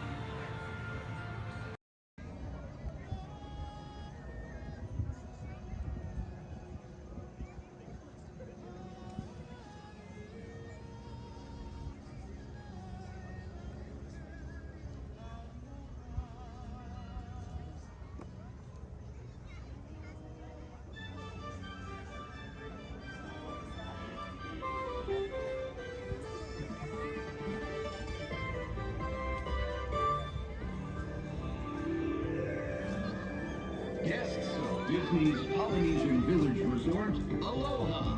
Since 1971, the electrical water pageant has lit up the shores of Bay Lake, entertaining generations of dreamers from the young to the young at heart. As we celebrate 50 years of magic here at Walt Disney World Resort, we invite you to join us in this time-honored tradition. Enjoy the lights, the music, the magic of Disney's electrical water pageant.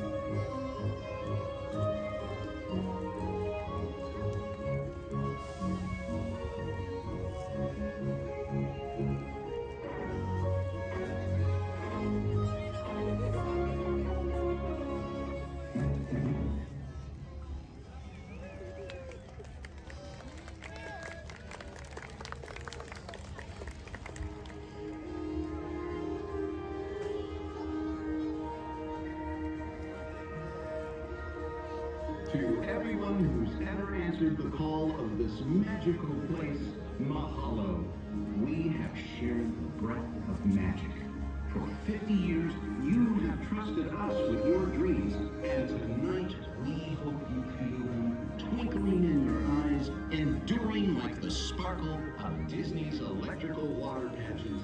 From all of us to all of you here at Disney's Polynesian Village Resort, we bid you aloha and hope you wake tomorrow to find your dreams are even brighter in the light of a new day.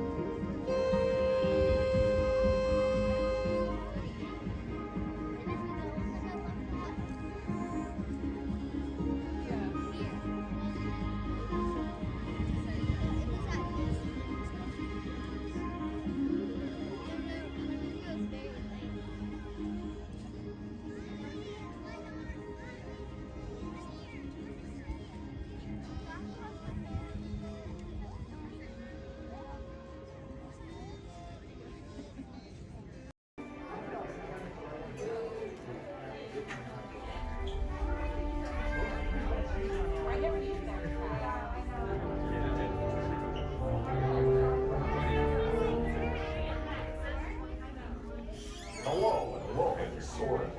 My name is Patrick and I'll be your chief flight attendant today.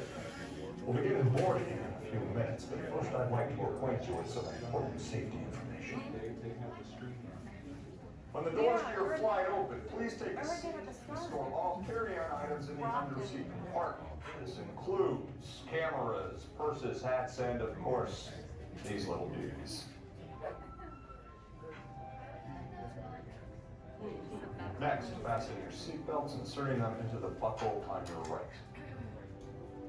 If smaller aviators don't measure up to the height indicator on the seat, just put the belt through the loop in the center strap before buckling it.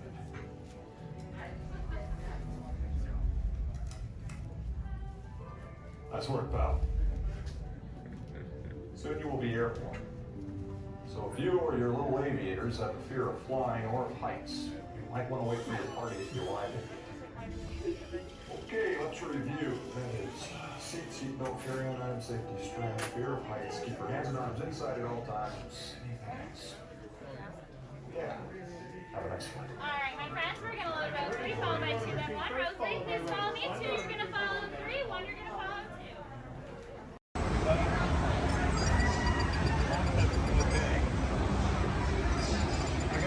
Hello.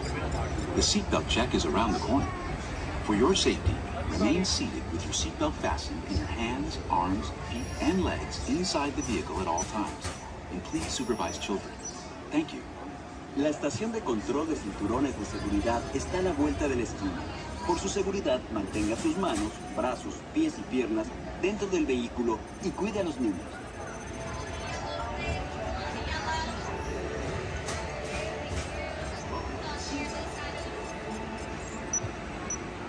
Automated driving technology activated. Welcome to the sim track.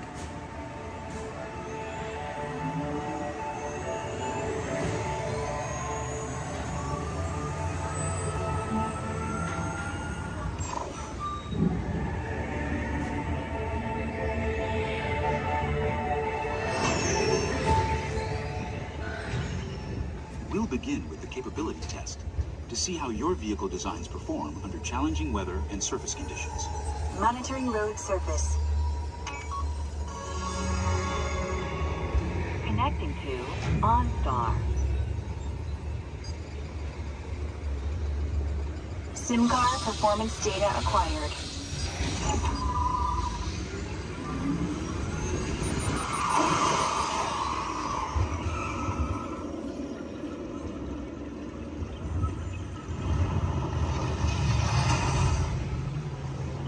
Let's see how your designs hold up now. Commencing SIM-car off-road and extreme weather sequence.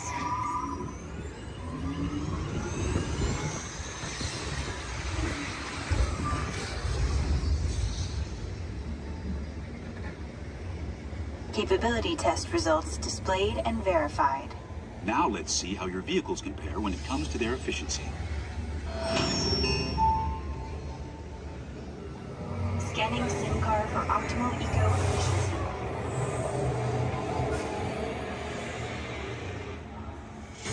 Engaging eco scan for aerodynamic efficiency.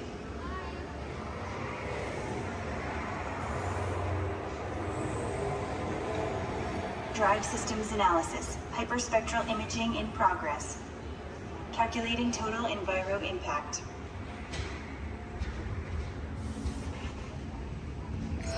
Commencing responsiveness test. Okay, the responsiveness data is now being synchronized. Automated driving technology verified and active.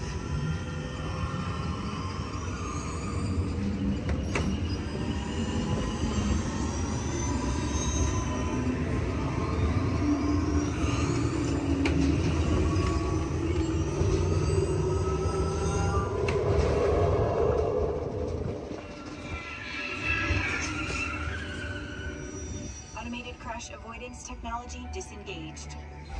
Displaying responsiveness data.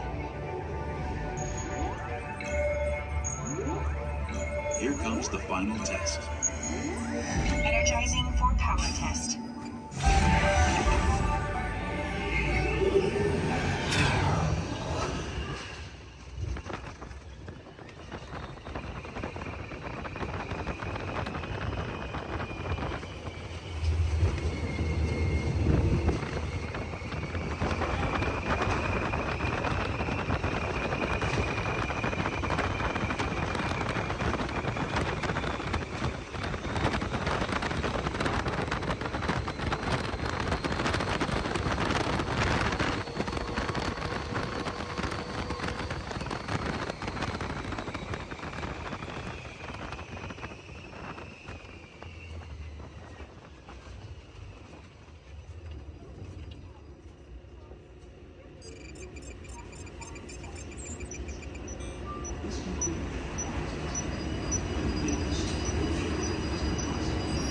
Displaying power test results. SimTrack performance testing complete. This concludes your performance testing. You'll be able to see how your Chevrolet custom concept vehicle designs compared with the sim car after you disembark.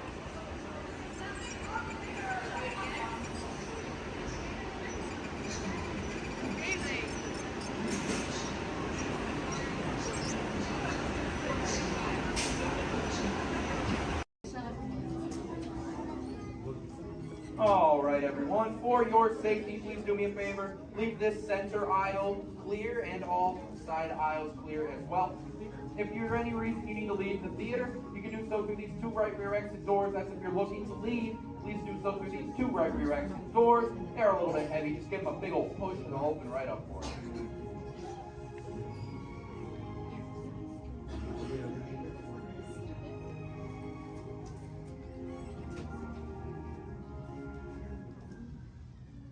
Welcome to Turtle Talk. My name's Andrew. Before we get started, there are a few things that I would like to go over with everyone. Now, here at Seabase, there is absolutely no eating, no drinking, no smoking or vaping, and no flash photography. Thanks, guys. Now, this piece of equipment here is known as a hydrophone. It allows us to hear sounds from beneath the sea, and it's also going to allow us to hear from our very special guest today. Does everybody know who our special guest is? Please shout it out. Crush is coming to talk to us to learn more about the human world, and we're going to get the chance to ask him a couple questions about the turtle world. So, little ones, you're thinking of questions that you may get to ask Crush, okay? Now, it does seem like Crush is off surfing at the moment. In order to call him out, we need to yell, "Hey, Crush!" on the count of 3, all right? 1, 2, 3. Hey, Crush! Well, righteous, dude! Well, awesome! Check it out, man! Hey, new look! Double barrel, 360, totally tubular. Whoa, look at the humans in the human tank! Hello, humans!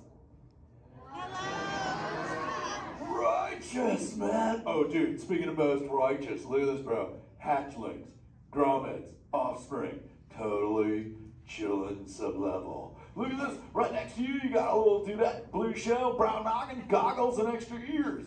Yeah, right there on the coral. Hey, bud, what's your name down there, dudette? Bella? Hey, what's up, bud? Are you having a good day, man? Yeah. Awesome. Can you talk like a turtle? No. Oh, I got your back. It's really easy. Just say awesome. Awesome. Nailed it. Try this one. Say totally. Put them together. Say totally awesome.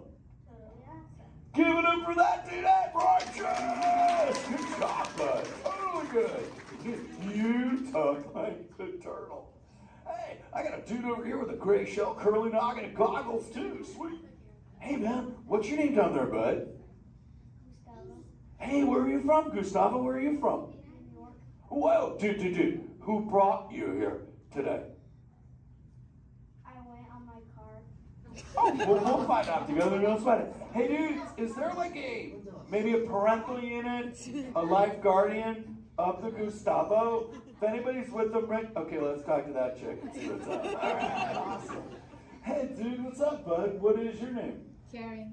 Hey, Karen, what's up? How many kids you got?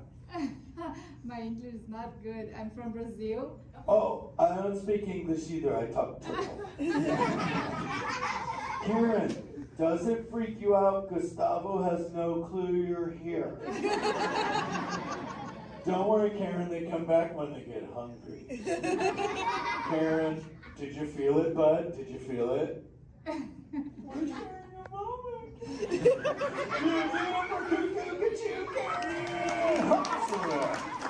Dude, my son Squirt, he's like this. He goes, Dad,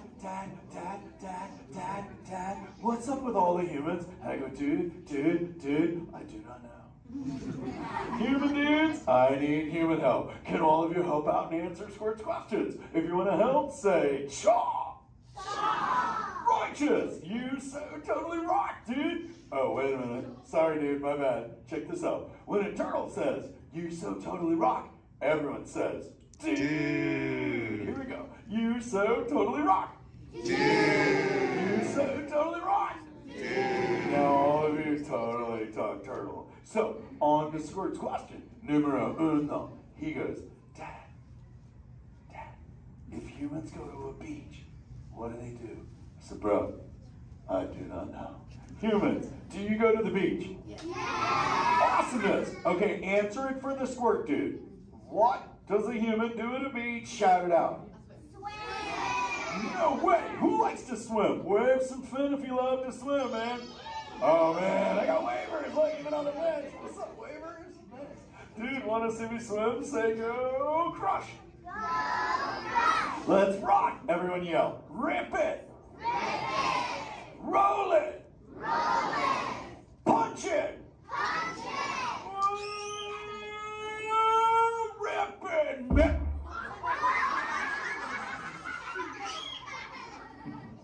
Hey, Crush, watch out for the glass. Hey, dude, thanks, Hank. How long has that dude been there?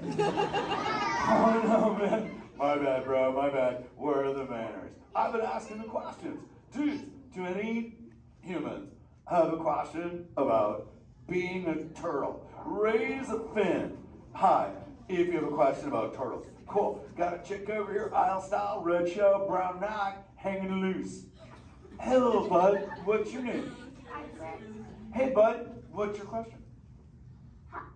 What turtles eat? Oh, dude, we're chowing green seagrass and green sea kelp. Big dudes, you're sitting on green seagrass benches. But check it out, Harper. We only eat green stuff, and so it actually turned us green. So, like, I'm green, and my kids are green, and my parents are green. Oh, and my wife's green, and my favorite color ever, purple.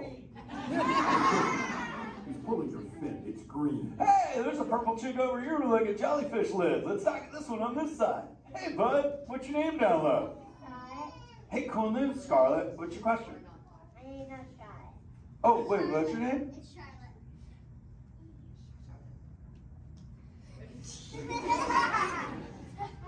You don't have to tell me. Okay, what's your question, little bud? My name's not a bun. Okay. Hey, let's head over here. We got like a little friend on this side. Looks like a light blue shell, brown noggin. Let's talk to this bud. Hey, what's your name, dude? Hey, Marley, what's up? What's your question? What's your favorite food? Oh, dude, besides eating green seagrass and green sea cup, we totally chow on the jellies. Yeah, they're like so tasty. Hey, wait, Marley, do you eat food and sleep and stuff? Yeah. Do you know how to swim? Yeah. You're a turtle. Because all we do every day is eat, sleep, and surf. Hey, we got a bud by the bench. He's got a red shell curly noggin. Let's talk to that guy. Sweet. Hey, big man. What's your name, dude? Ezekiel. Hey, Ezekiel. What's your question, friend? How do turtles breathe? Okay, here's the deal. We have to go up every 15 minutes, bud, because I'm like you. I breathe oxygen. But here's the deal. We have to go up every 15. But when I sleep, Ezekiel, we can go in this little cave right there. See the green shelf sticking out over there? We got to tuck under, and we can sleep 5 hours straight and absorb oxygen out of water when we're underwater. Who else has a question? This is kind of cool. Oh, whoa, dude, check it out. We got like a little friend chilling on this side by the bench. Looks like a grayish blue shell brown rock sitting on her own flips. Dude, what's your name over there, bud? Abby, Hey, Abs, what's your question, Abby? how many babies can a turtle have? Well, mommy turtles, man, they go to a beach, but it's the same beach every time. And they drop off like 90 to 100 eggs. But here's the cool part. When the sand is really warm, Abby, everybody is a dudette. And when it's cold, they're all dudes. So we say, dudes are cool and chicks are hot. Yeah. This is awesome, humans. Hey, the Jelly Man. I was talking about you, buddy. Oh, Crush. Hey, man. I'm trying to get away from a turtle pile. Marlin, turtle piles are a celebration. Everyone yell, turtle pile!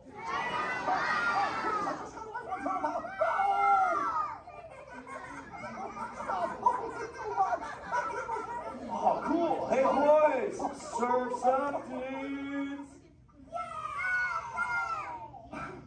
Thanks a lot, Crush. For what? The turtle pile? Shout it out, humans! That dude has serious thrill issues. Humans, you rocked it! You so totally rock! Okay, like 4 kids remembered. The rest of you dudes pulled a hard dory. Dudes, don't space out! Remember, Turtle says you so totally rock. Everyone screams! You so totally rock! There you go, you're back again. Oh, bummer. Hey, bro, the frequency thing is not working. Whoa, it's Bailey. Call him back with your fins. Put your both fins up. Yeah, put your both fins up. Go.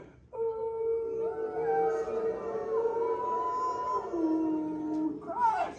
Hey, Bailey, look at my friends. They're humans. Oh my goodness, funny looking humans, huh? Hey, dude, stop. That's not cool. Those are my friends that can hear you. No, they can't. Watch this.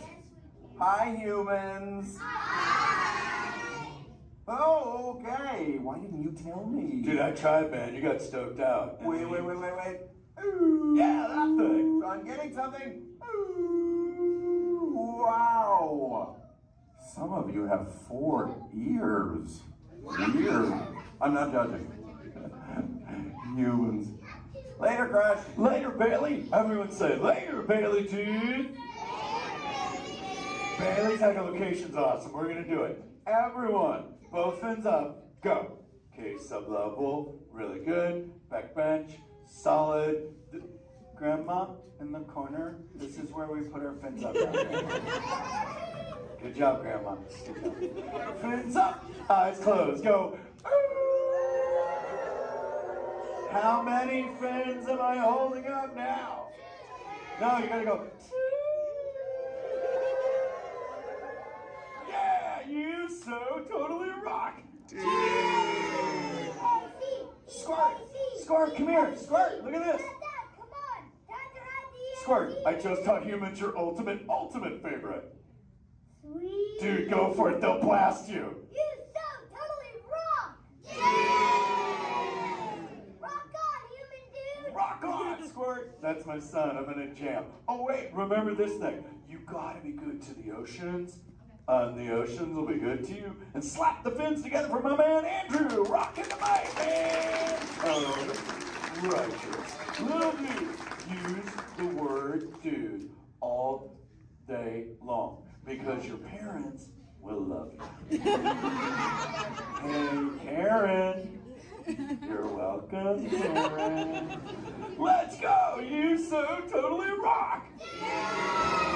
Let's give it up for Frog. If you would like to learn more about Frog's and friends like green sea turtles, manatees, or sharks, you can do so up on the second floor of Sea Base. Now, little ones, don't move until your adult comes to get you. Adults, please collect your belongings, collect your children, head on up to those two right rear exit doors. In order to safety, please don't stand up.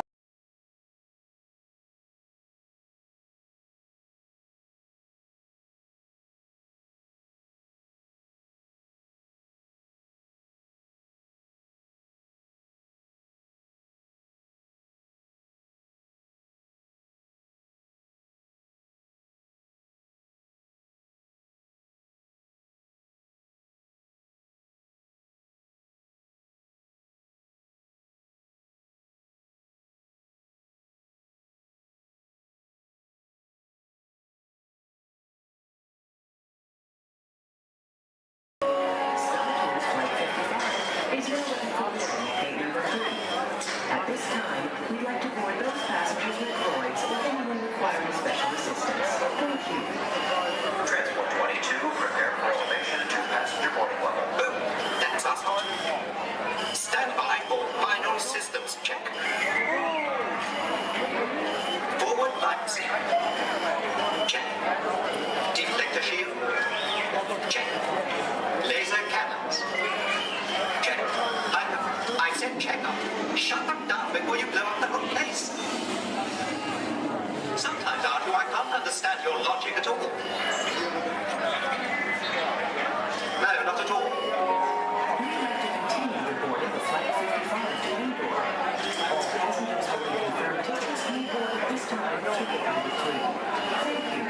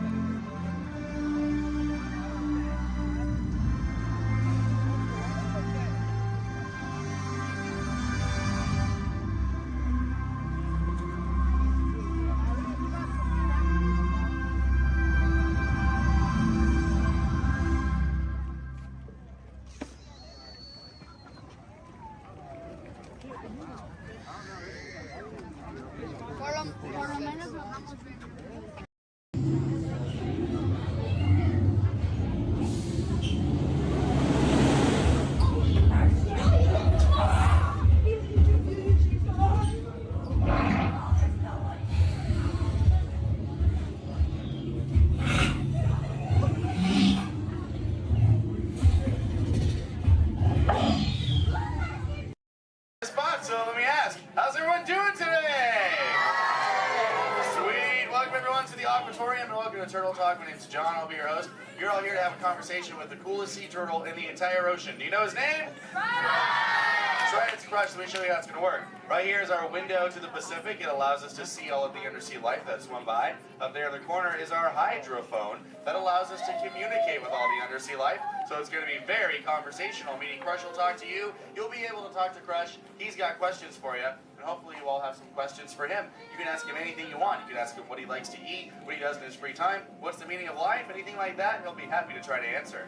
If you do need to leave at any time, it's okay. Just use the doors on the opposite side of where you entered or right back here. Back there's my pal Brian. Everyone say hi, Brian! Hi! Brian will be back there to assist you if you should need any assistance during the show. I'm going to lower the lights and lower the music here so we can see and hear just a little better. My friends the Moonfish are going to be coming out here and showing you some rules. First rule inside, please no eating during the show. And no drinking. No smoking. And the last one, take all the pictures and video you like, just please no flash photography or video lighting. Round of applause for the Moonfish! Excellent. All right, Crush is up there serving. He said when you're ready, just call him down. So on the count of three, yell, hey, Crush. Ready? 1, 2, 3.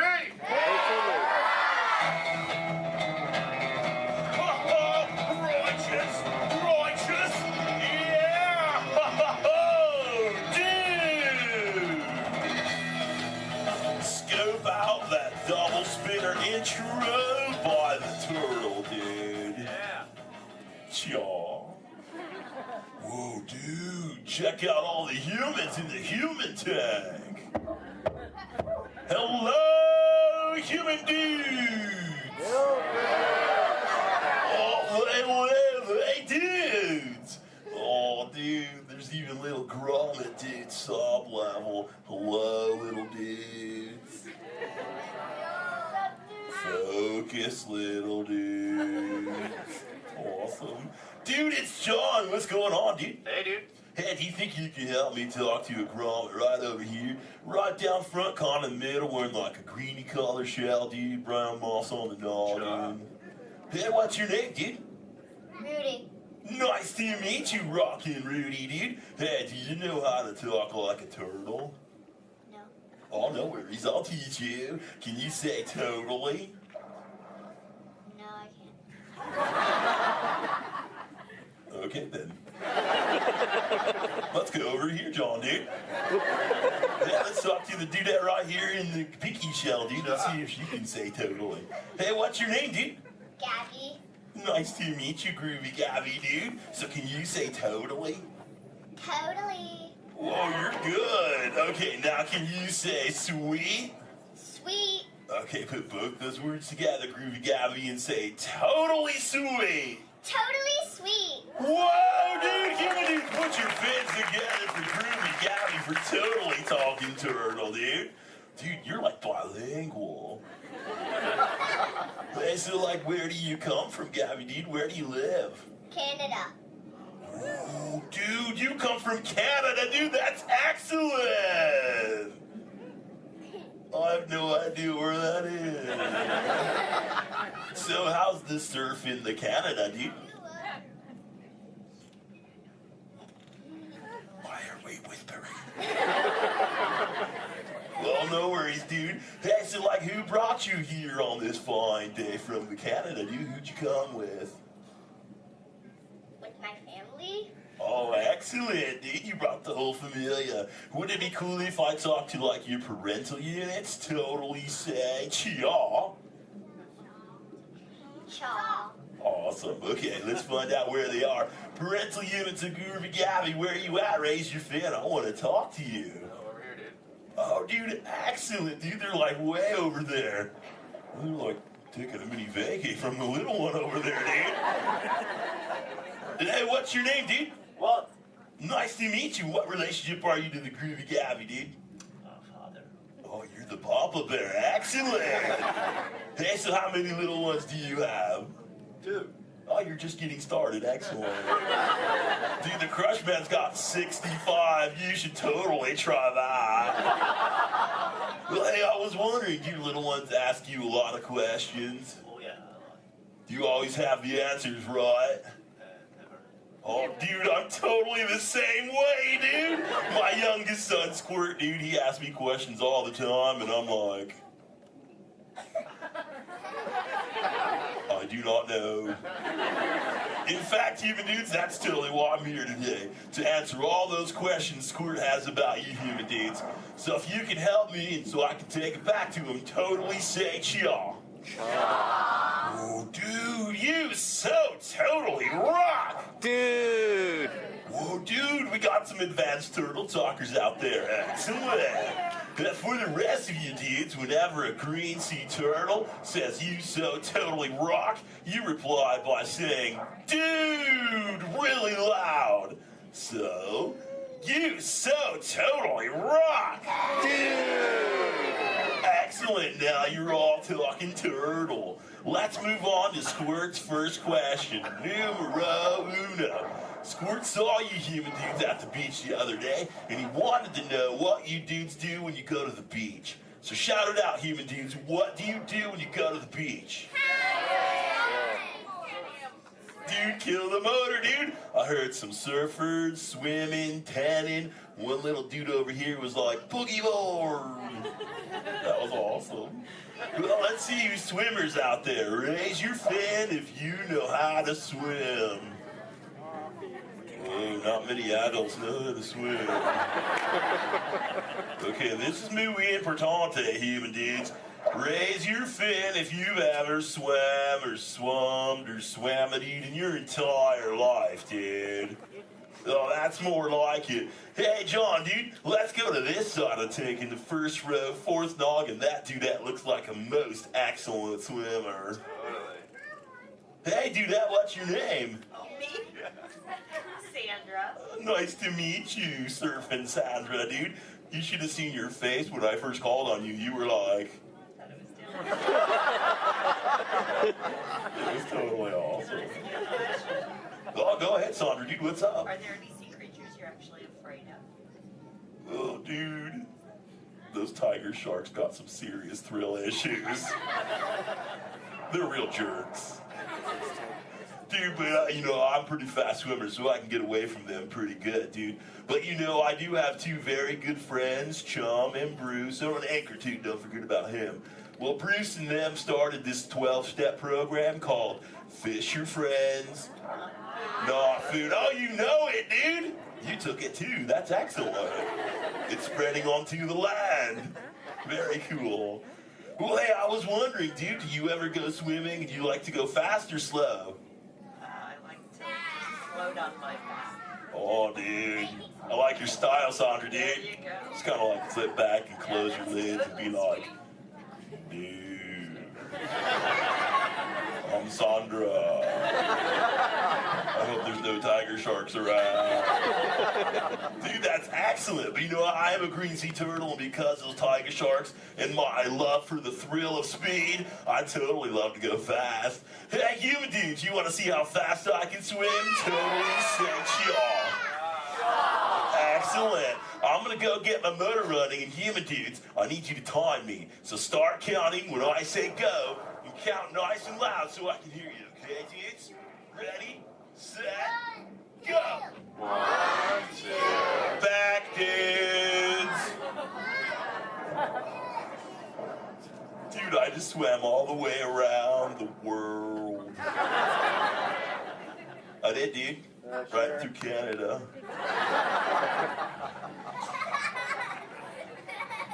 Dude, I can't even keep a straight face. I'm totally pulling your fin, dudes.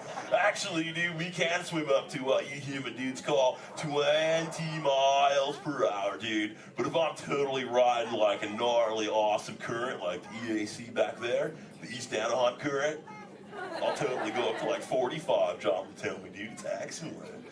Oh, dude, but where are my manners, human dudes? I'm totally doing all the talking.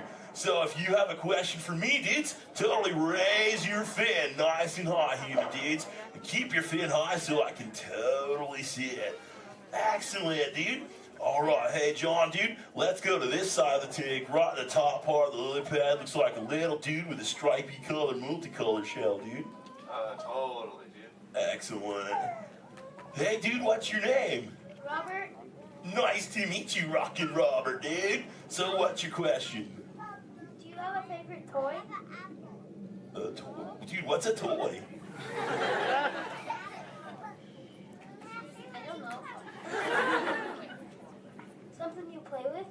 Oh, dude. Yeah, dude, when I first got into the ocean from the beach, dude, I totally loved to play with this sea star, dude. It was excellent. We used to, like, totally have fun together.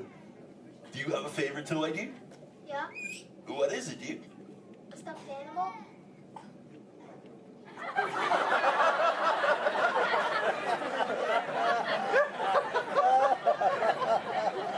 What kind of animal?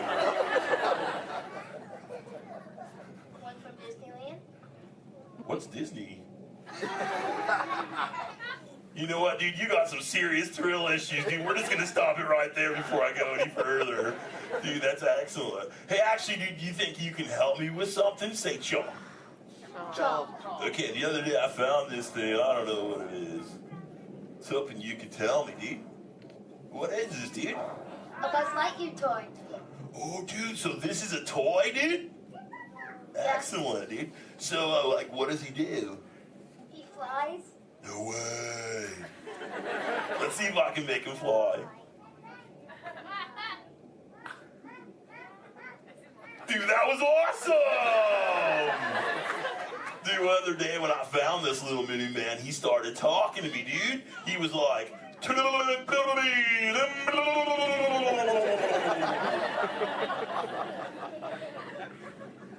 what that means, and he doesn't say it anymore. So do you think Squirt will like this for his next hatch day, dude? Say chaw. Chaw. Excellent, I'll totally give it to him. And thanks for your help, dude. You so totally rock. Dude. Does anyone else have a question for the Crush Man? Raise your fin, dude. Oh, dude, let's just go right to the other side, right down front. Looks like a little dudette in a white shell right here, dude. Totally. What's your name, dude? Mallory. Nice to meet you, Malibu Mallory, dude. So what would you like to know? Well, if I could breathe into water, would you let me ride on your back? Dude, totally, dude. That'd be the most excellent ride ever, dude. I've always wanted to know what it's like to ride on my shell. Because I'm always riding in my shell. Dude, I bet so too. Well, if you ever learn the superpower of breathing under the water, dude, totally find me in the Pacific Ocean. I'll be waiting. I'll try. Excellent, dude. You're awesome. Hey, it was totally nice meeting you, dude. And for the rest of you humans, this has been excellent. I've learned so much. But I gotta give all this Mondo knowledge back to Squirt. But before I leave you, let me give you some of my ancient turtle wisdom. Remember, human dudes, in the big ocean of life, never make an enemy out of a sea anemone. A sea anemone.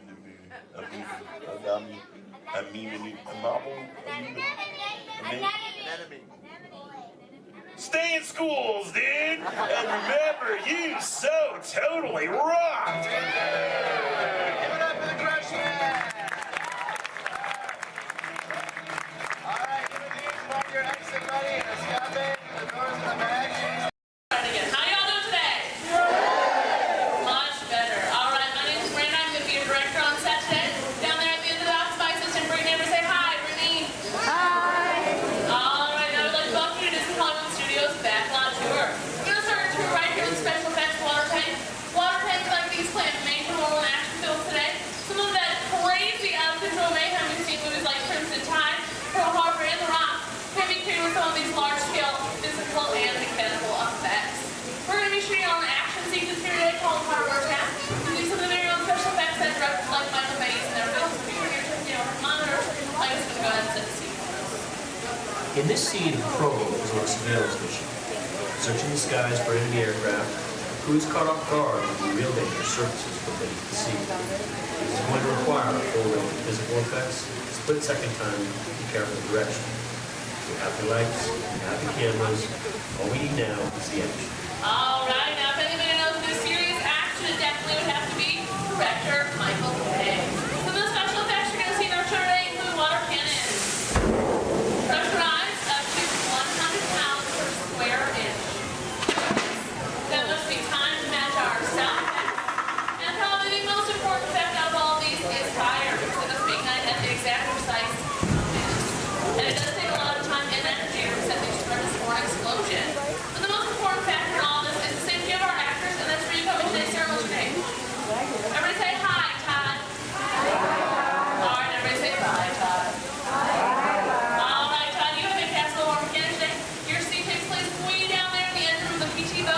You want to dive on in for me? Did you bring your bathing suit?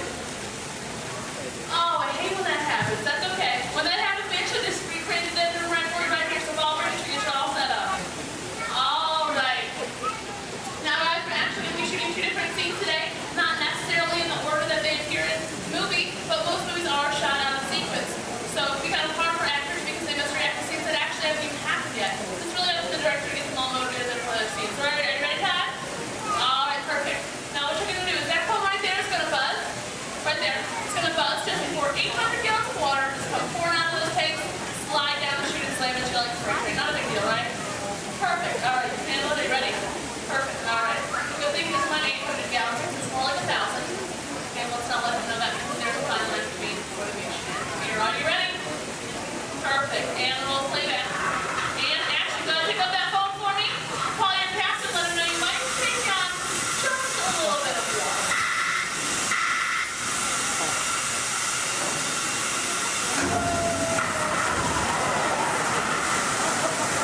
And cut. Everybody give him a nice round of applause. One more quick scene for you if that's okay. All right, just stay in your seat for me. Go ahead, take off your hood. Give me a big dramatic stare of the audience. And action. Try. Yes? That's right. How's he doing, guys? I think he's doing a pretty good job. Give him another nice round of applause. All right. Now we're actually going to turn that scene to our next scene. Our next scene takes place right over here in the deck park. And Chief Walt's going to bring in your break for now. Ladies and gentlemen, let's give a nice round of applause for our Captain Ken and Royal and Brave Deckhand Debbie. Passes on set for All right, thank you, Brittany. And roll playback. All right, now remember, crew, you are on a surveillance mission, okay? And action. All right, Captain, pick up your binoculars. They're right in front of your wheel, Captain. Captain, your binoculars are right in front of your wheel. Captain.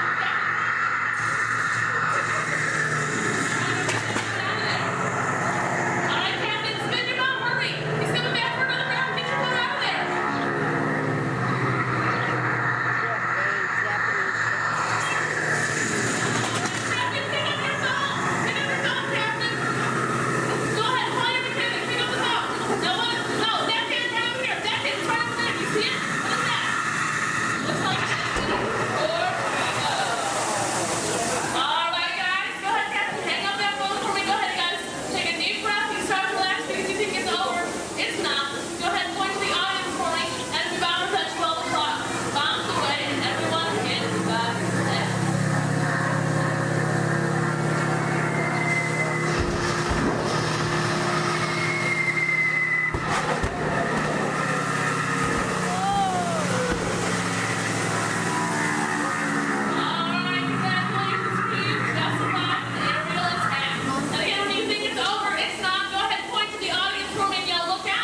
Torpedoes have just headed their way. And we're giving them another nice round of applause. Those two things together, add some computer-generated images, pre-recorded dialogue, and then a rousing musical score. Turn your attention to the overhead monitors as we proudly present our road task.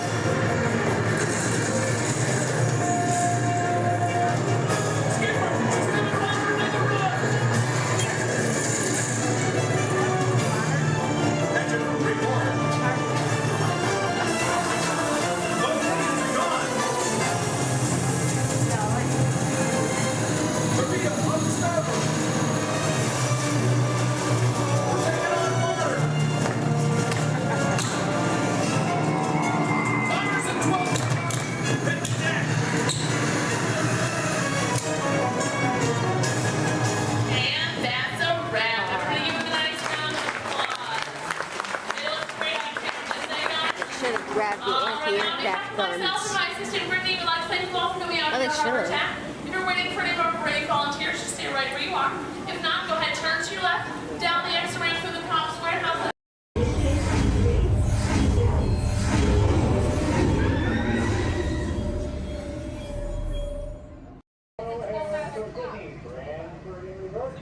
Next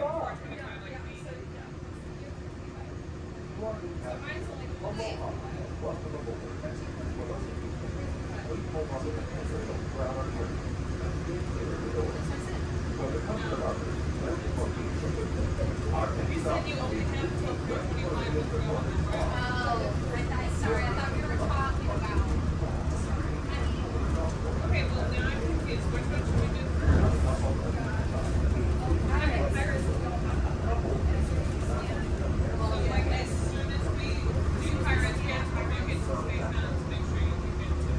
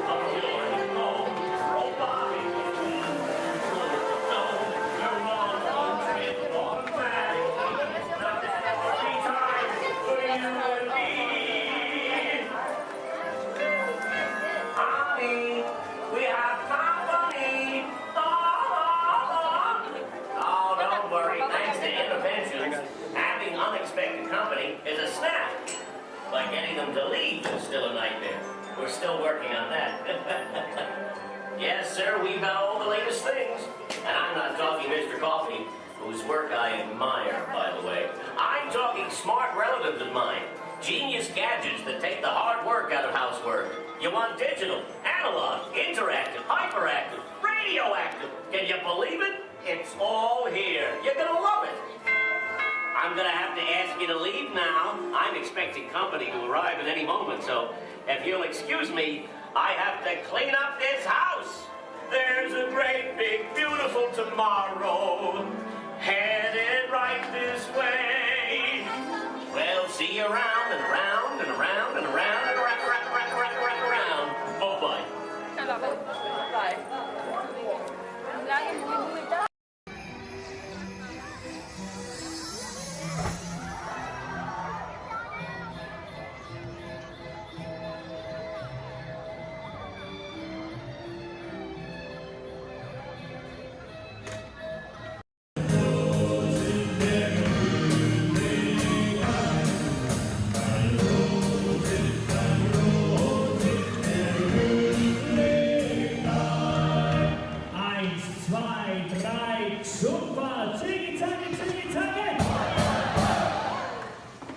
Was that loud enough? Turn to your neighbor and say, louder! Okay, drinks and thumbs up, here we go. Tiggy, taggy, tiggy, taggy! Tiggy, taggy, tiggy, taggy! Rolls, clean, and drink! We recently learned that your Terran visionary, Walt Disney, had a similar goal in mind with his early concepts for the experimental prototype Community of Tomorrow.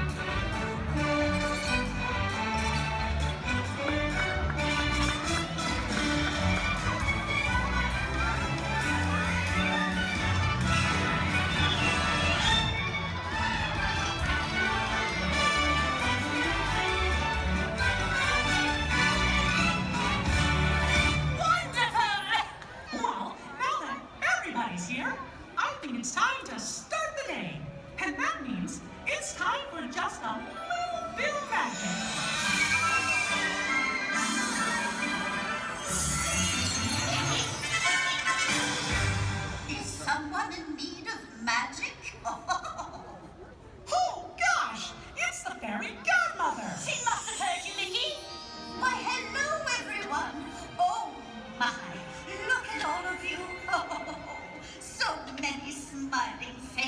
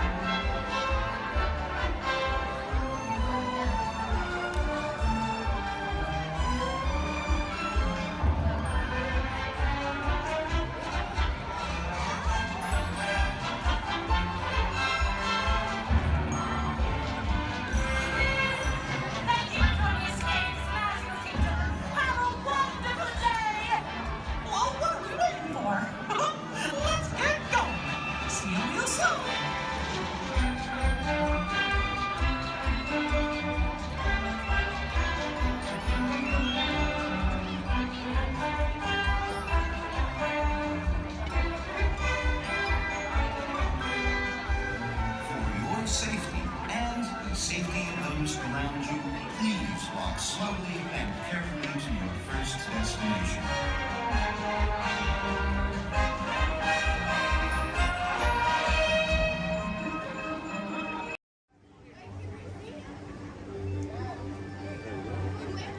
Hey there! See ya! This is sure fun to climb the stairs. Don't forget to tag me on your video. Hashtag Amazing Spider-Man.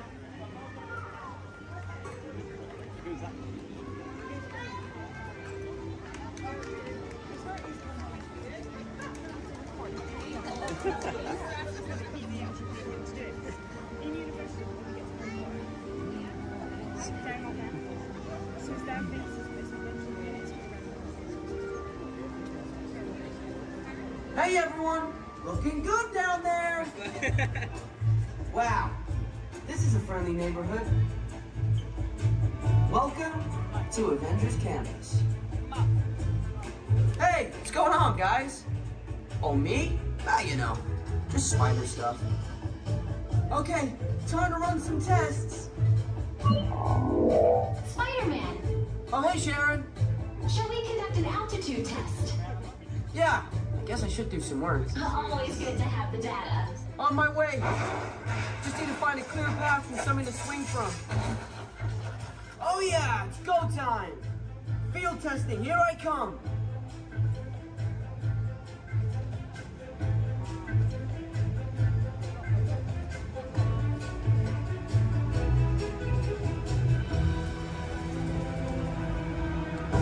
Time for some field testing. Here goes something.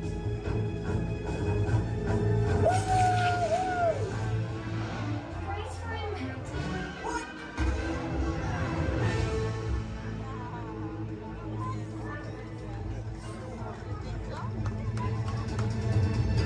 I'm good. I'm good. That was less crazy than I planned.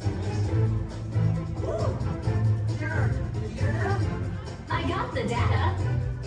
Okay, let's try the test. Check. Hang on, I'll be right down. This is cool.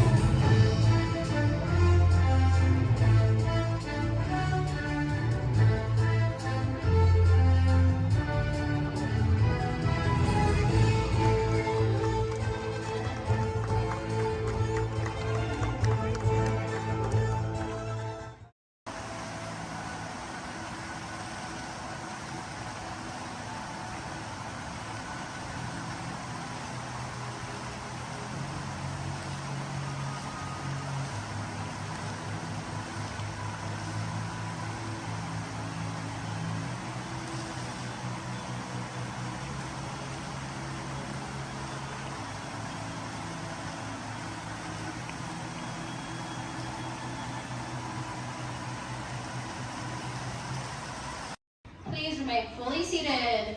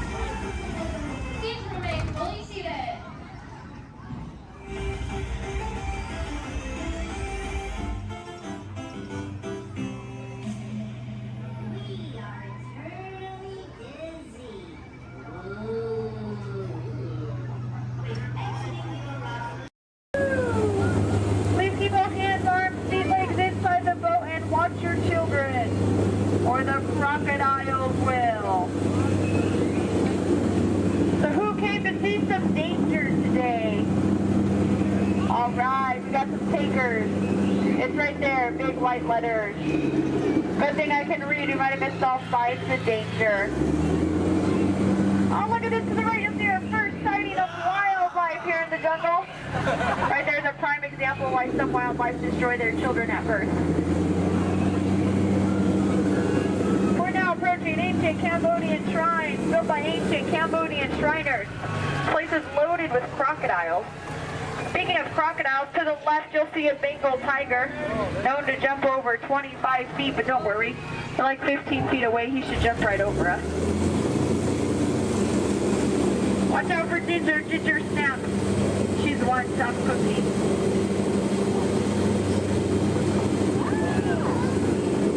We are now entering the sacred bathing pool of the Indian elephant.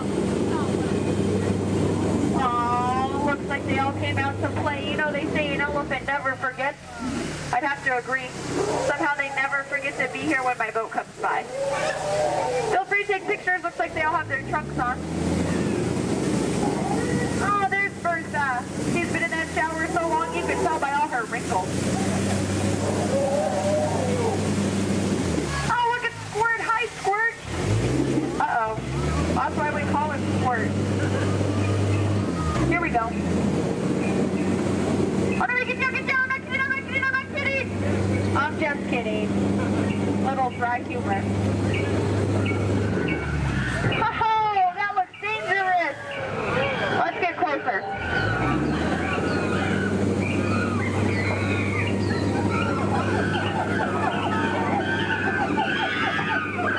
Looks like the gorillas took over this camp. Look what they did to that truck.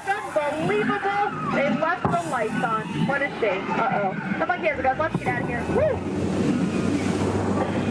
Now if you look over here to the left, real hard through the trees, through the bushes, you'll see absolutely nothing.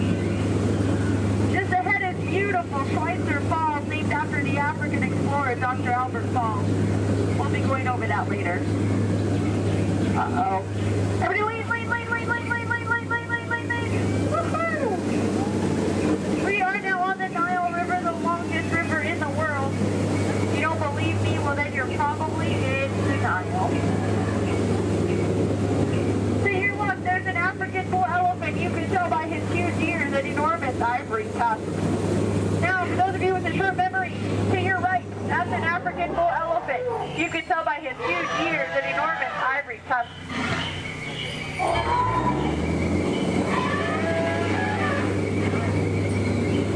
We are now in the African belt where the hand of man has never set foot. Aww, look at the pride of lions protecting the sleeping zebra. That's how zebras sleep, on their sides, eyes open, surrounded by lions. He looks dead tired. We'll let him rest in peace. Oh no, there's that lost safari they were looking for.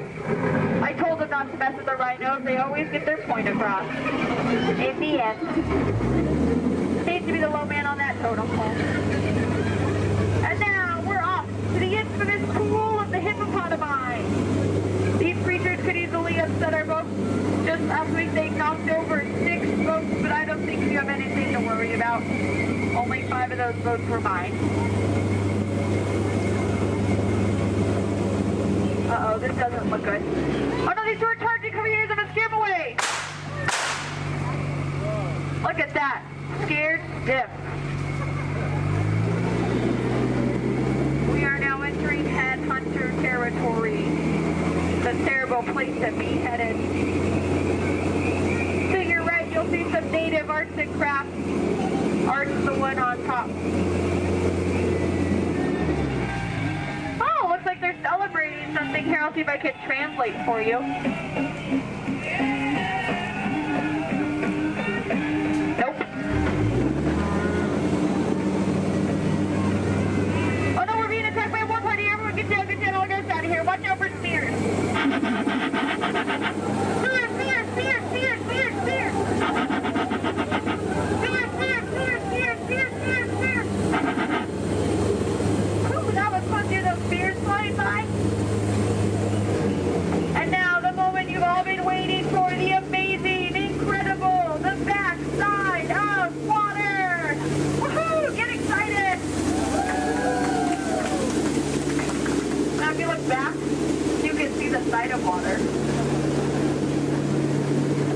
We're now in the Amazon. I heard it's a killer place to fish. Just stop, drop a line, and the fish are always biting. I think this looks like a pretty good spot right here.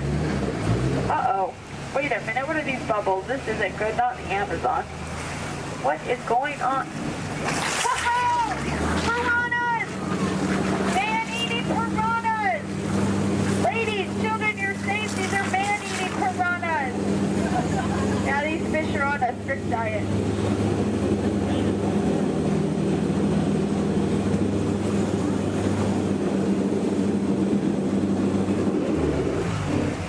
Here's Trader Sam. He's our head salesman here in the jungle. Business has been shrinking, but it looks like he's having a special today. 2 of his heads for just 1 of yours. Any way you slice it, you'll come out ahead. Trader Sam's actually... Whoa. Oh, there's Ellie! I thought she was coming with us today. Looks like she's already unpacked her trunk. You might think that's water, but it's not.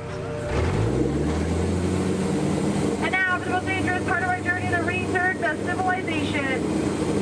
I don't know how, but you just survived the jungle cruise. Woohoo! Please keep all hands, arms, elbows, fingers inside the boat. Don't want you to get caught between the boat and the dock. That could really, really hurt my boat. Well, here we have Matt and Matt. They're going to have professional elbow grabbers to help you out today. All right.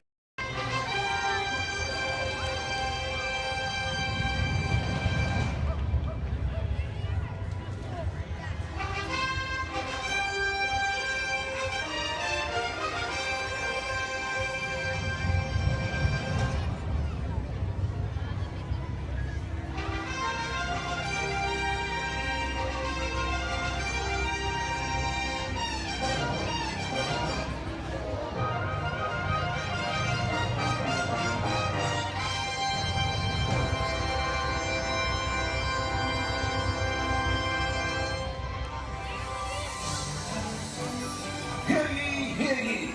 Ladies and gentlemen, boys and girls, welcome to the Magic Kingdom. You are warmly invited to join Mickey Mouse and his Fantasyland friends for a magical celebration in the streets.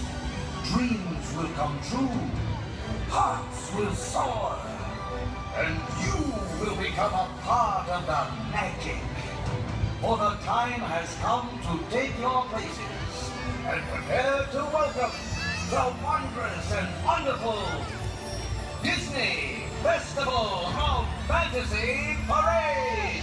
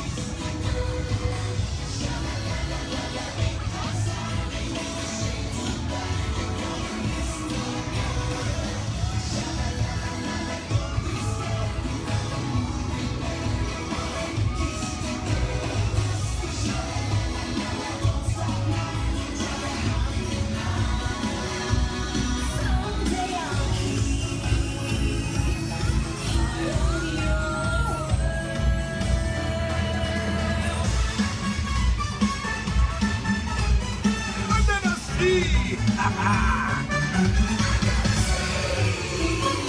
under the sea is better than anything they got up there. Under the sea, under the sea, with the sun.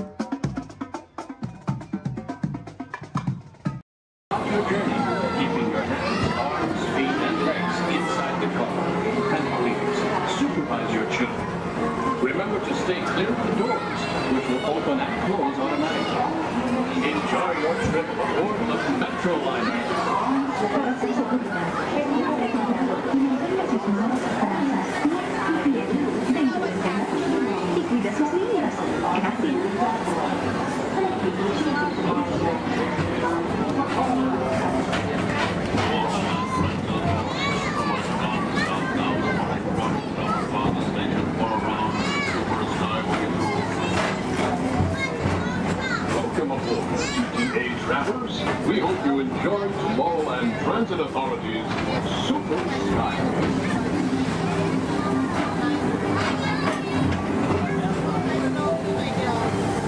Now approaching Tomorrowland Interplanetary Convention Center. The convention center is home to a galaxy of wonders from the following places.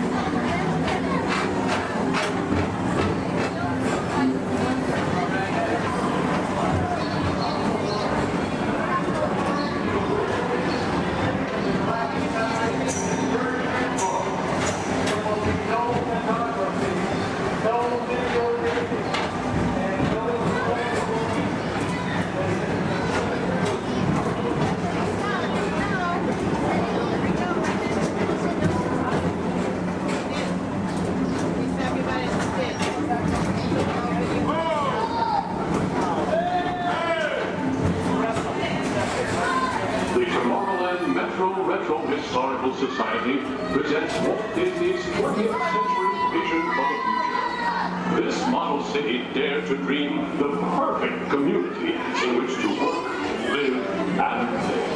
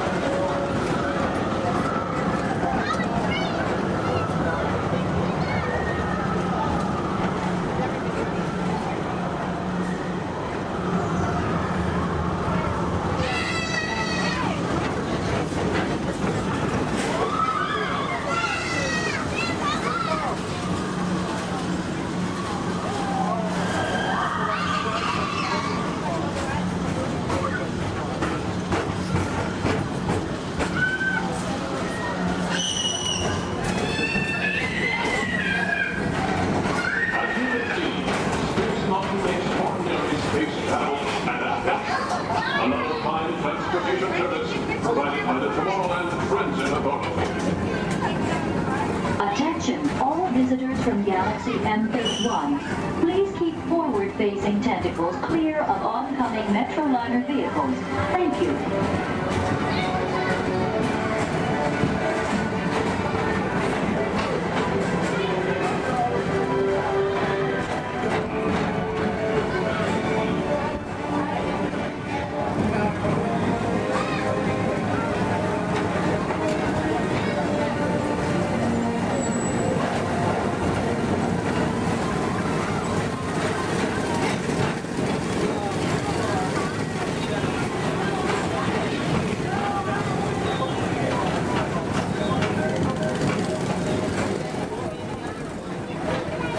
The centerpiece of Rocket Tower 1 is the League of Planets Astro Orbit. This symbol of universal harmony and big culture provides all beings with an exhilarating spin around the planets.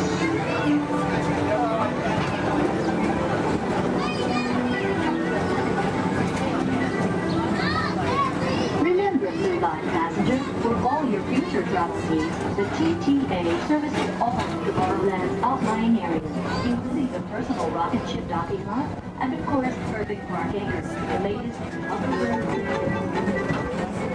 Paging Mr. Morrow, Mr. Tom Morrow. Your party is exactly like arrived. Please give them a ring. Now approaching Walt Disney's Carousel of Progress.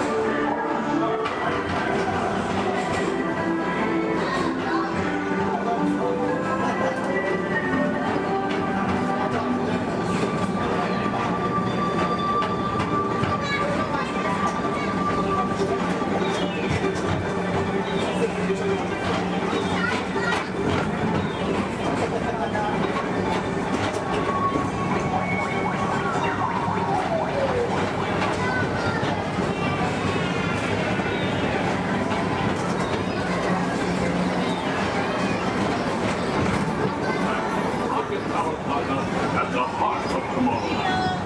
Come now, rejoin us and believe in the promise of tomorrow.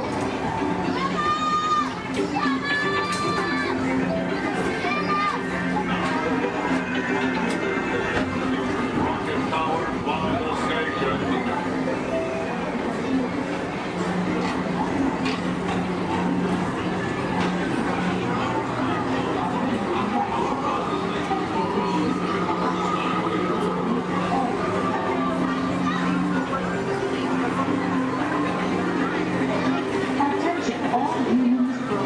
Intergalactic beings.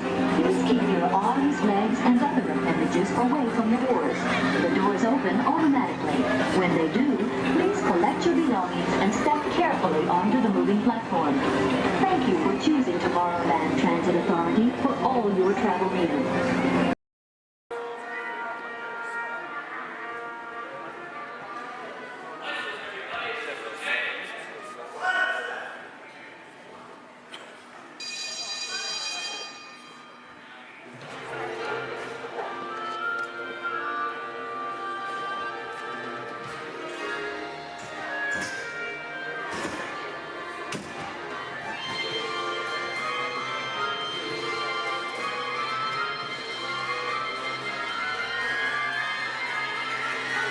Welcome aboard. At this time, I'd like to ask everyone to please remain seated throughout our show, and please keep your arms and hands inside the vehicle at all times. For the safety of our cast, we ask you to please refrain from the use of flash photography and external video lighting. Now that we've taken care of business, let's talk about me. My name is Patrick, and I'll be your guide on this magical journey into the movies. It's the perfect job for me because I love movies. Is everybody ready? Yeah! Great, because it's showtime. Ready when you are, CB?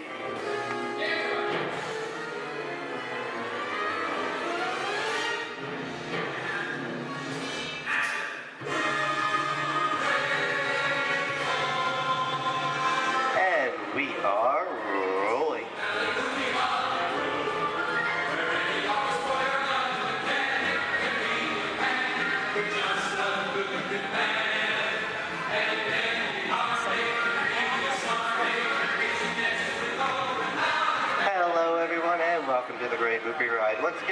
Patrick, and I'll be taking you from this Hollywood soundstage into some of the greatest movies of all time, all on one tour.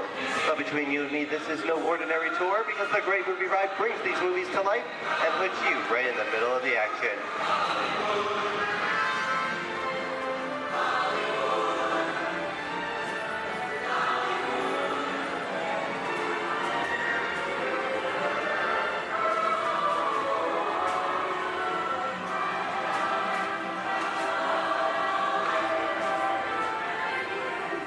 I don't know about you folks, but I just love the great Hollywood musicals of the 1930s. This is a scene from one of my favorites, the Busby Berkeley musical extravaganza, Footlight Parade, starring James Cagney, Ruby Keeler, and Dick Powell.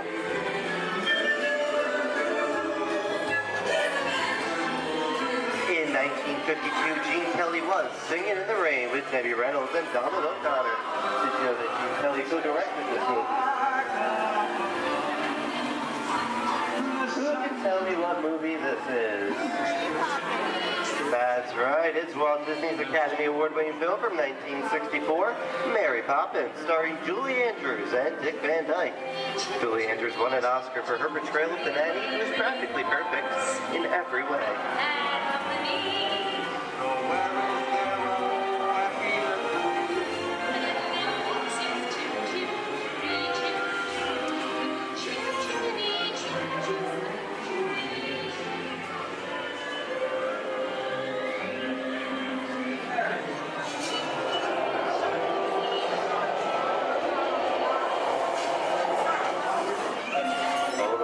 Walt and Bruce's folks.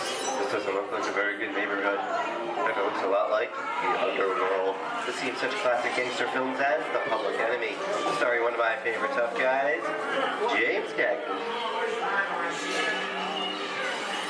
The working title for this movie was Beer and Blood, and in the United Kingdom it was known as Enemies of the Public.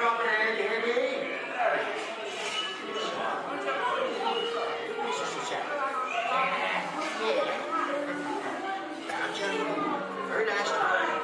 Judge comes around, he's going to leave you some beer. You're going to check it. And you're going to kick in with the dog. If you don't, somebody's going to drop by here and take the key out one at a time. See me? I get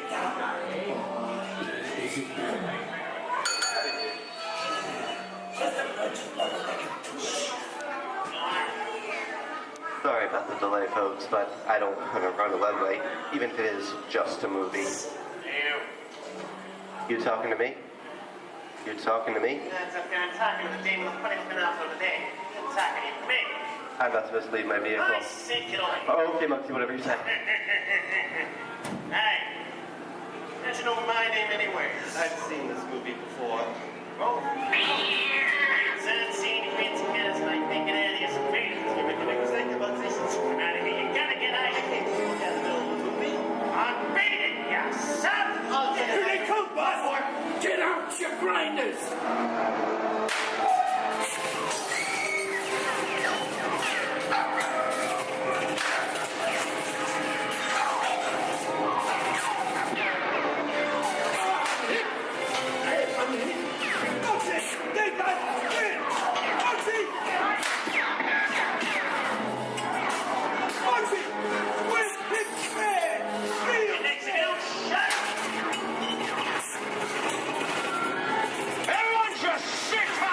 Running a red light against the law, and I never break the law. Lady, watch this. No red light.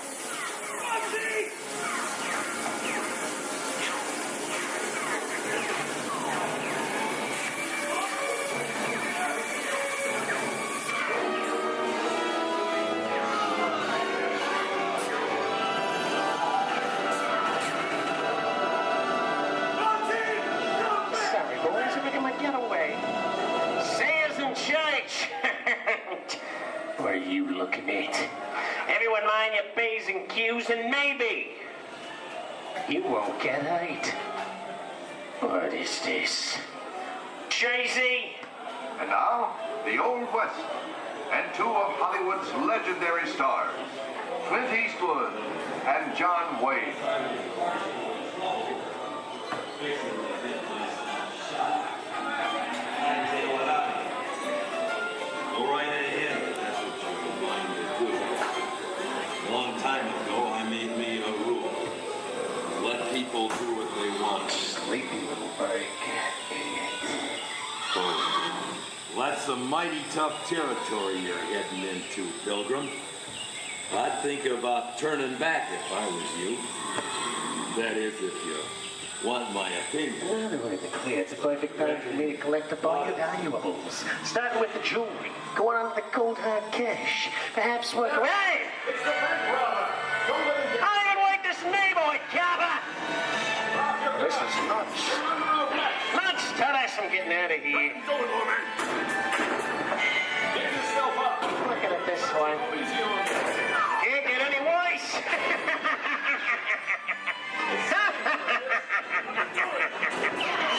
I think you're the loose.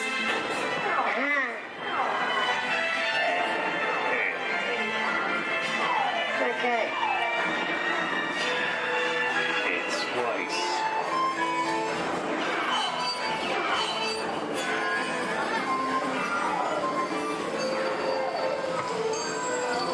I don't know about you guys.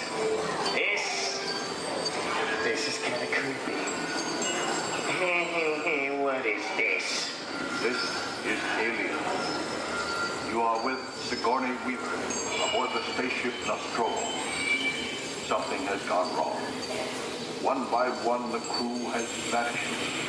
And somewhere in the ship, a terrifying creature waits to claim its nest. Well, pal, I ain't no victim. Warning, remain in your vehicle. The area you are entering is extremely dangerous. Proceed with caution.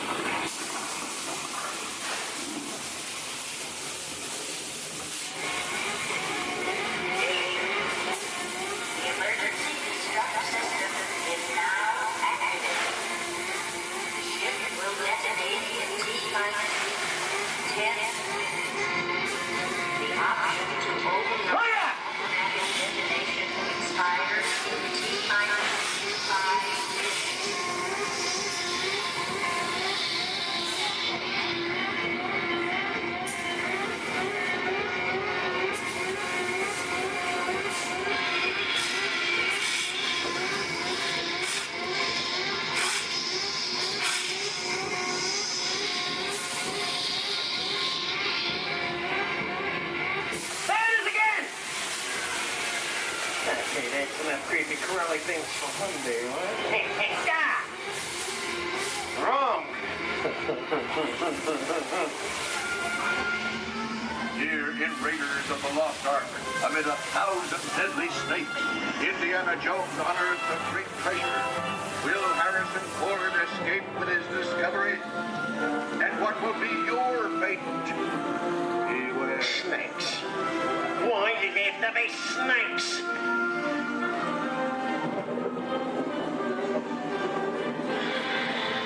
The dust of 3,000 years lies undisturbed in this ancient burial chamber. On the chest of the great stone god. A priceless Get a load of that chunk of ice. Time for me to get back to work. Don't nobody move while I go get the goods. I don't think they'd notice a few extra bodies around here. Know what I mean? But the jewel is guarded by a curse, and those who dare defy that curse must pay with their lives.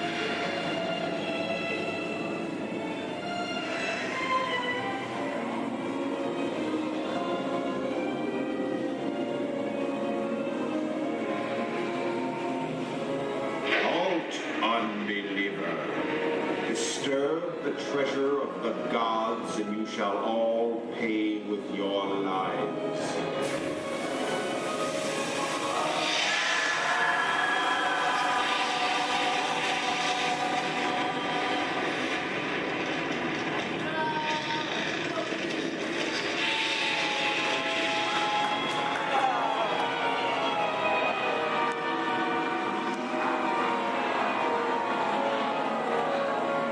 So just let's go for popcorn.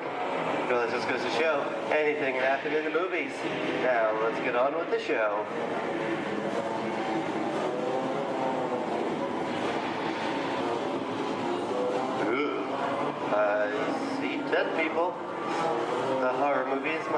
my favorite genre. Some of the best horror films were made back in the 1930s and 40s, but monsters, mutants, and maniacs are still audience favorites and continue to haunt us today. And that's what I call a wrap.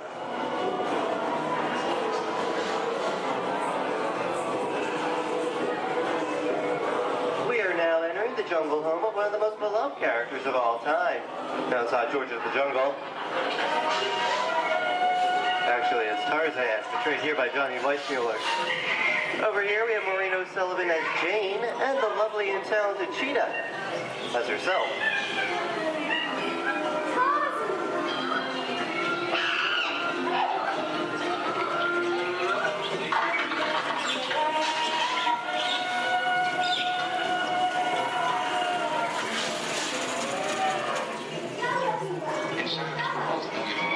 Zoe, I think this is the beginning of a beautiful friendship. Best last line of a movie ever. Humphrey Bogart and Ingrid Bergman in the classic romance, Casablanca. Always have passed. You didn't have me. You lost me until you came to Casablanca. You got it back last night.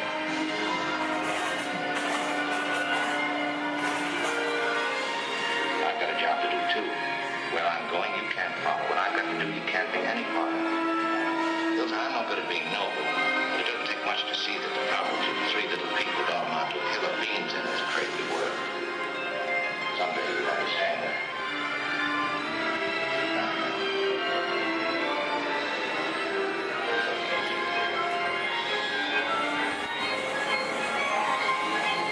And here's one of my favorite movie stars, Mickey Mouse, in one of his greatest roles, the Sorcerer's Apprentice in Fantasia. The sorcerer in the sequence is named Yen Sid, which is Disney, spelled backwards.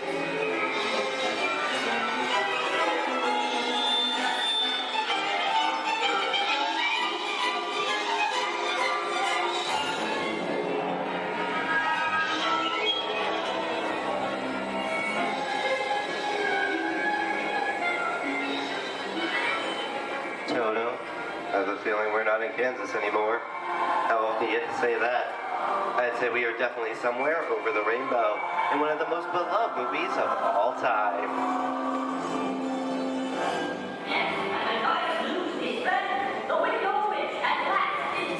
The Wizard of Oz.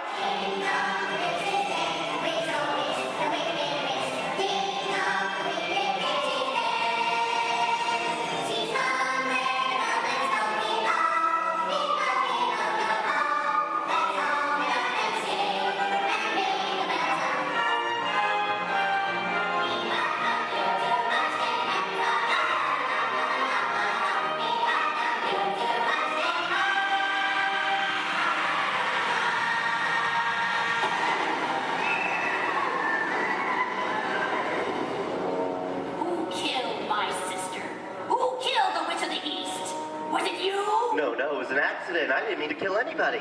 Well, my little pretty, I can cause accidents too. Oh, rubbish. You have no power here. Be gone before someone drops a house on you, too. Very well. I'll bide my time. But just try to stay out of my way. Just try. I'll get you, my pretty. And your little dog, too. I wonder how we get out of here. What do you folks think? Which way should we go? Follow the yellow brick road. Follow the Yellow Brick Road? No, when I think of that. Bring along, folks. You know the way.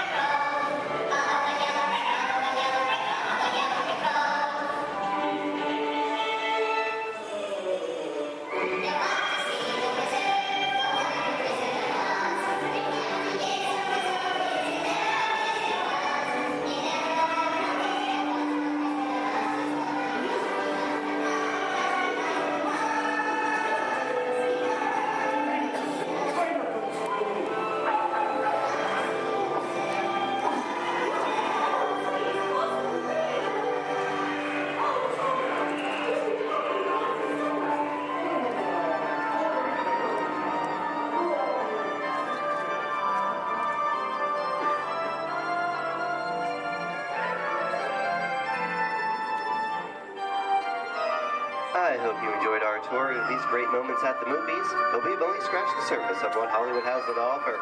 There are thousands of great movies out there just waiting for you to discover, and here are just a few of my favorites.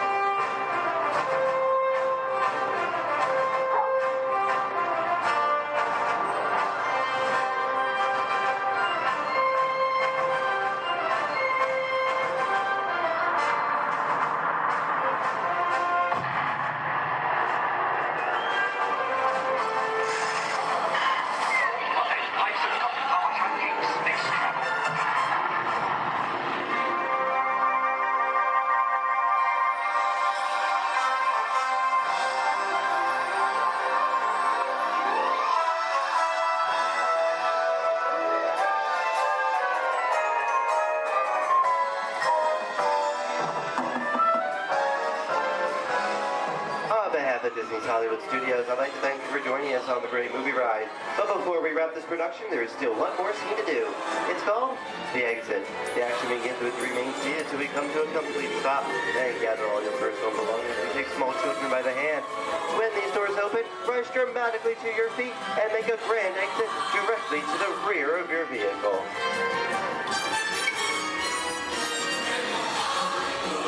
Oh, and one more thing. When I yell action, don't forget the thunderous applause for yours truly. All right, places, everybody, and action! Thank you, thank you. Have a wonderful day here at Disney Hollywood Studios, and we'll see you at the movies. The stuff movies are made of. Goodbye, everyone.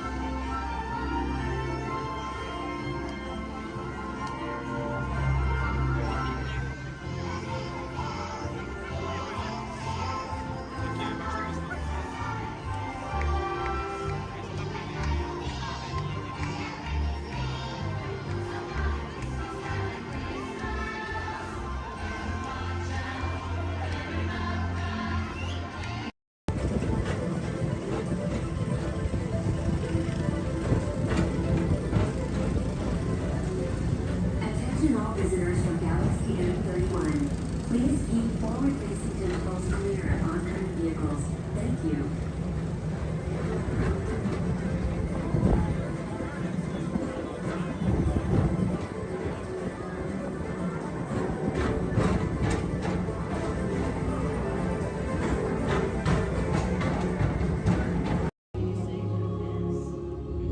In 1923, a young man from the American Midwest, along with his older brother Roy, started a cartoon studio in the back rooms of a small real estate office in Hollywood, California. This was the small beginning of a family entertainment company that would create unforgettable stories, characters that become beloved friends, wondrous experiences, and music that has become the soundtrack of our lives. That young man was Walt Disney, a master storyteller whose imagination knew no bounds and who delighted in making the impossible possible. Disney 100, the exhibition, is a journey through 100 years of Disney magic, presented in themed galleries based on Walt Disney's creative concepts and philosophies.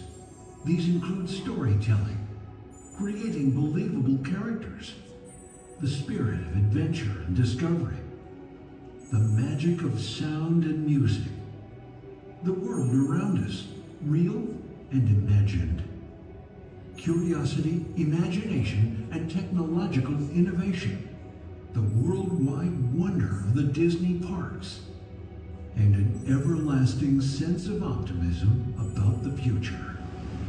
Walt Disney famously said that it was all started by a mouse, but it really was all started by Walt himself.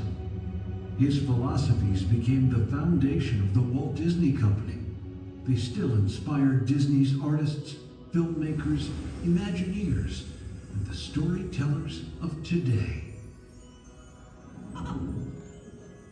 Oh boy!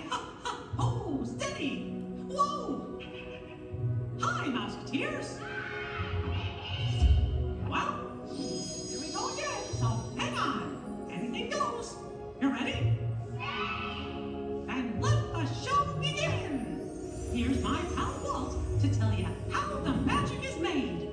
There's a lot of satisfaction in developing ideas into reality when we consider a new project we really studied. Not just the surface idea, but everything about it. And when we go into that new project, we believe in it all the way. We have confidence in our ability to do it right, and we work hard to do the best possible job. There's really no secret about our approach. We keep moving forward, opening up new doors, doing new things, because we're curious. And curiosity keeps leading us down new paths. We're always exploring and experimenting. Everybody ready? Then on with the show!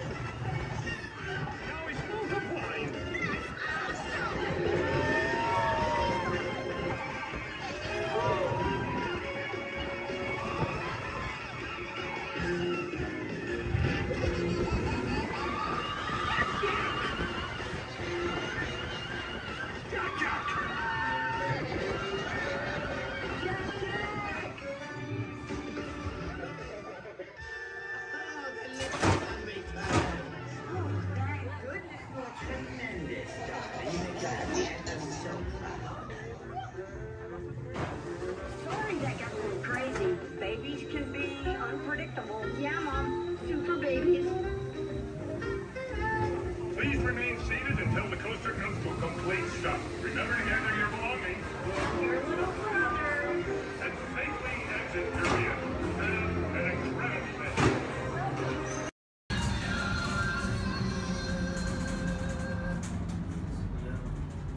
Ladies and gentlemen, this is Disney's All-Star Movies Resort.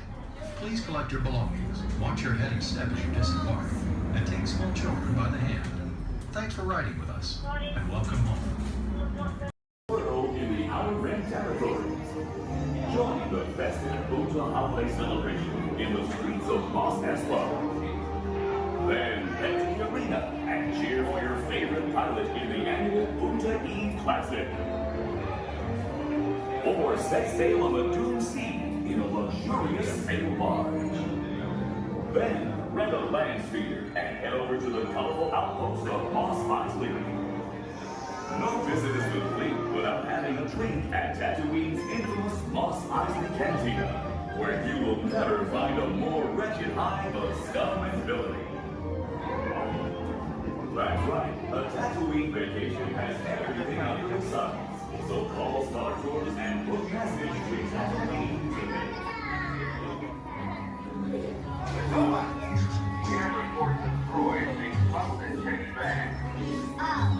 can honestly say that I have not seen a thing.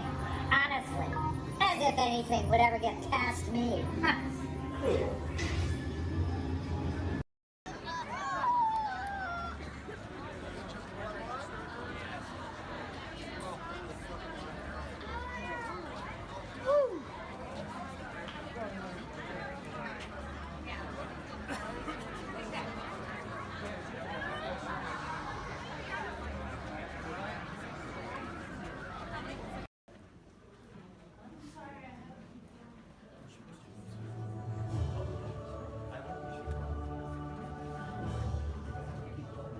Hello.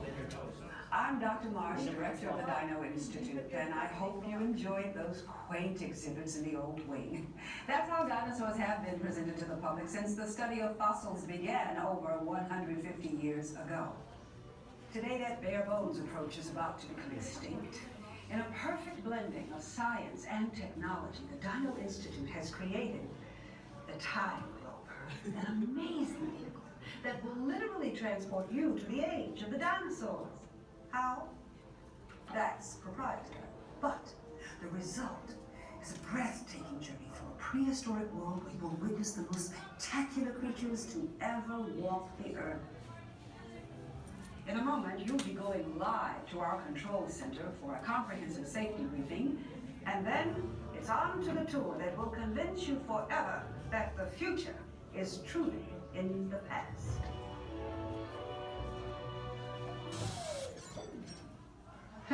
Hello there. Welcome to our little trans-dimensional joyride, folks. I'm Dr. Seeker, your friendly controller, and a heck of a paleontologist, if I do say so myself. But let's not talk about me. Let's talk about you, and how you can help me make history today with the Time Rover. It's like this. If I can bring you back from the Cretaceous period, it stands to reason that I can bring back a live dinosaur with you. And not just any dinosaur. Take a look at this guy. He's an iguanodon, and I'm certain that he is the key to understanding these magnificent creatures. I tagged him with a locator during an unauthorized field trip. Otherwise, I'd be traveling with you. Right now, our dino should be about here, at the very end of the Cretaceous period. That's where you're going today. I've arrived, it seems, just in time to correct a little misstatement. Dr. Marsh. That is impossibly close to the giant asteroid impact that destroyed most life forms on Earth. Our tools are designed to take you to the early Cretaceous period. And I can assure you that all Time Rovers have been securely locked on those coordinates. That's right. See? Securely locked. Access denied. Continue. Of course. We were just talking about seatbelts. Plug them in, use them. It can get kind of choppy out there, so keep your hands and arms inside the vehicle at all times. Flash photography? I wouldn't. It alters the homing signal, and that's not good. Oh, and one more thing. Those locked coordinates? We're in. Now, here's the drill. You follow the homing signal to the iguanodon. Then I'll enlarge the transport field, and boom, you're back with one additional passenger extra large. And don't worry about that asteroid. You'll be in and out of there before it even breaks the atmosphere. Trust me, what could go wrong? Hey, it's me again. Remember, only you guys are going on this special mission, so don't tell anyone, okay?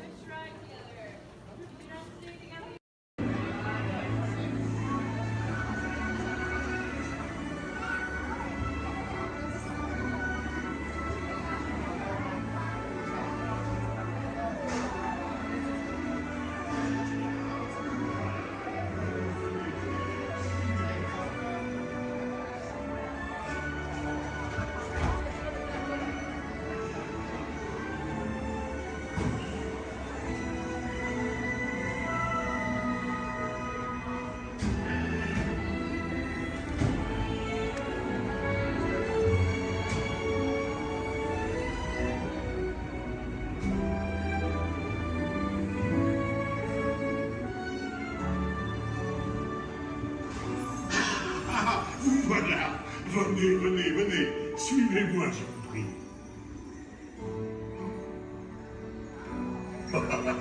Chef Rami is waiting for you. This way.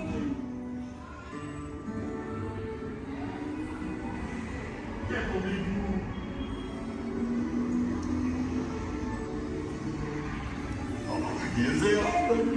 Des invités pour le dîner. On n'aurait pas idée en commun. Non. C'est pour un. Tout ça. Voilà. Mais oui, that's it.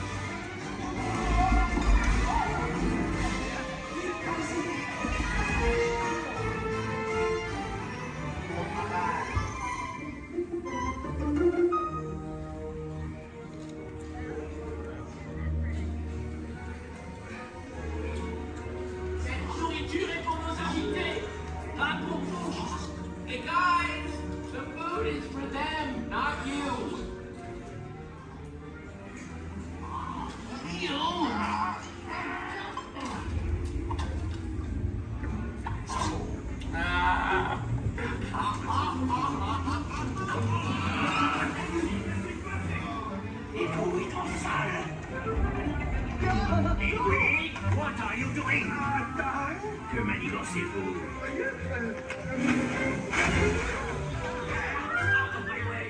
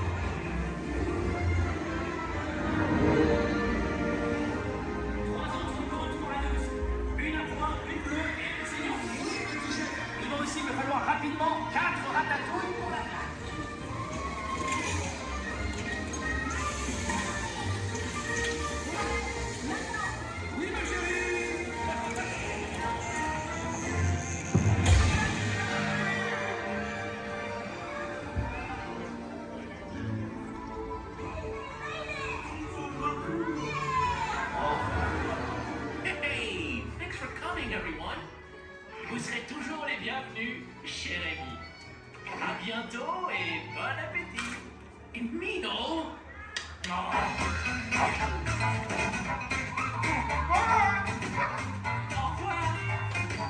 Table for you, right this way. You are always welcome at Bistro Chez les Amis.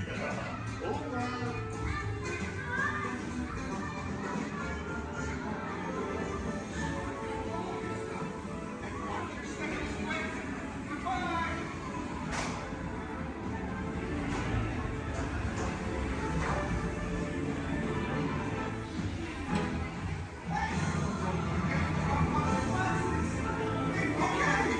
Be sure to grab all your stuff and watch your step as you exit. Goodbye.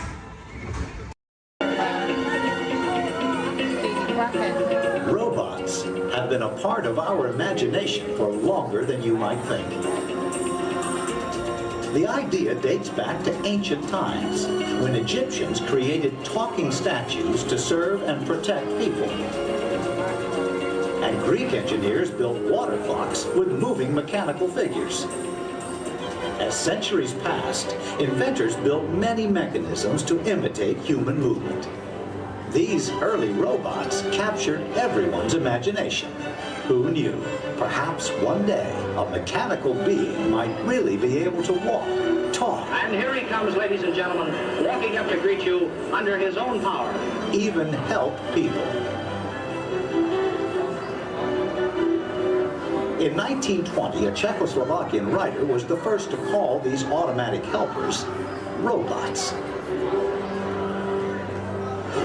From then on, robots became popular in stories, art, and especially in the movies.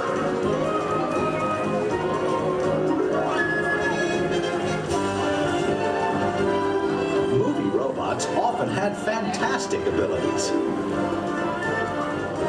And not all were helpful. Some were downright scary.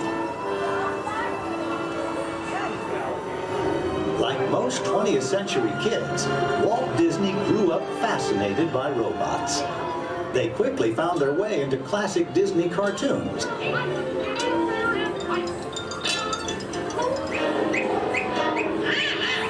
Walt's passion for robots soon took them out of cartoons and into real life. Whatever the man in the harness does, this figure will respond simultaneously in the same manner. Would you care for your life? I don't think we better go smoking on the stage. His magic kingdom became a welcome home for mechanical creatures of all kinds.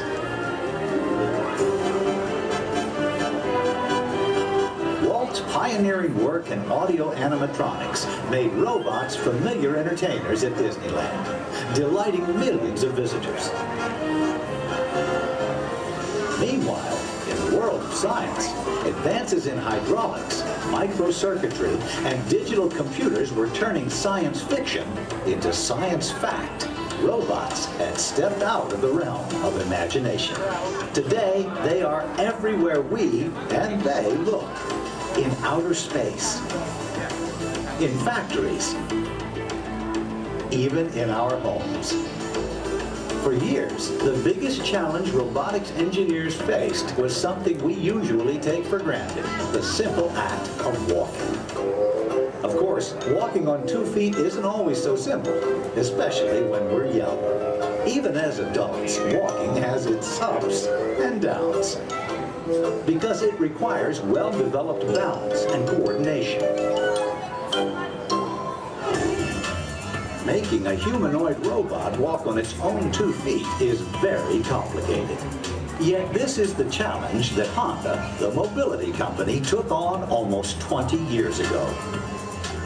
Honda's first prototypes walked in a straight line only, and falling down was a big part of learning. The next prototypes had better balance, but turning was a very slow process. Step by step, the engineers persisted. They built more and more capable models, and finally succeeded in making the most sophisticated humanoid robot the world has ever seen. A machine designed to help people. Honda's advanced step in innovative mobility. Asimo.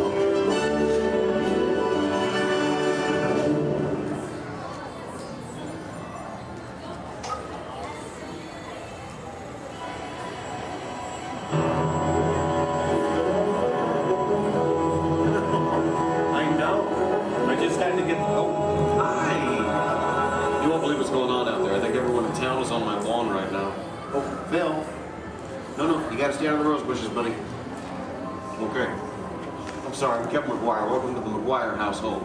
You see, we've been chosen as the first family to test the new Honda Asimo robot, and I just sent it out to go check on the mail. It was so much fun watching the neighbors' faces when they first see Asimo. Like, they all... No, you can't borrow the robot. Just... Okay. Now, if you're not familiar with Asimo, you're going to be amazed at the way it... You know what? You're just going to have to see it to believe it. Of course, when we first met Asimo a couple of weeks ago, we learned that its name stands for Advanced Step in Innovative Mobility. Oh, here it comes now. Everyone, say hello to Asimo.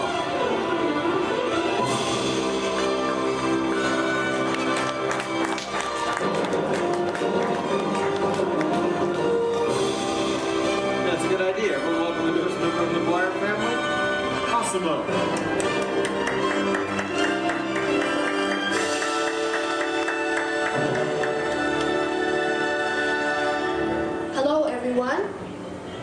Asimo, did we have any mail? No, but your neighbor gave this to me. Ooh, I wonder if it's from Phil. Oh no, it's an invitation to Cassidy's birthday party. My kids will be very excited, Asimo. Thank you, that was great. Well, I'm an amazingly capable humanoid robot. Yes. How can I help you? Well, actually, my parents are coming over later because my wife and I... Oh my goodness, I completely forgot. I was supposed to call my wife as soon as you got here. I was just having so much fun with the neighbors, but you know what? We should probably call her right now. Come on, I've got her on speed dial.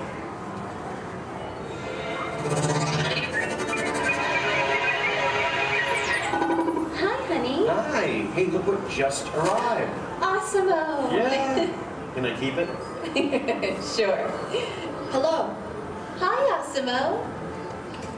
I'm leaving work early today, and I'll pick up the kids. Okay. They are so excited. So I'll see you in a while. Oh, and honey, don't forget we're going out tonight. So remind your parents that they're babysitting and order pizza. Oh, yeah. Thanks. See you.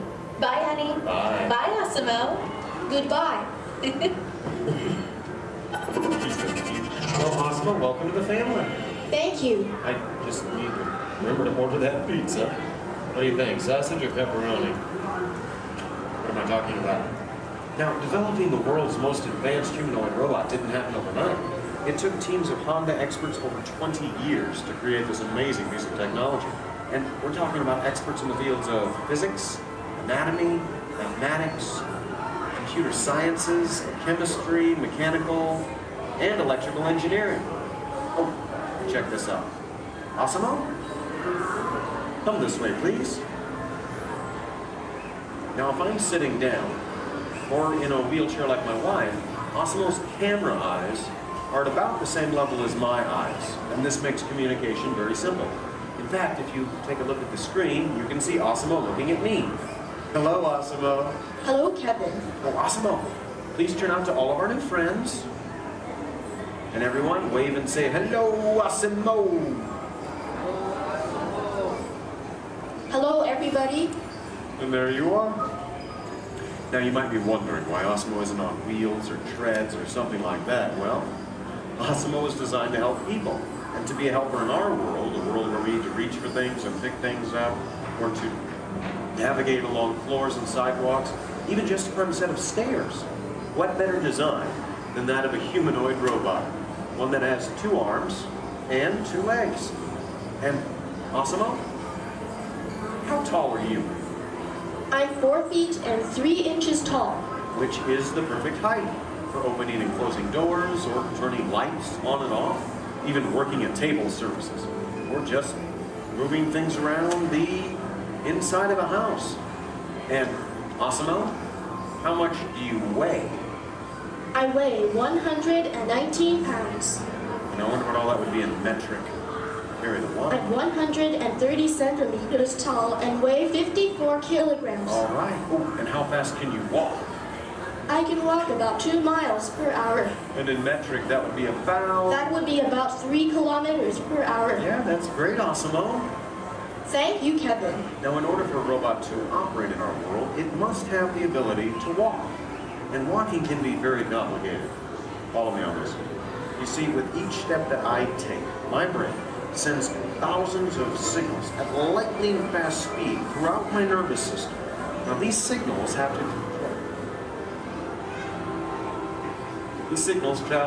to the muscles, tendons, and ligaments in my legs, hips, arms, and shoulders, which all have to move in sync just for me to keep my balance.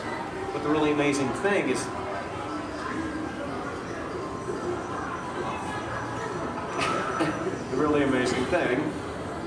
that Osmo does something very similar to this.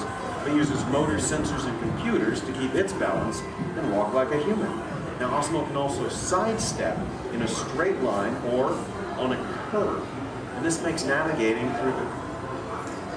through a house with all of its constantly changing obstacles very simple. And believe me, Osmo, that move's going to come in very handy with my kids and all of their constantly changing obstacles. But what's even more impressive, not only can Osmo walk forward, but Osmo can also walk backward as well, constantly adjusting its center of gravity with each step, just like us. And Osmo's balance is so good, you know what? Let's just show them. Osmo, please balance on one foot, like this.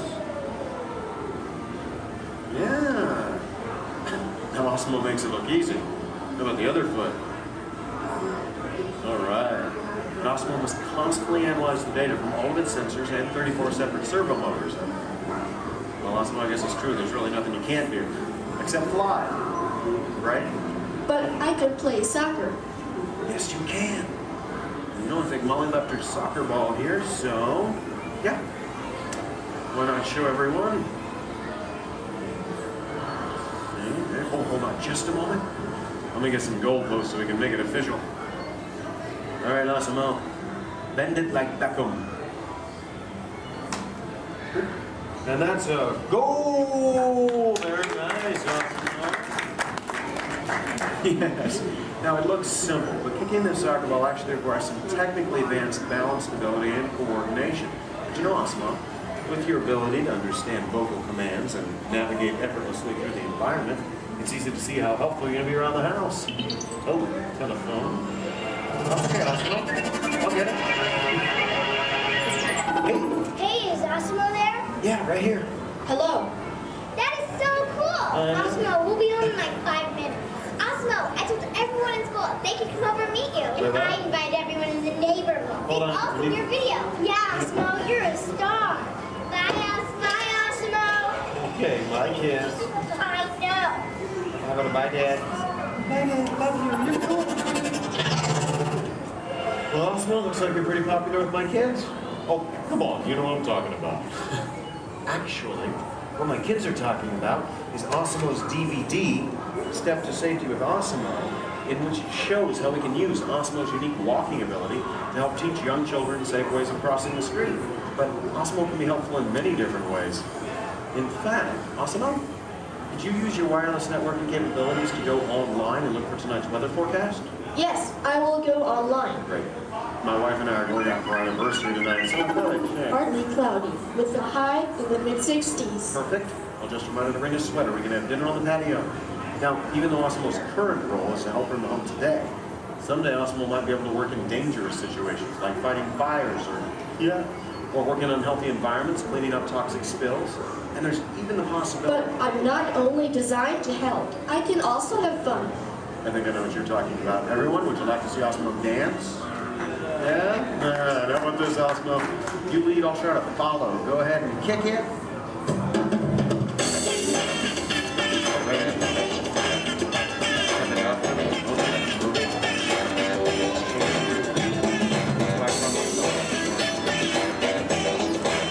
I have no real sense of rhythm. Maybe I don't have it.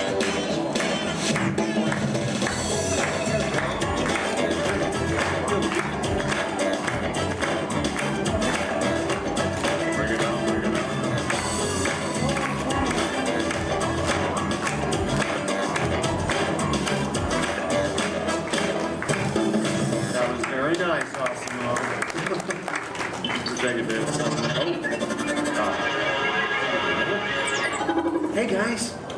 It's on, Dorothy. Hello. Oh, hi dear. Hi, Mom. What are you doing? Trying to keep the rhythm. Tell them to do the rhythm. Oh, your father says to tell you we'll be over in a while to watch the kids. Okay. Ask about the robot. Oh, did that cute little robot arrive? Yes, Mom. Osmo's right here. Oh, good. Well, we'll see you soon. Okay. Make sure our room is ready. Make sure our room is ready. Dad, I can hear you. We can all hear you. So. Can hear you, Earl. We're good. Okay, honey. Bye. Bye. How do I turn this thing off, Earl? Use the remote. Use the button on the right. My parents and technology don't always mesh well. There you go. Although, you know, this is the first time in a long time my parents have actually volunteered to watch the kids. I wonder why. It's a mystery. Anyway, if you'll excuse me a moment, I need to go check on that.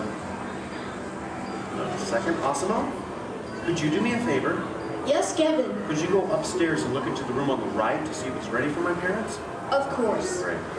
Now, what you're about to see is one of Osmo's most challenging maneuvers, made possible by combining all of its onboard technology. The ability to climb a set of stairs with balance and precision is a culmination of over 2 decades of research and development. Now, first, Osmo stops momentarily at the foot of the stairs and adjusts its position by reading a mark on the floor using the sensor in its torso. Oh, are you all ready, Osmo?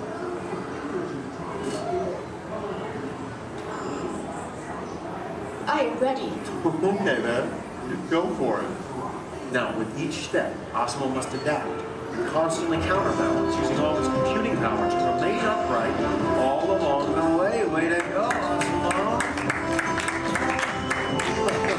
Now that is truly a historic step forward in human technological progress. Okay, Osmo, go ahead and take a look into the room and see if it's ready for my mom and dad, please. And... oh, that looks perfect. Thank you, Osmo. You're welcome. Now, if you thought going up the stairs was difficult, it takes even more balance and coordination to make it back down whenever you're ready, Osmo. Once again, Osmo will find its position by reading a mark on the floor using the sensor in its torso. And when it's ready, it will descend the stairs, constantly adjusting with each step.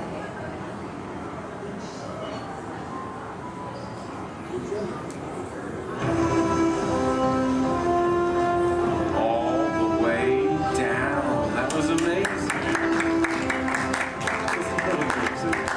Honestly, Osmo, I don't think there's anything that can top that. So, excuse me. Oh, yes? I can even run. That's right, you can. And we have the room. Okay, well, you get ready. I'm going to tell them. Folks, you're in for a real treat. This is something that I've heard about, but have never seen in person. You see, Osmo can actually run. Yeah. Okay, oh. And it looks like Osmo's getting warmed up, which is something we all need to do before any physical activity. I mean, no one wants to get a cramp in a servo motor. Now, in order for Osmo to run, both of its feet must leave the ground at the same time, if only for a moment. And Osmo is the only life-sized humanoid robot in the world that can accomplish this, moving at speeds of nearly 4 miles per hour, or in metric, 6 kilometers per hour. Okay, Osmo, you just let me know when you're all warmed up and ready.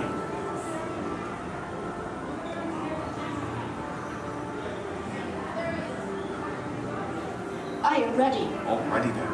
On your mark, get set, go!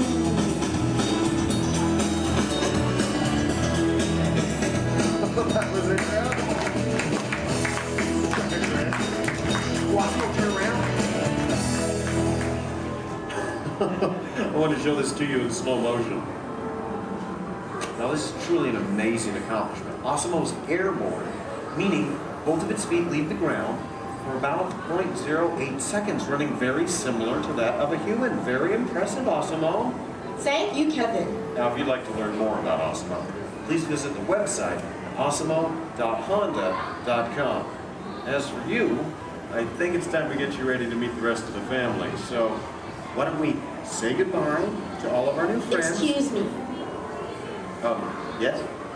Please do not forget to order the pizza. Pizza for the... That's right. Thank you, Osmo. You're welcome. You know what, Osmo? I think this is going to be the beginning of a beautiful friendship. All right. And the kids are home. I hope you're ready to meet them. But before we go, let's say goodbye to all of our new friends. Goodbye, everybody. And everyone, let's hear one more time for Osmo.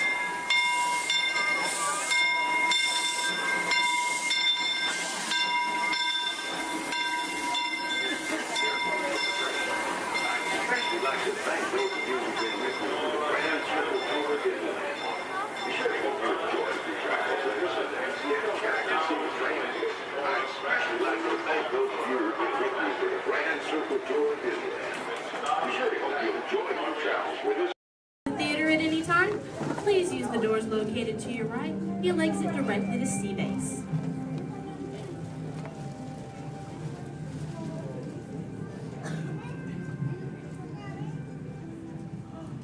Hi everyone and welcome to Turtle Talk.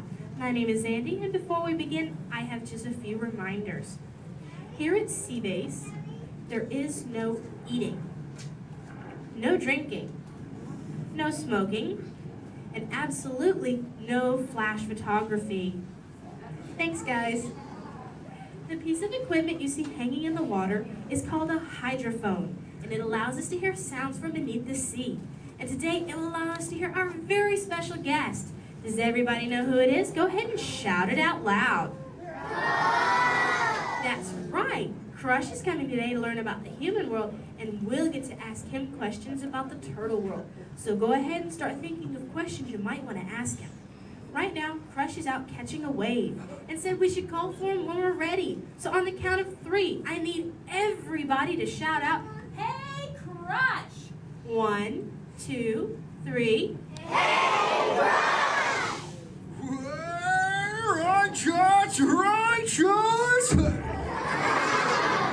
Whoa, dudes! Oh, total like that, dudes. But don't worry about me, dudes. The noggin is taking harder hits than that. Whoa, look at all the human dudes in the human tank. Hello, human dudes.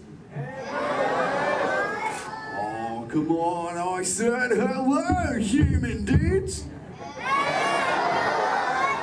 Oh, awesome. Dudes, I don't mean to freak you dudes out or anything, but there's like no water in your tank. Oh, whoa, look at all the little dudes on this sub-level too. Hey, little dudes. Focus, little dudes. Whoa, look at this little mini man over here, totally smiling and laughing. He's on the front row, almost center. He's second from the center with a white shell and swim goggles on the noggin. Hey, dude, what's your name, dude? Trent. Trentstar, good to meet you, mini man. Who are you from, dude? Iowa. The Iowa. Never heard of it. You having a good day today, dude? Yes. Cool. What's been the best part of your day, dude? Swimming at the Blizzard Beach. Swimming was the best part of your day, dude? Yeah. Dude, this is the best part of my day every day, dude! Awesome! Hey, dude, can you talk the turtle, dude? Can you say, totally? Totally. Can you say, sweet? Sweet. Now put it together and say it really loud, dudes. Totally sweet. Awesome, dudes! Give him a round of fit. He was rocking the Turtle Talking News. So, Mini Man, who brought you in here on this fine day, dude? My mom and dad. Well, let's talk to those dudes. Where's the mom and dad? Raise up your fist. Oh, there's the big kahuna, the papa son. Let's meet him, dudes. Because he did not think he was going to talk to a turtle today, dudes. What's your name, dude? Jeff. Jester. Is that your little offspring over there, dude? Yes, sir. Awesome. Whoa, don't call me sir, dude. Too formal for me, dude. How many offspring in total do you have, dude? 2. 2 offspring. Keeping it simple. Okay, dude. You know, I'm a parental unit myself, dude. Do you know how many I have, dude? 4. Oh, way more than that, dude. 64. Little more. 164. Way less.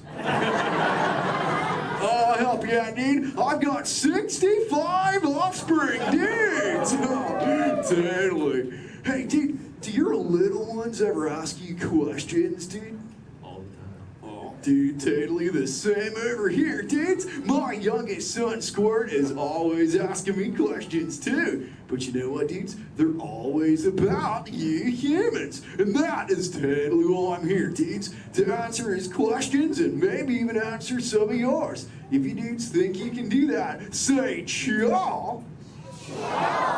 Awesome. Now, dudes, Squirt's #1 question has always been, what do you humans like to do at the beach? So, shout it out. What do you like to do at the beach, dudes? Whoa, major swimmage. Well, how many of you are really good at swimming, dudes? Lots of little swimmers, dudes. I'm not gonna lie. I'm pretty good at swimming too, dudes. In fact, I'm the fastest turtle in the world. You dudes believe me, right, dudes? Well, dudes, if you want a little demo for proof, say chaw. Okay, now I'm gonna need your help here, dudes. I'm gonna go for a little lap, so I need all you dudes to time me, okay? I'll tell you when to start counting, dudes. First, I gotta rev up the motor. Okay, dudes, start counting now. Totally back.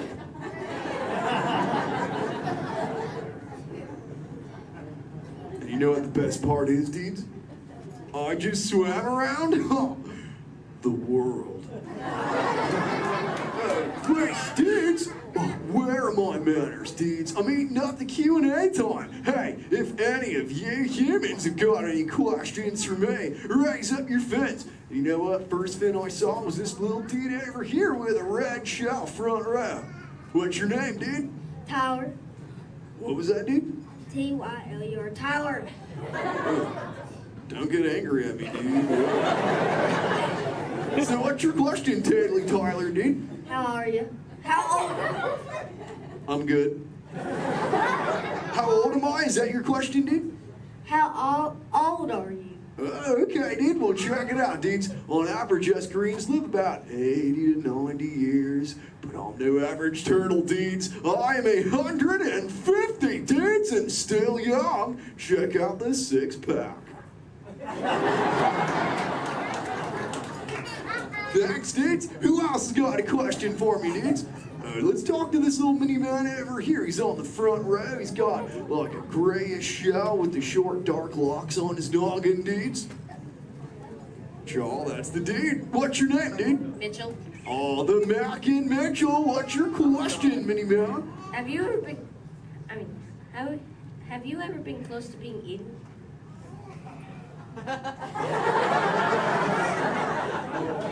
Dude, is there something behind me I should know about? Well, you were worrying me, dude. Well, there have been a couple close calls, but as you can see, the shell is intact. Have you ever been almost eaten, dude? No. We'll keep that going, dude. Trust me. Hey, dudes, I just remembered one of Squirt's questions, dudes. We found this thing on one of my migrations, and it belongs to you humans. Maybe you can identify it for me, dudes. So what is it, dudes? A bra! Awesome! Wait, I thought that's what you said to your friends, like, what's up, bro? Well, what's it for, dudes? Swimming? Well, I'm swimming right now. I must look pretty good on me, huh, dudes? It's for who, dudes?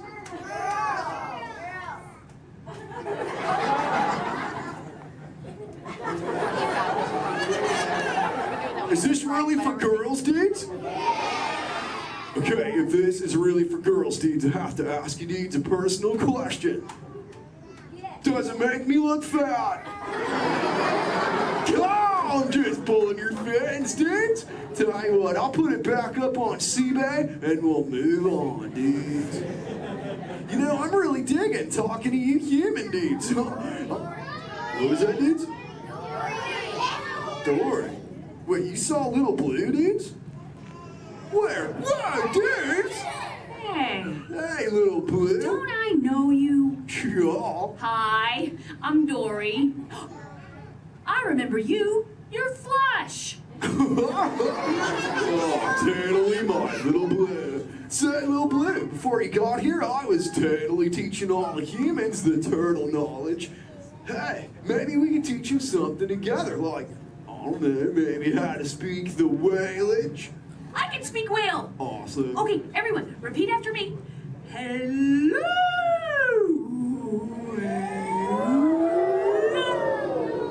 Okay, let's all try it together, dudes. 1, 2, 3.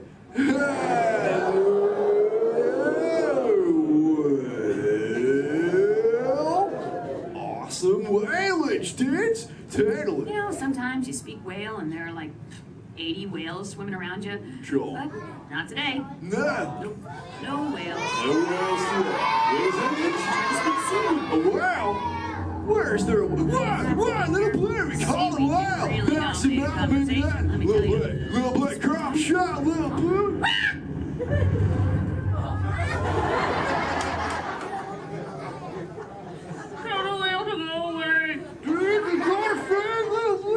Everyone together say, go away, whale. Thanks. Dudes, awesome, dudes, it's working, dudes. We did it. We saved Little Blue, dudes. Put your fins together. That was awesome, dudes. Whoa, seems like that whale totally kicked up some tasty surfage, dudes. I better hit those waves immediately. But before I get going, I want to say something really important, dudes. Be good to the ocean, and she will totally be good to you. Oh, and all you little dudes down here, do me a big favor, little dudes. Keep using the word dude as much as you can until you get home, okay, dudes? Your parents will love you for it.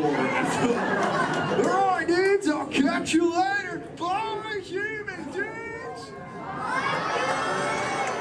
Let's give it up for Cry. Ladies and gentlemen, I hope you enjoyed our show.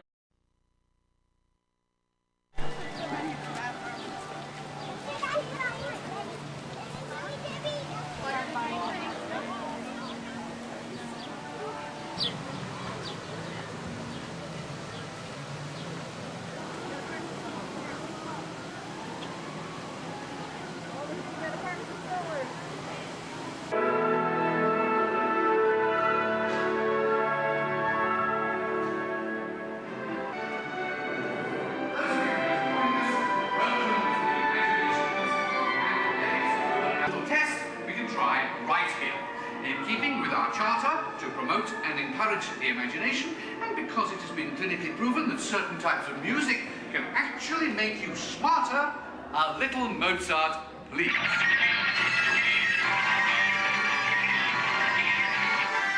Sorry, that was the wrong type of music. And for those of you who might have dropped a few IQ points, just follow the people in front of you, and we'll get you some help. And now, a little Mozart.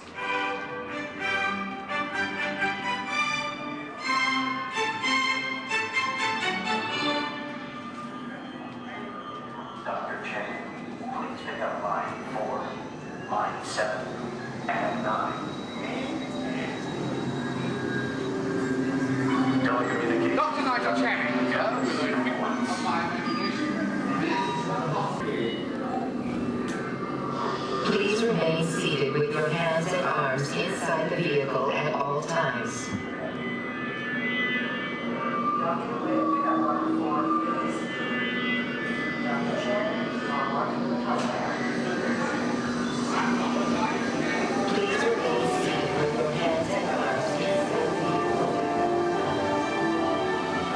We're about to measure your imagination, so relax as the scanner sees what's in your heads just now. Scanner on.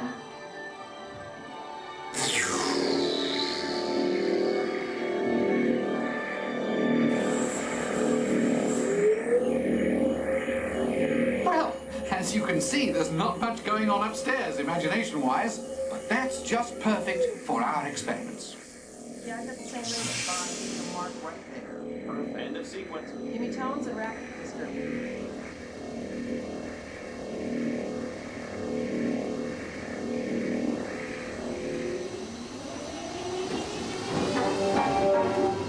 We begin with an exercise in sound.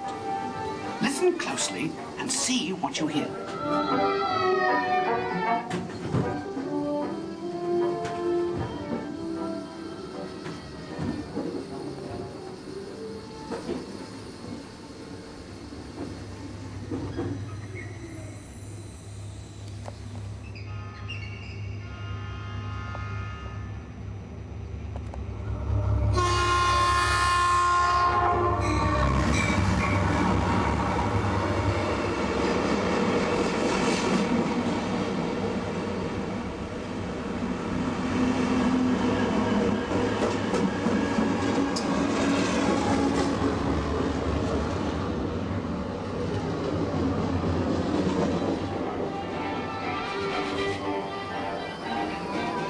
Is this looking glass actually magnifying, or is it your imagination?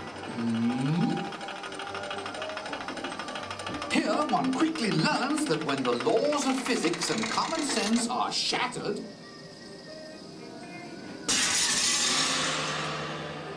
imagination takes over. Welcome to the Illusion Lab, where things are not always what they seem. Looks can be deceiving, can't they? Well then, take a second look. Now what do you see? When you use your imagination, nothing can truly hold you back.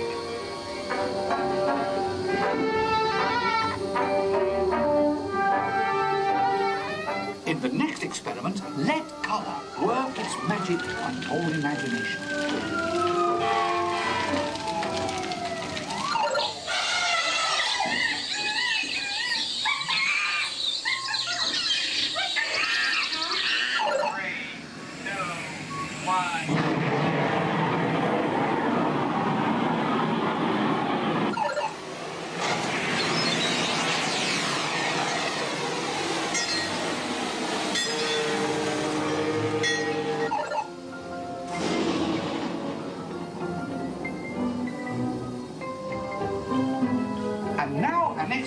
All about making connections.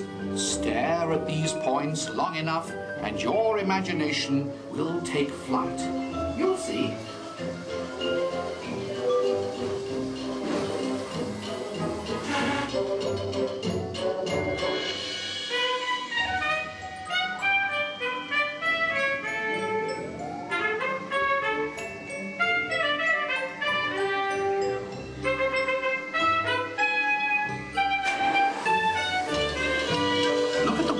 Different angle, and anything is possible in the Gravity Lab.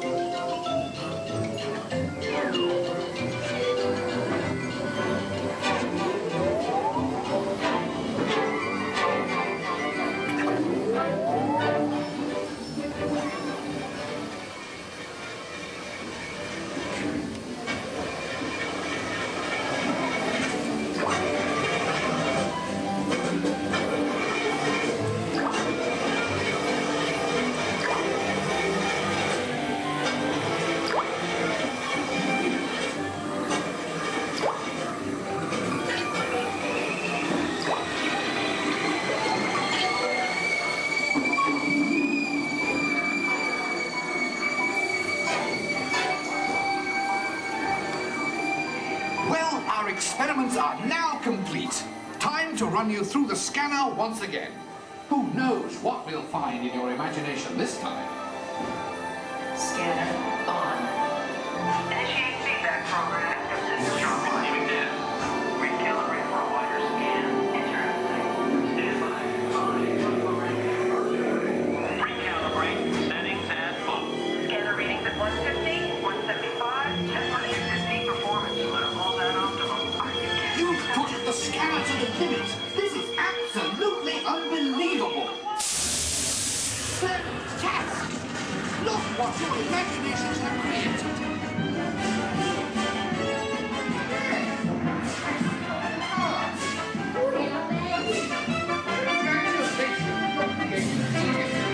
You're quite clever, all of you. What a brilliant burst of creativity. Incredible, awesome, absolutely fabulous. I couldn't have imagined a better...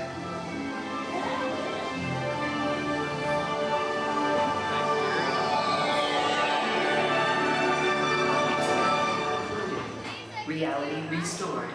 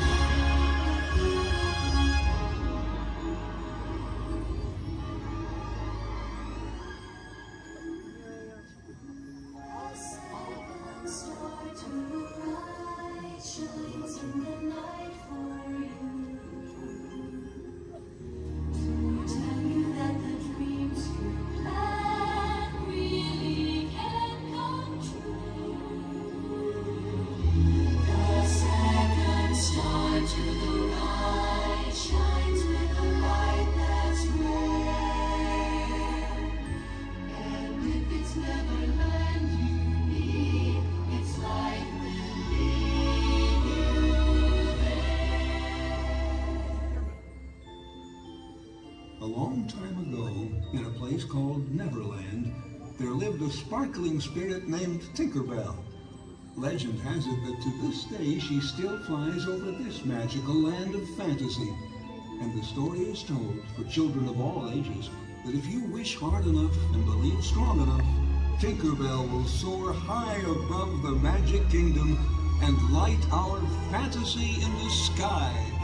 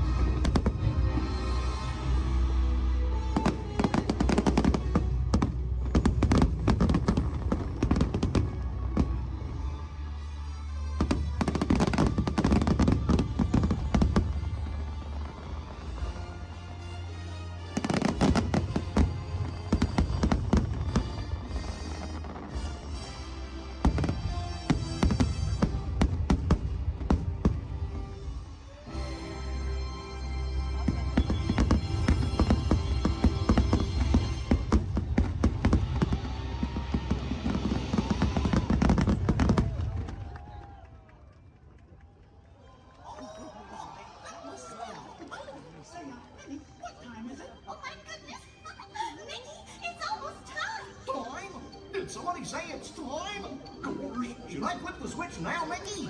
Not quite yet, pal, but it won't be long now.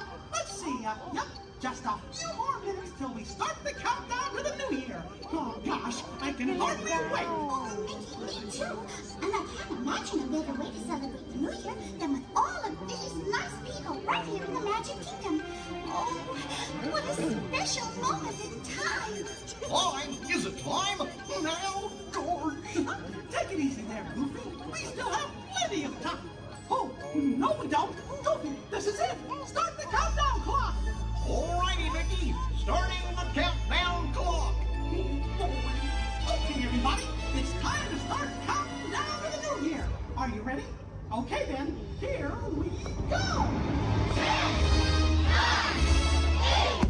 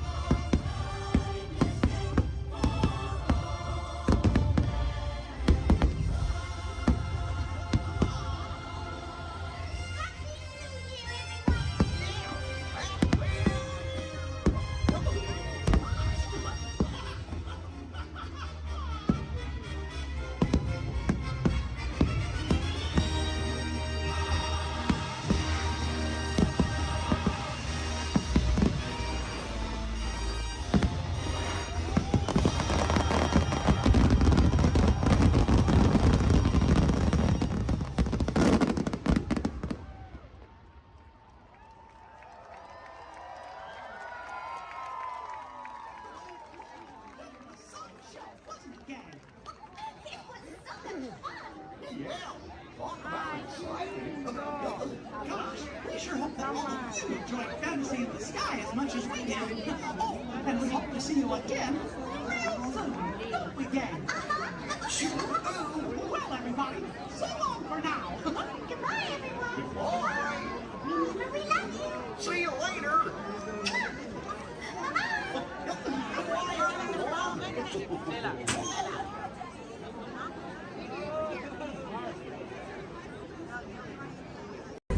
In the life cycle run, there are winners and there are losers. Who are you?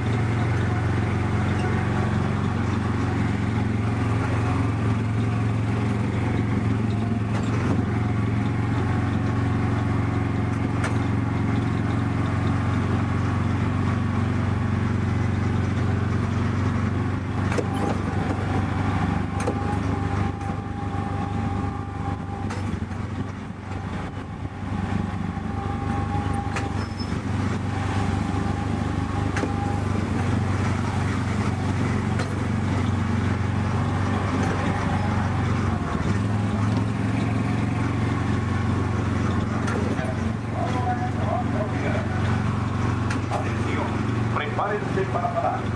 Se están acercando a la zona de desempate. Por favor, reduzcan la velocidad y mantengan una distancia mínima de un largo de auto entre su vehículo y el de adelante. Para parar su auto, quiten el pie del pedal. Gracias.